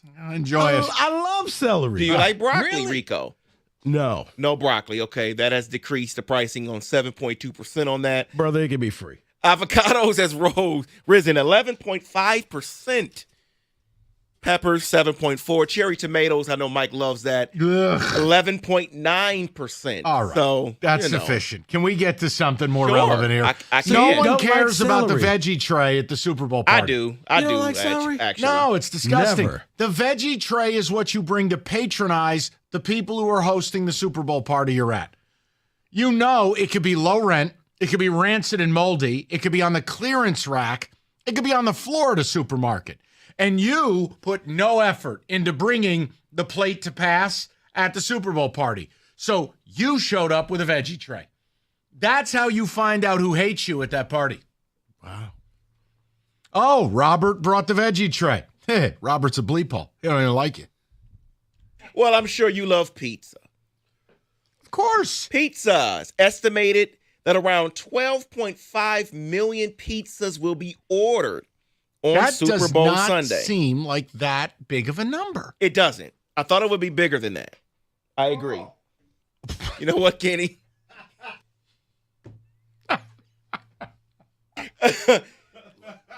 Well, you know why? Because it's unless you plan it earlier, the pizza may not get there. That's true. Or you got to order it before the game for it to get there in the third quarter. Well, let me give you a number that I found ridiculous. I Okay. mean, the pricing of commercials. Okay? All right, can we rewind for 1 second? Sure. Question about hosting a Super Bowl party. Okay. And you're charged with pizza duty. What's the move toppings-wise? Ooh. I just want to hear from you guys, and I want to know if the approach is right or wrong. Toppings wise, you probably just go with multiple different pizzas. Yes. I don't understand the people who host a Super Bowl party and it's just a mountain of cheese pizza as if they're feeding a 4-year-old. No, thank you. You have to have a buffet. I will have a cheese pizza. You'll do a Supreme. You'll do a There you meat go. lovers. I'll get you a fish pizza. and we'll all be happy. No, that's Finjuni, and it's very East Side, and that's once a year. I digress. Finjuni, Listen, Fin Trout. right, exactly. Okay, I needed to, Kenny, you were nodding your head. There has to be a buffet. There has to be a buffet. There has to be multiple just regular cheese and pepperoni just because that's the popular ones. But Yeah. then you go the Supreme, you go meat lovers, you have a buffet. Unless Exactly. unless you're with a group of people who just like all love ham and pineapple. Okay, then fine. You get that. But other than that, right. Cheese and pepperoni is the one you really can't go wrong with. Yeah, and that's like It a is- kid's it is the- party. It's the floor pizza, but it works. You're exactly right. As a kid's party at one of these places, you just get cheese pizza. This is why I don't like Super Bowl parties. Nobody does it right. You guys have a good approach to this. This is good. Go ahead. So the commercials here, Oh, these are ridiculous. And this is why they need Taylor Swift at this game. It has gotten ridiculous, okay? For what? She draws more eyeballs, which justify these rates. So Fox, who has the Super Bowl this year, they have sold at least 10 commercials for a whopping $8 million a piece. How much? $8 million for a 30-second spot. Okay. That's why they need Tay-Tay. And that has increased. They originally were charging $7 million. Then they found out that Taylor Swift and the Boom. Chiefs were getting there. Bang, $8 million. Boom. And you keep denying the truth. I do. But here's the thing. Here's what I don't understand. Every year, the price of commercials go up and up and up. I remember Correct. at first when it was $1 million, I was like, oh my God. The problem with Super Bowl commercials is this. They suck. In the end, I always ask, it was a class that I was in, what was the commercial about? And nobody can remember. Oh, well, it had all these celebrities and they were doing this and okay, but what were they trying to sell? And you can't remember. You just know, oh, they had a bunch of people in it and they were doing stuff and the Manning brothers were fighting. Well, I'll tell you this. I don't know what the price will be next year, but it's going up. NBC has the Super Bowl next year, and what they're already trying to sell the package because they'll have the Winter Olympics, the Super Bowl, and the NBA All-Star. So they're trying to sell it as a package, which means they'll raise the price. Because nobody cares about the other two. Correct. Exactly. So if you don't want to spend $8 million on a 30-second spot, you can spend less than that. 30-second ad time for pregame coverage will be $4.5 million. Oh, my God. Okay. Question. And, yes. Question. Have you guys arrived at a point in your life like I have? I watch no pregame for any football game in any league all year long. I have disavowed pregame. Yeah, no. There's only one time. I will admit I watched the pregame to last year's Super Bowl. Okay. I did watch that. I will not Your watch. team was in it, so that may have been I why. will not watch any. Yeah, a Super Bowl party, no. you can have it on, muted. Music should be happening. Well, Who wants to hear drunk Terry Bradshaw? No one. Gronk. I hate Gronk. I honestly think Gronk is the manifestation of all that is evil in this world. I hate him. He's made a career out of pretending to be an idiot. I can't stand him. It's almost like Ace Ventura in real life. So he's young Terry Bradshaw. Yeah, it's just I figure Who made a Bradshaw's career. 6 bourbons deep. I don't know. He made a career out of pretending to be an idiot. I think he actually is. I think after a while you start believing it so much that He's not it playing a becomes role. Right. It's Yeah. it's just you. God, you can't separate it That anymore. Fox pregame is so bad. It's like the gangster rapper who all of a sudden starts thinking, well, I'm a real gangster, right? No, you're not. You actually killed some people and you're going to jail. Okay, that got dark in a hurry. Wow. Well, speaking of, I'll close it out with this. Because Well, he has hold on, David. Before you close it out, I do have. Let's go back to the food menu, Mike. Sure. Yeah. What would you think of stuffed celery stalks with cream cheese and green olives with pimentos? My dad texted you, didn't he? That is a rancid appetizer, or as Kenny's family calls it, a hors d'oeuvre. It's disgusting. He loves it. He'll make a tray of those for himself before a playoff game. They're disgusting. I don't know what you talk about. That just randomly popped into my head. Very specific recipe. I don't like it. It's disgusting. Gross. Go ahead. Close it out. I'll close it out with this because the halftime performer will be Kendrick Lamar with SZA. Will be 12 to 15 minutes, and I was shocked. I did not realize he's won these many. They're going to bleep him out, any? I don't know. We'll see. They should bleep out the whole performance. He's won 17 Grammys. Yeah, but I don't understand any of the Kendrick Lamar thing. Didn't know. Sounds like he's on helium. Not for me. They not like us. I just want to see if you play the actual version. Okay, that is not happening. That's what that would make the Janet Jackson wardrobe disaster look like small potatoes. Well, and by the way, they're going to make sure the lights will not go off. They have had tests multiple times about the power. So we should be okay. That actually cost the Niners a Wait, Super are you Bowl. a Kendrick Lamar guy? No, I'm just. I don't like his voice. I can't stand it. But I would love for him to come out there wearing like a Drake t-shirt. Okay, all right. That would be priceless. Sure it would. Duval. Okay, all right. Take it easy. That is your Super Bowl blitz.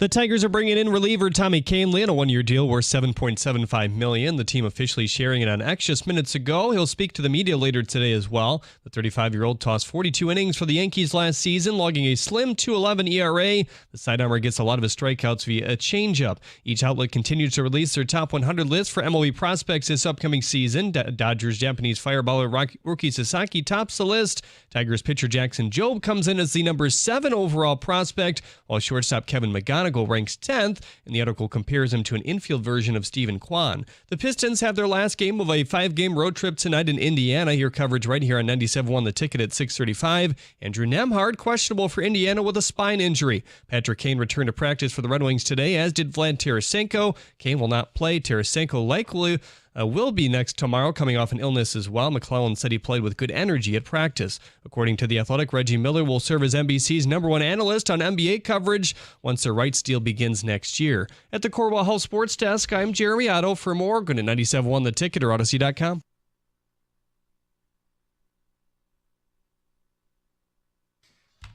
One note, and then I guess I could spend a couple of minutes on the Tommy Kahnle thing just because he's a Yankee. I know him well. I'd like to file a grievance with this company. I feel we have been shortchanged here at the Ticket. I made a stop in the men's room to water the lawn, and I heard our traffic woman, but with rave music underneath. Now, I have never in my life, I'm watching my cameras. The whole highway's on fire. I'll let you know when it's clear. I'm used to that. Rico, the same traffic woman, was on another station in this building, and they had like techno music underneath it. How do we get shortchanged? We don't get party time traffic lady. You know why? Because I don't think she doesn't think you truly appreciate her. So you don't get the bonus. I just make the point. David, have you heard this before? I have not, but I can imagine it's coming from that other station there. So yeah, I didn't know that you could get rave music, dude. It was like your traffic was a party. Oh, there's an overturned 18-wheeler. The whole world's on fire, and it's like Jersey Shore. I'm going. We get the boring version. David, can we upload what the other stations are using and we just use it? You want? Wow. Let me see. I'm just saying, why do we get shortchanged? Were we not offered a soundtrack to traffic? I guess not. I didn't know it was an option.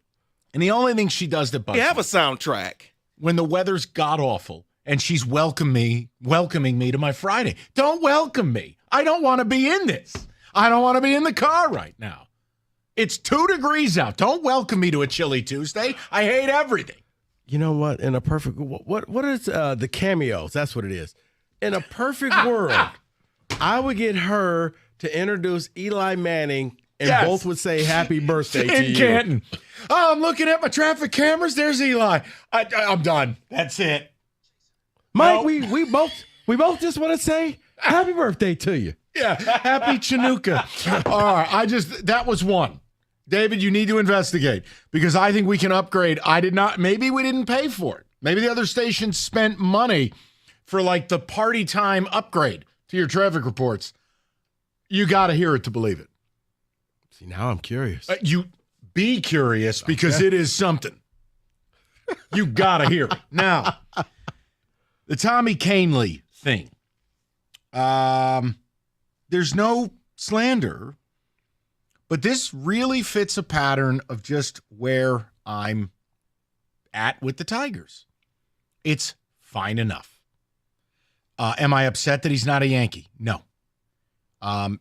He doesn't throw a fastball. That's not slander or sarcasm or smarm or Mike being Mike. He only throws a changeup. It's all he has. He has gotten rid of his fastball. At one point during the playoffs this year, he threw 50 straight changeups. They would flash it up on the screen. If he can stay healthy, he can help you. But here's your thing. He's not a guy I want in high leverage. I just don't believe a guy that doesn't throw heat can be my high leverage fireman. I just don't. My issue is nothing to do with Tommy Kahnle. Like, bring him aboard. He'll be a quality arm in that bullpen. But here's my issue. I look at this offseason, and it's what I said to David. You were off the one day last week you were sick. And I said, David, if you want me to be upset, you're barking up the wrong tree because I've stopped caring. I have stopped expecting Scott Harris to do anything other than what he's doing. He is telling you. It's a lot like Dan Campbell. They're telling you what they're going to do. Mm-hmm. 1-year deals, old people, wait for the kids. Yep. That's it. Now, can I tell you that, like, do I think $25 or $26 million on Alex Cobb and Tommy Kahnle is a wise move? No. But if your plan is not to win a World Series and it's just to wait for the kids, fine enough. People have to make the decisions on what they want out of their baseball team. And if this is fine enough, I encourage you to go grab a daiquiri and a little hat from the team store. Maybe you'll see Kenny down there with his slick back hair, whatever you like. Just don't ask me to care. Alex Cobb and Tommy Kahnle, that's a nothing burger. Yeah, when I heard you say he threw 50 straight changeups, I really thought that you were joking. No, it may have been more. And then I was like, wait, you're serious? Like, he only throws a changeup. Wow. And again, can he be effective? Yes, but this is a guy that in his career, I want to be candid now. Rico, this is a guy that if you're lucky, he'll give you 40 innings all season. 40 innings. Here are your innings pitched in his career, okay? Started with Colorado, right? Like, I don't really care, but all right, 68, 33, 27, 62, 36, 26, 61. Then he missed 2 entire seasons. 12, 40, 42. So again, he's solid. I think he'd come here, help you out. Just know what you're getting. My issue, not that I'm making it one, because I'm done caring. If Cobb goes 150 innings, he will be paid, I think, $17 million. And you just paid $8 million for this guy, 7.85, I think, right? Right. $25 million. Now I'm sitting here, and the only bat you acquired was a guy nobody else wanted, Gleyber Torres. The team that wanted him was the Nats. Do you know why he didn't want to go there? Didn't want to change positions? Exactly. He's not a good second baseman. So can Gleyber help you? Yeah, if you're getting good Gleyber. And he had a very good postseason for my team. But think about that as an offseason. Let's encapsulate that. Meaningless deal to Torres, meaningless deal to Cobb, meaningless deal to Kahnle. You didn't add anything to the core. So they're telling you, waiting for the kids. Playoffs were a fun bonus. Waiting for the kids. Bro, they're not just telling you, they're putting up billboards. Yeah, and listen. It's all around town. I'm not yelling about it. I'm not sitting here making fun of them. I'm telling you, if this is good enough for you, great. It doesn't have to be good enough for those of us like me. I don't think it makes us an enemy of the state. But the problem I have in all of it is we started the offseason, and it was really would like to hear about substantial talks and or a deal with Skubal. Forget about it. All we've gotten is low ball. We need a big-time right-handed bat or 2. Didn't do it. Got to replace Jack Flaherty. Didn't do it. They just, we did a little bit. No term. No one who's actually going to be here. Now, could they still do something? Of course. There's always, look, even if we started, let's say tomorrow, Rico, the season started. Right. Do you know what the sycophants would say? Well, they might acquire it at the deadline. Trade deadline. There's always more time. So I'm not interested in that argument. Because I will be genuinely surprised if they signed Jack Flaherty or if they signed Pete Alonso or or Bregman. To me, the easiest thing was just taking care of Skubal. Because as I stated, it's not like the price is ever going to come down for him. Rico, it's almost as if I, despite what some people think, may know what I'm talking about. Skubal has to also want to sign. And Boris has to be willing to keep him from free agency. Well, in the data I've brought to the table about the deals Boris has gotten done 2 years out from free agency, some high-profile ones, Xander Bogaerts being one, Carlos Cargo back in his heyday, Strasburg, you have to overwhelm them with a big-time offer. So what have I said? Garrett Cole makes, I think, AAV about $36.5 a year. Scuba would be a $40 million a year pitcher. So that to me has always been the rate. Yeah. This is a team that won't go out and do anything with term.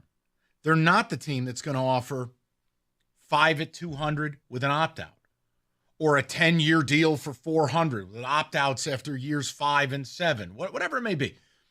Look, I'm not going to can any individual thing. It's just when you put it all together, does it feel like they've built on their playoff run? Does it feel like they've turned the spigot on when Scott Harris said, hey, when the time's right, we'll spend? Well, they don't think the time is right. And the only thing that's going to save them is that they're in a Cialis division. I mean, this should be the AL Flaccid. Cleveland does not spend. Kansas City don't do much. Minnesota, forget about it. This whole division is just a soggy hot dog. Not even the ones off Kenny's roller. Soggy. Hot dog water division. So, yeah, Canely, nice arm. Does it irk me he never throws a fastball? Yeah, it kills me. And he gets people out. But it'll drive you nuts because in a big spot, you can't just keep doing that. Right. And it had gotten to the point with the Yankees where that's all he threw. Of course the Yankees aren't going to bring him back. Why would they bring him back? Right. The Yankees bullpen is loaded. What? Your divisional name. Tell me I'm wrong. I'm not saying you're wrong. What owner in this division is really trying? There you go. There ain't no owner in this division that is out there from a baseball equivalent sounding like Shannon Sharp in his video. Okay? Right. This division is defined by this noise. So they'll be in it. But yeah, I mean, Tommy Canely. All right. Yeah, there you go. Kenny, it's okay if you got to adjust your denim. I know Tommy Canely really lit up your afternoon. 248-539-9797. We're going to peel back a layer of the onion of conspiracy with the NFL. I've got something new for you. Next. Personal injury of any sort is, in fact, personal. Oh, down goes Rico. Injury attorney.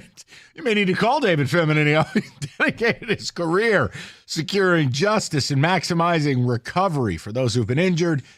David is dedicated to ensuring you get the care you need to put your life back together. You need an attorney that'll make it personal. That attorney is David Femininio. Call him right now at 855-65-CRASH. That's 855-65-CRASH. You go to that website, getdavidgetpaid.com.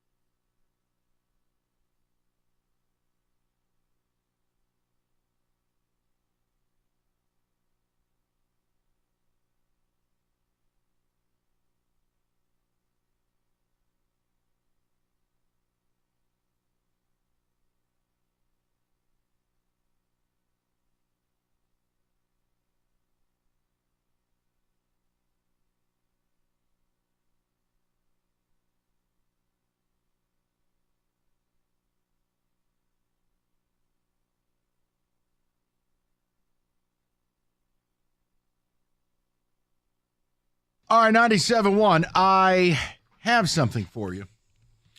This is very exciting. Actually, David would take a text first. Let me do that. David would take a text first, and we are researching how we can get party time traffic updates because I just don't understand how we got left out of this. I just like the one caller. Yeah, your mother. I'm glad I could help.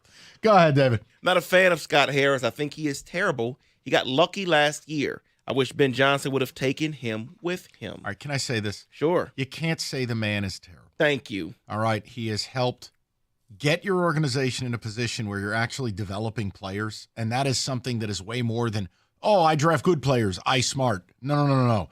You have to have systems in place. It has to be a top-down approach.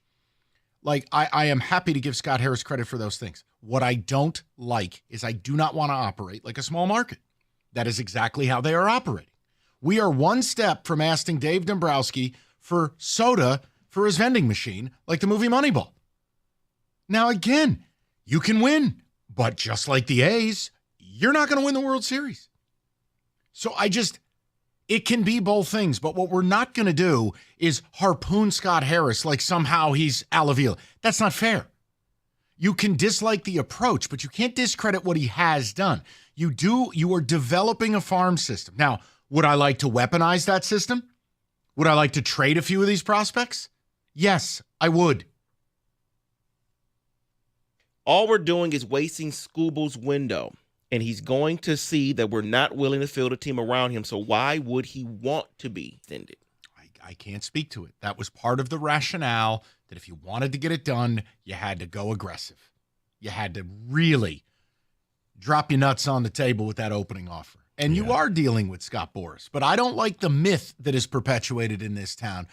Scott Boras doesn't deal. I provided 11 examples where he did with star players with 2 years left to go. I did my homework here now. Come on now. I did those shows. They didn't offer your show any music to go along traffic because Mike hates Prince. Okay, she wasn't doing the traffic to Prince. It was like rave music. You know what? I'll allow it. Fine. I'll tell you what. You get all Prince soundtrack over to Traffic Lady on our airwaves. I want the upgraded traffic. How do these other stations get the upgraded traffic? I don't know, but I'm going to look into this for you. Ridiculous. Little let's go crazy, David. Whatever you want. Yeah. Hey, welcome to your Friday. The whole freeway's on fire.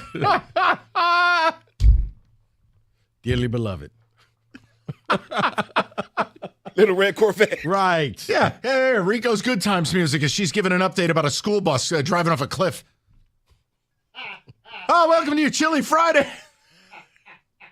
Someone says, is she AI generated or real? She's always so excited about She's so happy. And guys, you know what I'm saying. I don't know her. I'm sure she's lovely.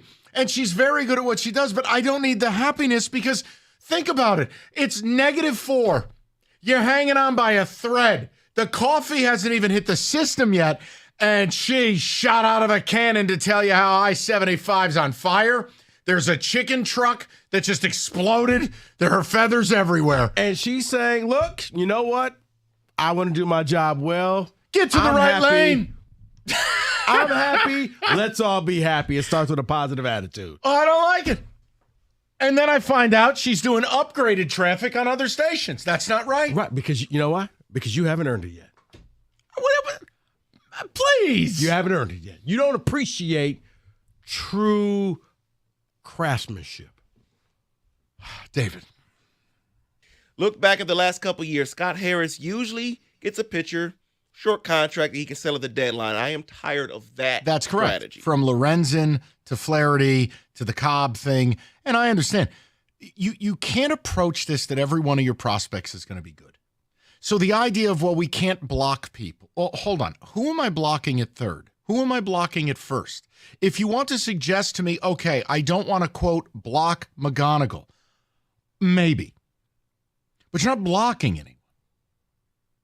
I mean, Jackson Jobe is a prime example. I cannot wait to see him get a regular turn in the rotation. But he's going to be on an innings limit. We don't know if he's going to be any good. And before you start that stuff and you start going, oh, come on. I mean, look at he's got a grade of X. guys, it's like 1 in 10 pitching prospects that are elite actually pan out to be elite. Not good, not average, and not dead. I mean, like, there's a kid for Philly, Andrew Painter, 6'7", comps to Verlander. The kid's dead. I think he's blown out twice. That can happen too.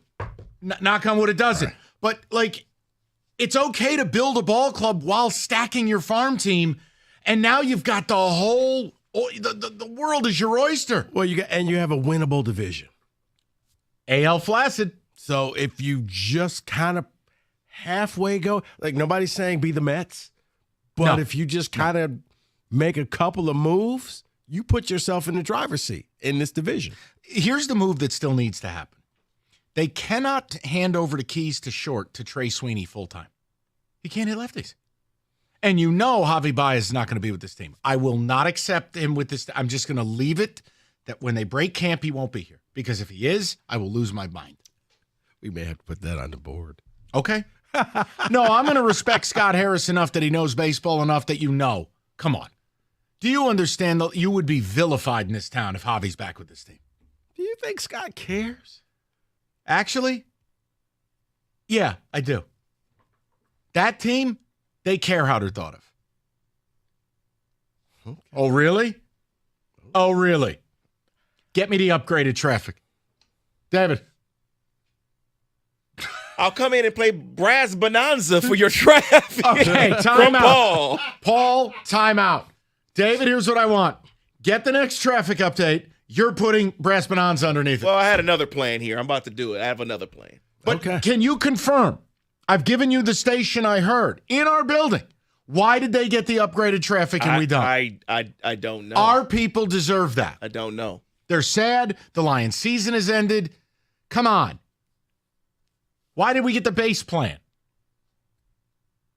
I don't even know if that's how traffic reports work. I don't know. Is there like a bronze, silver, platinum, like a car wash where you can like select what you get? Yeah, I guess so. And I'll also take the undercarriage as well with this. We just whoa. No. We just went basic. No. Traffic, cars, cameras, lights. Wow. Done. Okay. We will let's get a little football next. We will peel the layers back of the controversy after our football today. I am on a mission. We are getting upgraded traffic on this show. I demand it. Okay. So it can be Prince? Yes. Okay. Be whatever you like. All right. Can't wait till I'm driving to work one day and it's going to be Prince, like Raspberry Beret or whatever. Oh, welcome to your -7 Tuesday. I'm just gonna quit. It warms your heart, though. It definitely doesn't. Maybe cold outside, but she warms your heart. Oh, aliens have blown up all of 696. I'll keep an eye on it. Tell you when it's clear. Why? We're all dead. The aliens blew up the road. Yes, but if that doesn't happen, but you know who she's helping out? Heather with the news. Okay. She needs news stories. Yeah. Be curious. Go ahead. You know what? Let's be curious. Yes. Ha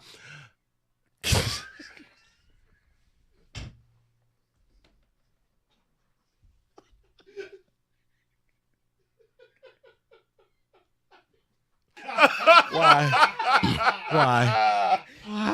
I-75's underwater. I'll keep an eye out. Go ahead. One more time. All right. Great segue, but you know what? That's what I will teach you at Specs at LTU. Even in the awkward moments, how to make the segue and do the radio. All right. Mike Valeni, everybody. Hey, you want a career in radio, TV, graphics design? Let Specs at LTU get you started on your new path. It is very simple. You just need to be curious. Visit the website, ltu.edu/specs. You'll learn more about the broadcast media arts, digital media arts, and graphics communications program taught through Specs at LTU right here in the city of Southfield on the campus of Lawrence Tech. You're going to be taught by instructors like myself who work in the business with the hands-on approach and the expert faculty. You'll learn the practical skills you need to succeed in today's media industry. So what are you waiting for? You want that career in radio, TV, you're a graphic design artist, let Specs at LTU be the place for you. Be curious, visit the website, ltu.edu/specs to learn more. Then make magic by enrolling in Specs at LTU certificate program today.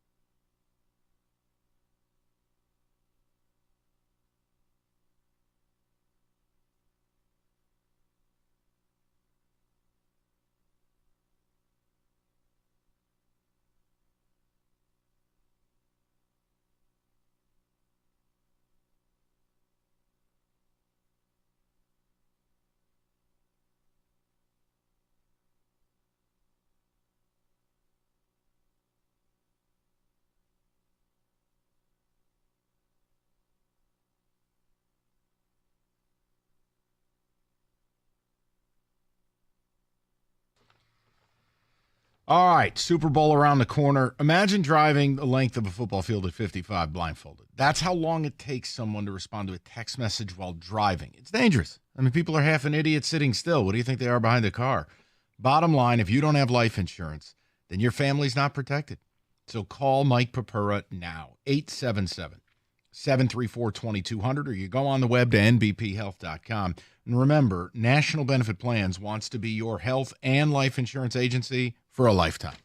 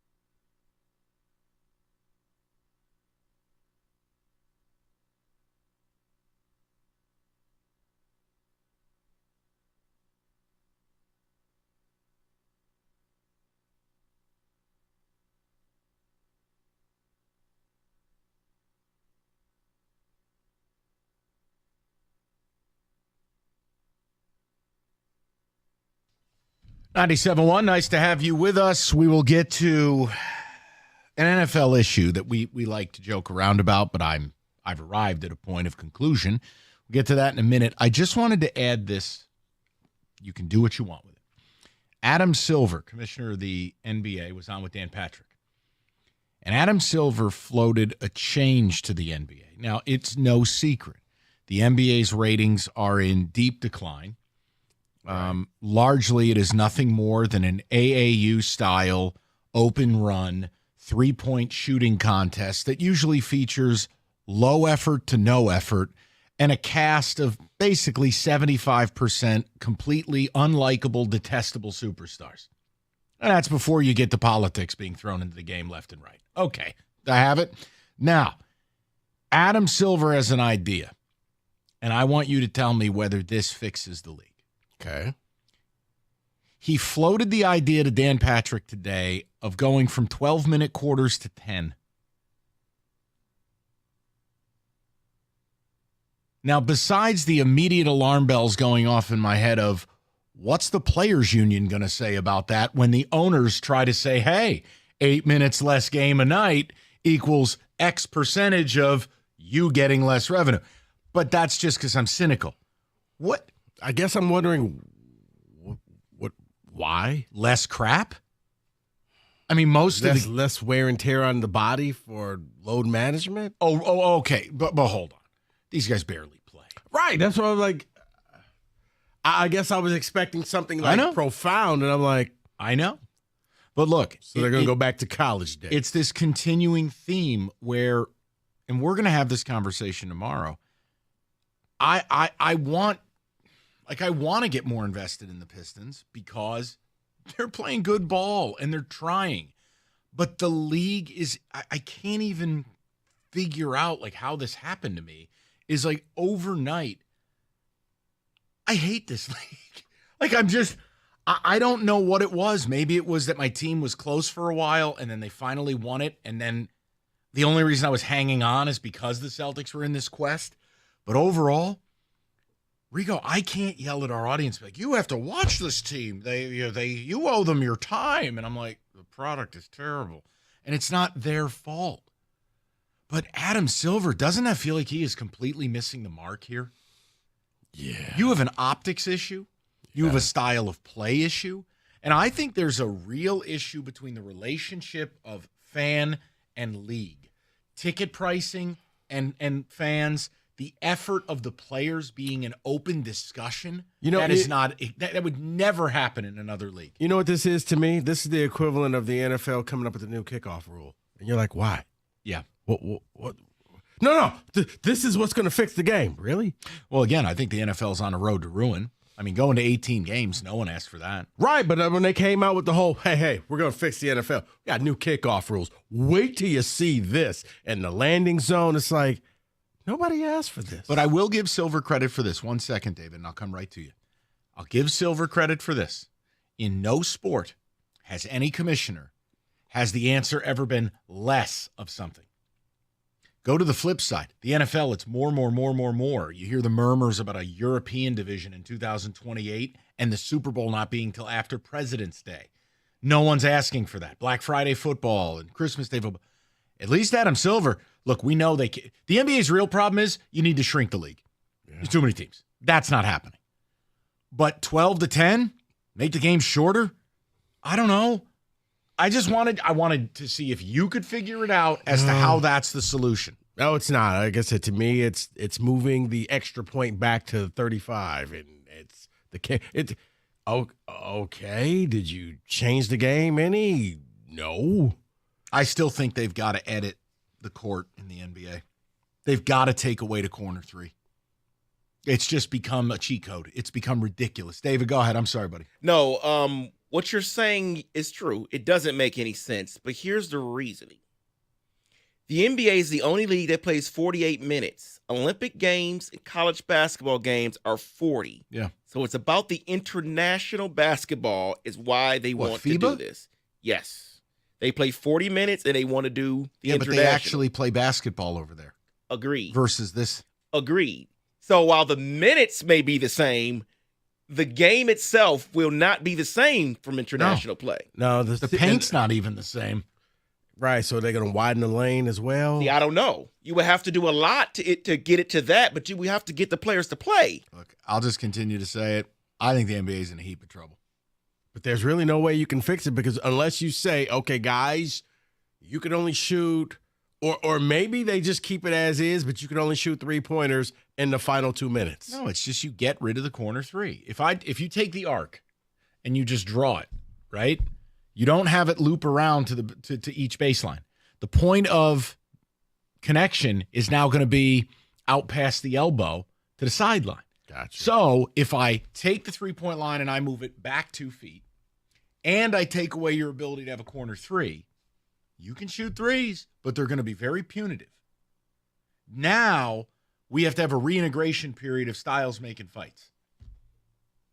I mean, I'm not telling you it's perfect. Please don't take it that way. Right. I just know it can't continue this way. Yeah, now you just can't sit in a corner and just plop yourself there waiting for the ball to hit your – can't do that anymore.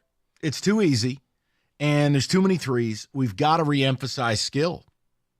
I'm not telling you we need to go back to where teams take 5 threes and it's all post-ups and everyone's got 7-foot centers, but there's got to be some form. The game is so homogenized where everything looks the same every night. Correct. Yeah. Mike, it doesn't work. The other day, there was a headline on Twitter because they were so excited it happened. Nikola Jokic had 2 dunks in the game. They were like, he has 2 dunks. And then he smoked a cigarette. Because it doesn't happen. No, you're right.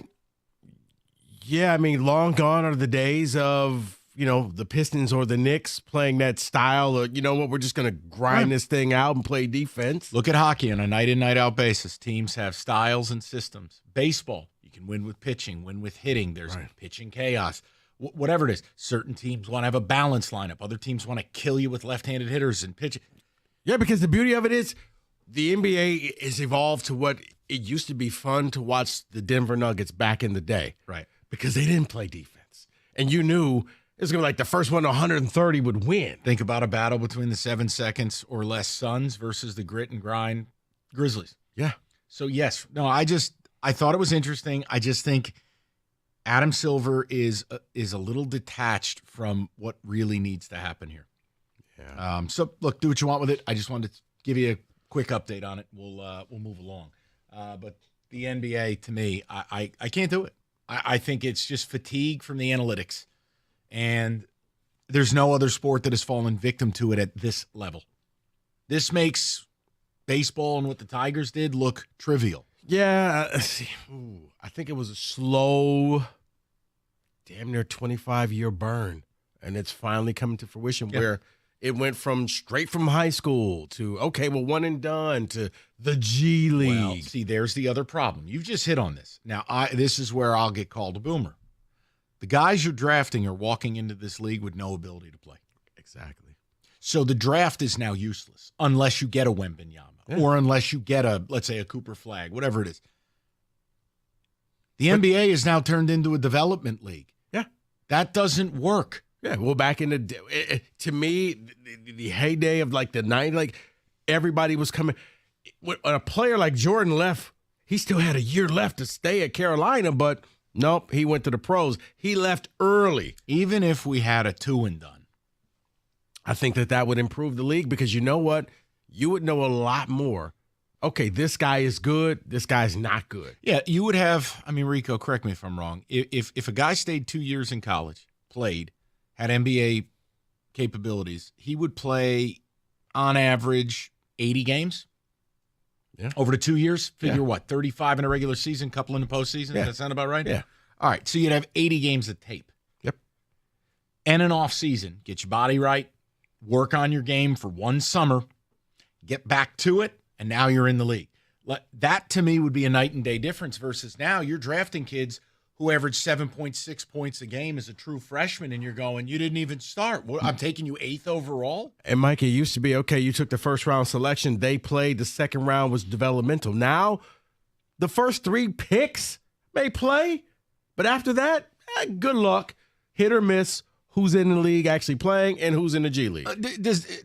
You know what? Let me throw the number out. 248-539-9797. People are calling in about it. I'm happy to talk about it. The conspiracy thing can live on, and we'll get there. But how do you fix this? And is the league keeping you from investing in the Pistons? Which is a shame because they're playing really well. 97-1.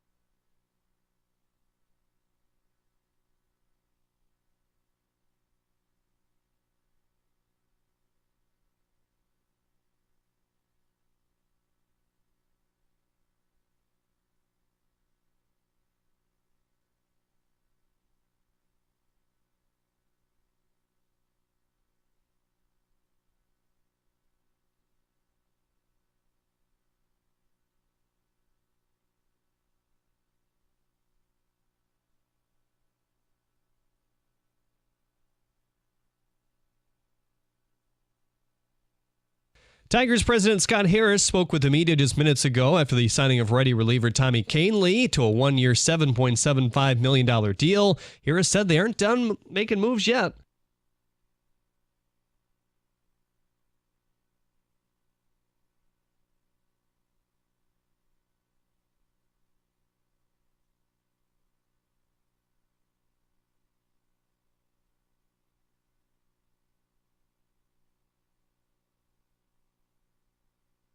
Alex Faedo is getting DFA'd as a corresponding move. Faedo is out of option status, had a large stake in that decision. He was also asked about a possible return with Jack Flaherty. He said he can't comment on free agents, but you know how I feel about Jack. The Pistons are on the road at the Pacers tonight. Indiana has lost just 3 games in their last 13 and sit in the 5th spot in the Eastern Conference. Here coverage right here on 97.1 The Ticket at 6:35. The Reds also making a move today for Giants pitcher Taylor Rogers. Rogers had a 2.40 ERA in 64 appearances, most of them out of the pen last season. At the Corwell Health Sports Desk, I'm Jeremy Otto. For more, go to 97.1 The Ticket or Odyssey.com.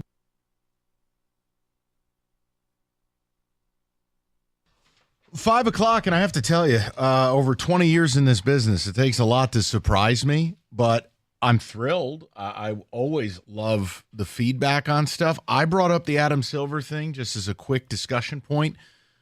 We are going to go with this because people are reacting left and right to it, and I do think we can attach it locally, which is, hey, does the state of the NBA keep you from getting involved with the Pistons? Where, look, the Pistons are having a wonderful turnaround. It's truly a feel-good story that no one is paying attention to because, let's face it, it's not football. Right. But the state of the league, the ratings are in rapid decline. The product is awful. And I do think it boils down to it's nothing but a three-point shooting contest. The effort is low effort or no effort. And a lot of the big-time stars are wholly unlikable because they're pretty open about being lazy, not wanting to play. So I just asked the question. Adam Silver has toyed with the idea of changing it from 12 to 10 minutes. Adam, I think you're looking at the wrong stuff. I don't think we need FIBA compliance. Yeah. If you have a fix, great. If you are like me, you love the league and the light switch has now been turned off and you hate the league, love to hear it. But also if you have fixes. I offered Rico one. I'm not telling you it's the best idea, but it's the only one I got. Because 2 years? Well, no, the two and done thing, forget it. I mean, no, but see, I think that actually would help. It would help. But the 3-point line is my big one. They got to alter this. But I'm saying if you because then you would get better players in the league instead of just a handful of guys, just more polished, a handful players. Of superstars, and then a bunch of just guys. You know what the other problem is? I think we're also suffering from what Kenny Sports suffers from. Nobody knows these people. Yeah, and it's not just the college ones. Half the draft, 2/3 of the draft, European imports. Yeah. You don't know these people. It used to be if I was picking at 24, I took a 2-guard from St. John's who had played 3 years, and I give it a shot. Yeah. Now you're taking Badoli from Papadakis, Greece, and you're like, may never see the guy. Yeah, you're just leaving him there for 3-4 years before you even probably never see him. You're hoping he turns into your Giannis. And it's like, okay, well, yeah, you made fun of him, but look, he's the MVP. 248-539-9797. We can go right to the people if you want. Yeah. And again, that angle with the Pistons, I can't blame you. It sucks because the team is turning it around, but the league they're existing in, it's terrible. It is. But Mike, I like your 3-point, and I also think that if you push this back to, you know what, you got to be 2 and done, and you have to be 20 to come into the NBA, I think it would help the overall talent. Is that a lawsuit, though? I'm asking you. I don't know. Like, would the league get... But see, the league has never cared. But here's the thing about, well, you can't stop this person from playing. Actually, I can because it's my league. And it's not this... Especially with NIL. They're earning a living. Right. So we don't have to have the Spencer Haywood sob story. Right. So you can't be like, well, you're stopping my living, really? Because Hunter Dickinson is making a ton of money in Kansas Rick now. Pitino just dropped off in an Adidas bag of cash. So, yes, because it's a private league, you can make rules saying you have to be this age. Because you know who does, and you know who never sues them? NFL. Don't even think about Jeremiah Smith. I want to come to the NFL. We'll see you in 2 years, son. Right now.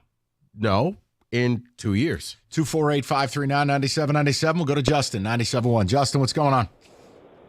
Hey, how you doing, guys? Good. What's on your mind, buddy? Justin? You there? Or Justin hung up on himself. Okay, we'll go to Norm, 97.1. What's up, Norm? Hey, how you guys doing? Good, Norm. All right, listen. The product in the NBA, I couldn't agree with you guys more wholeheartedly. It is so lame to sit there and watch these guys play. I'd rather watch the WNBA. They play the game like it was created, to work it down low, pick and roll, run plays.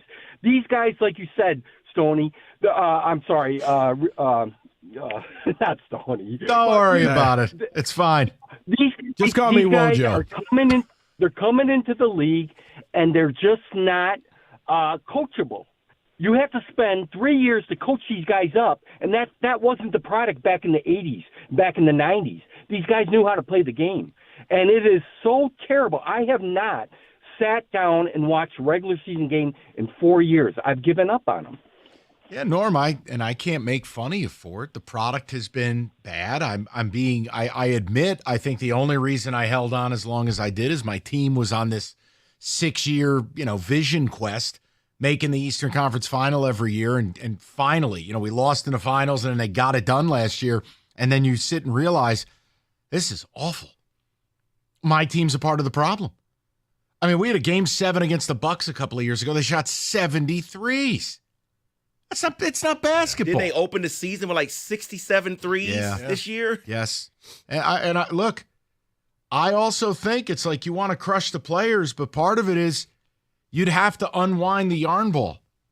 You can't you'd have to deprogram the young players over the course of a few years, because once Steph Curry and the analytics took over, everybody tried to emulate it. And now everybody's playing the same style of ball. The problem is there's really only a handful of teams in the league that are capable.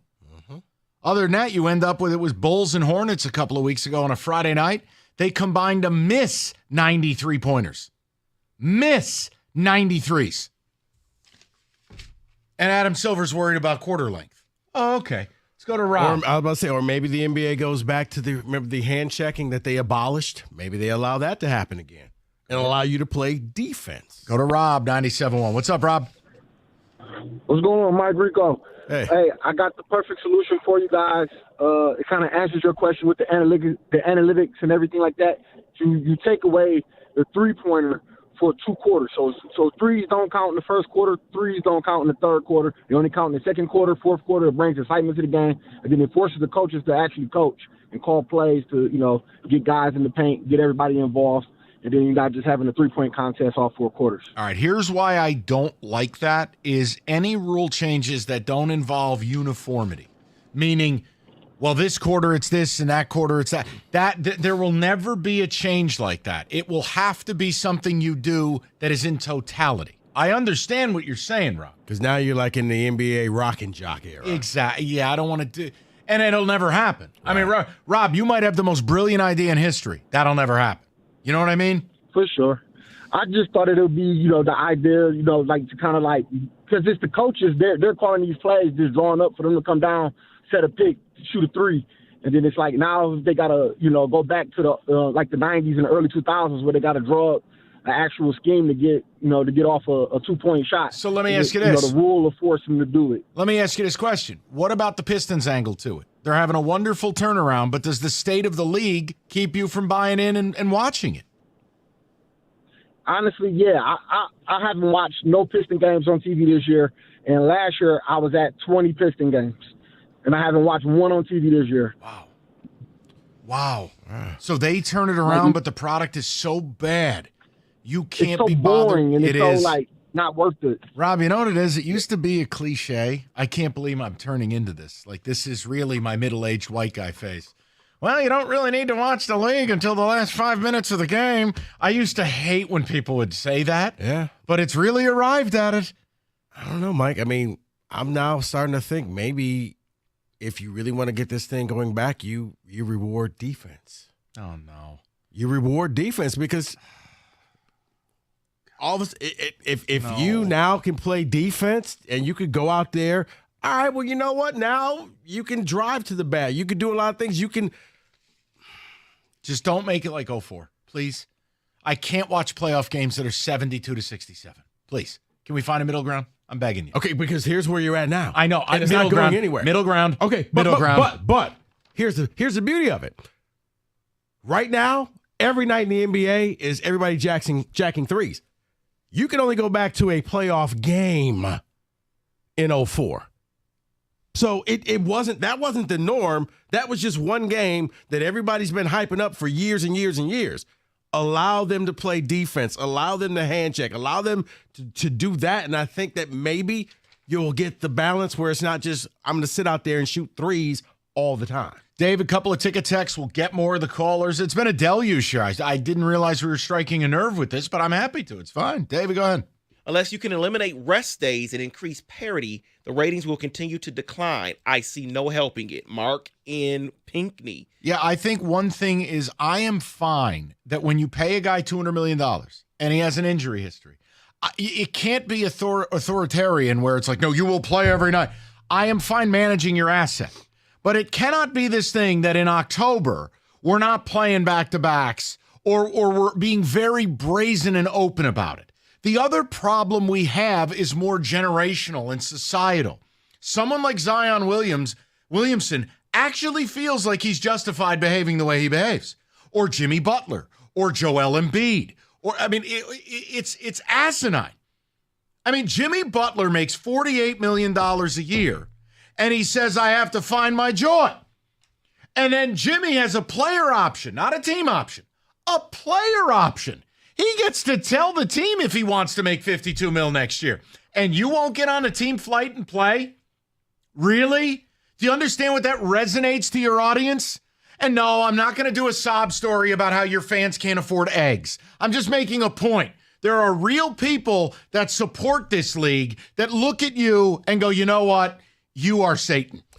Like that's a problem. Yeah, and maybe it's another example of this is why I hate to say it, but you can't let the players have that much control over a league because this is what you get. I never understood player option. I understand a team option. Employer, employee. I do not understand player option. I get to tell you. I think player option is if you go to a bad team and it's like, guys, look, if you're not going to try, I don't want to be around. See, that's where the NFL has it right. They don't give the players an option. Player option. I can tell you if I'm taking your fifth year or not. All right. Rico, be curious. Let's talk about the Chevy dealer in the area leading the way. It's Hamilton Chevrolet and Warren. Andrew and the sales staff want to be your Chevy dealer.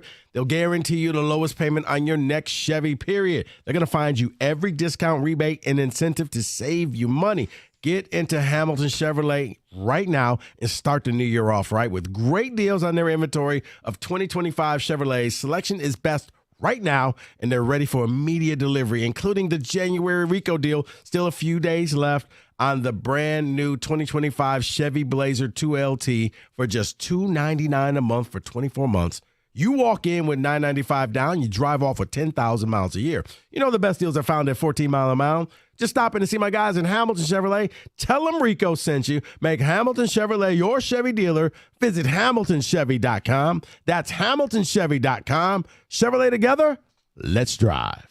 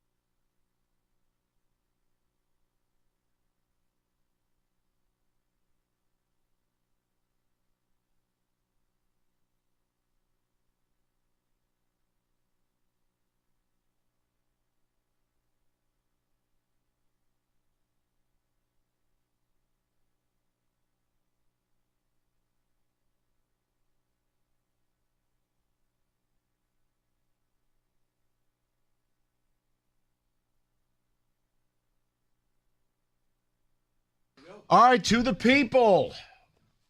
NBA's got some problems, yet our basketball team's turning it around, so it puts you to a little bit of a choice here. But Adam Silver says, hey, we'll just make the quarters 10 minutes. Is that really the move? You know, Rieger said something interesting out there, and I want to give him credit for this. What if by moving it to 10 minutes, he can talk about the international, synchronizing it up to FIBA, but what if it is more like a college game? What if by taking 8 minutes off the game a night, that is the first stage of going, listen, we'll shorten the games, but you guys got to play. Or is that a pipe dream? But Rieger brought it up, and I thought it was interesting.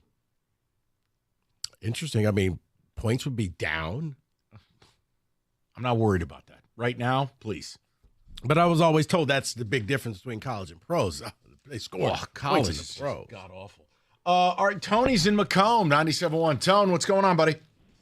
Afternoon, fellas. Yeah, I stopped watching the NBA a couple years ago when I watched the Pistons' entire bench play an entire quarter because that's just the way they do it now. I can't watch that. But my only thing I could think of to fix this, one, allow hand checking outside the three-point line and lessen how many players are on the bench and have like a practice squad. So that way they got to play. I think, Rico, you're all aboard with the hand checking. Yeah. I mean, allow them to play defense, because, yes, I don't think that it's going to go back to thug ball of the Knicks or the Pistons from back in the day, but it just won't be a three-point shooting contest either. Yeah, even if you just allow it past the three-point line. I mean, you got 3 seconds in the paint, so you're still, you're watching a whole section of the court. Yeah. So, hey, hand checking outside the three-point line. And I know I know what your answer probably is, but I want to make sure.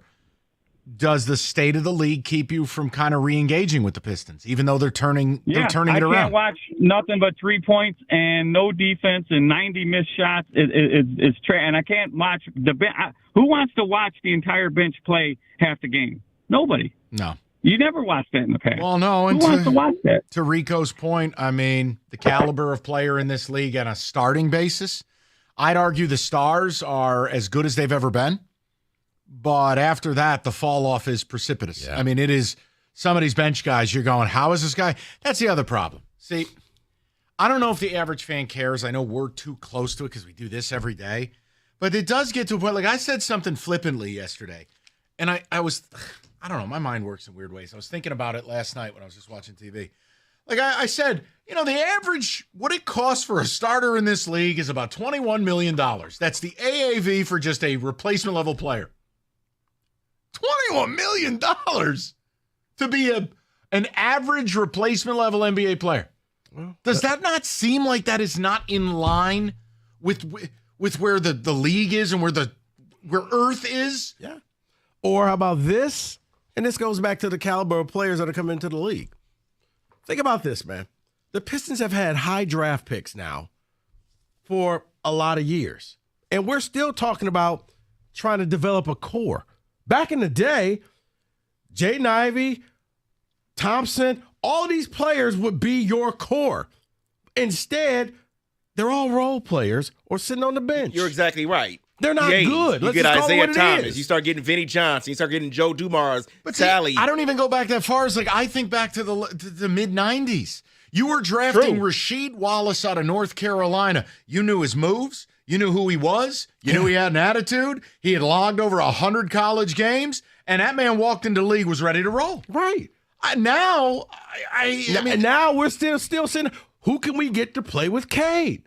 And it's like, you should have already had him, because think about where they picked. The problem is it's broken, is that now you have to develop these players, and yet they're on a rookie scale, and by the time you find one, you got to pay them like they're the best player in the league. Right. See, the max contract is another thing that I think is bad for basketball. Not everyone's the same. We've homogenized what a star makes. Well, hold on. Like, Rico, you brought up the old days.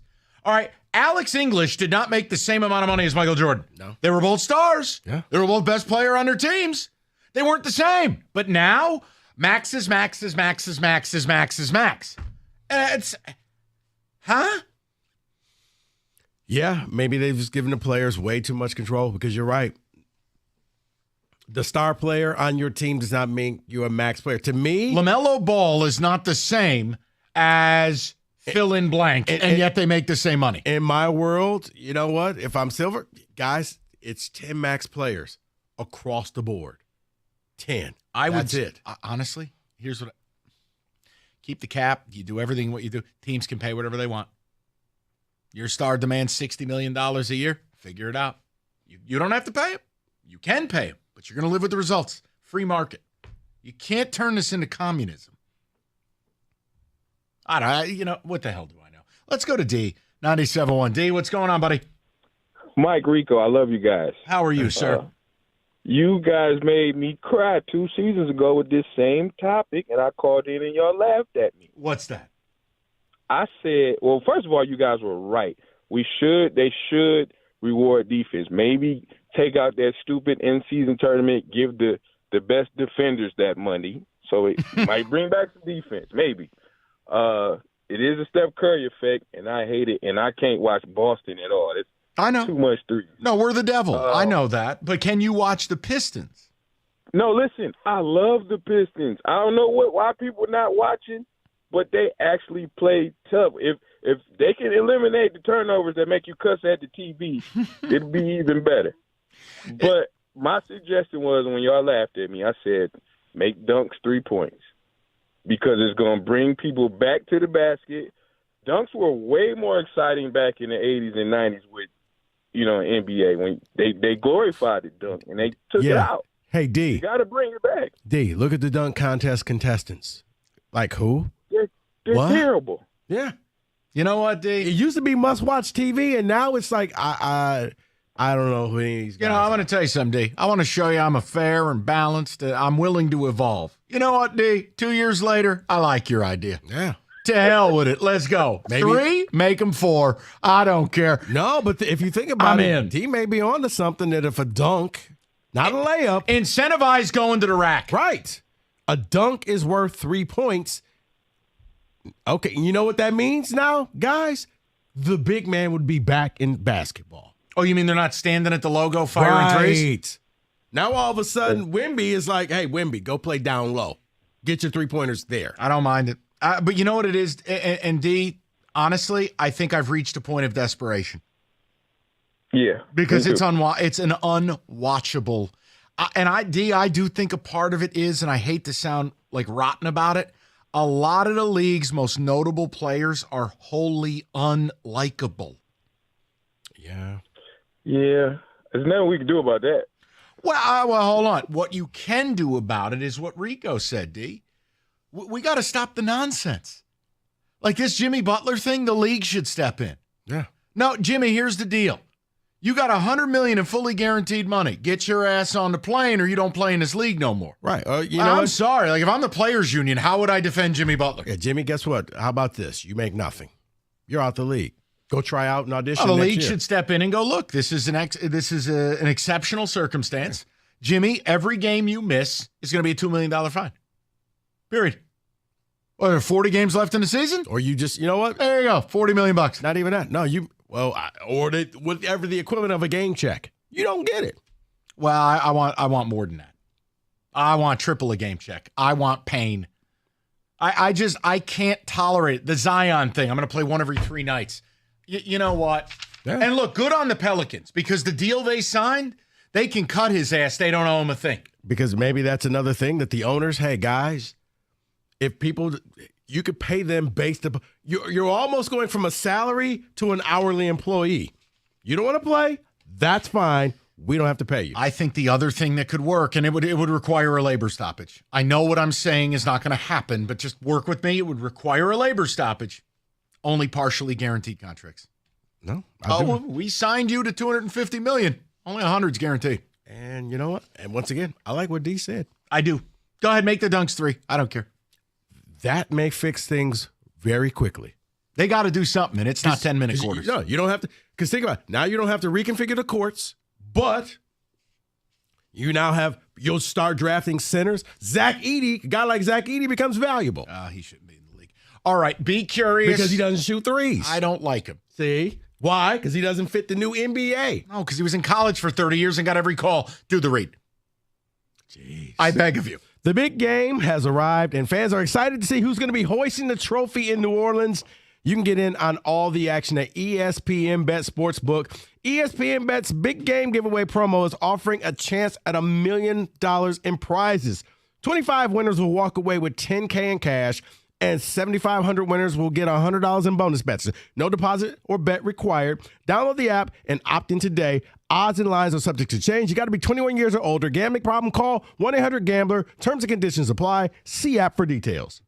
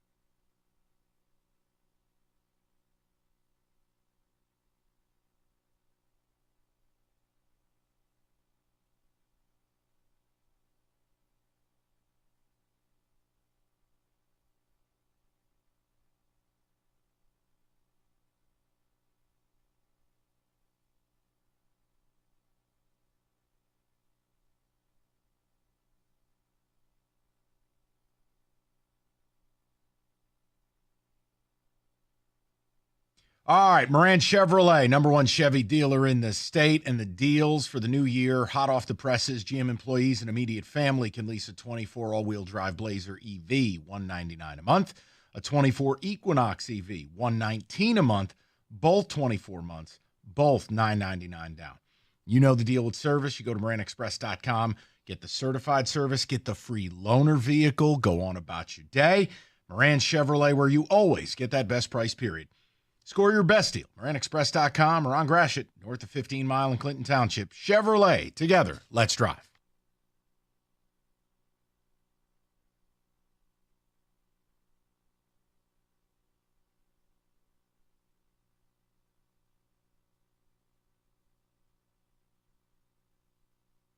All right, Odyssey.com rewind. You missed anything. Also, subscribe to the YouTube, please. It helps Evan and John. They bust their ass putting those videos up there. We would really appreciate it. Reegs is plugging in. David, a few ticket texts as Jeff gets set up. Here's a way to fix it. Start calling traveling when they take 4 steps before shooting the ball. That's the first step to fixing the NBA. The problem is it looks like Wembanyama travels. It's just that he's 12 feet tall. I know, that is wild. It's 2 steps from the logo to the rim. What am I going to do? Yeah.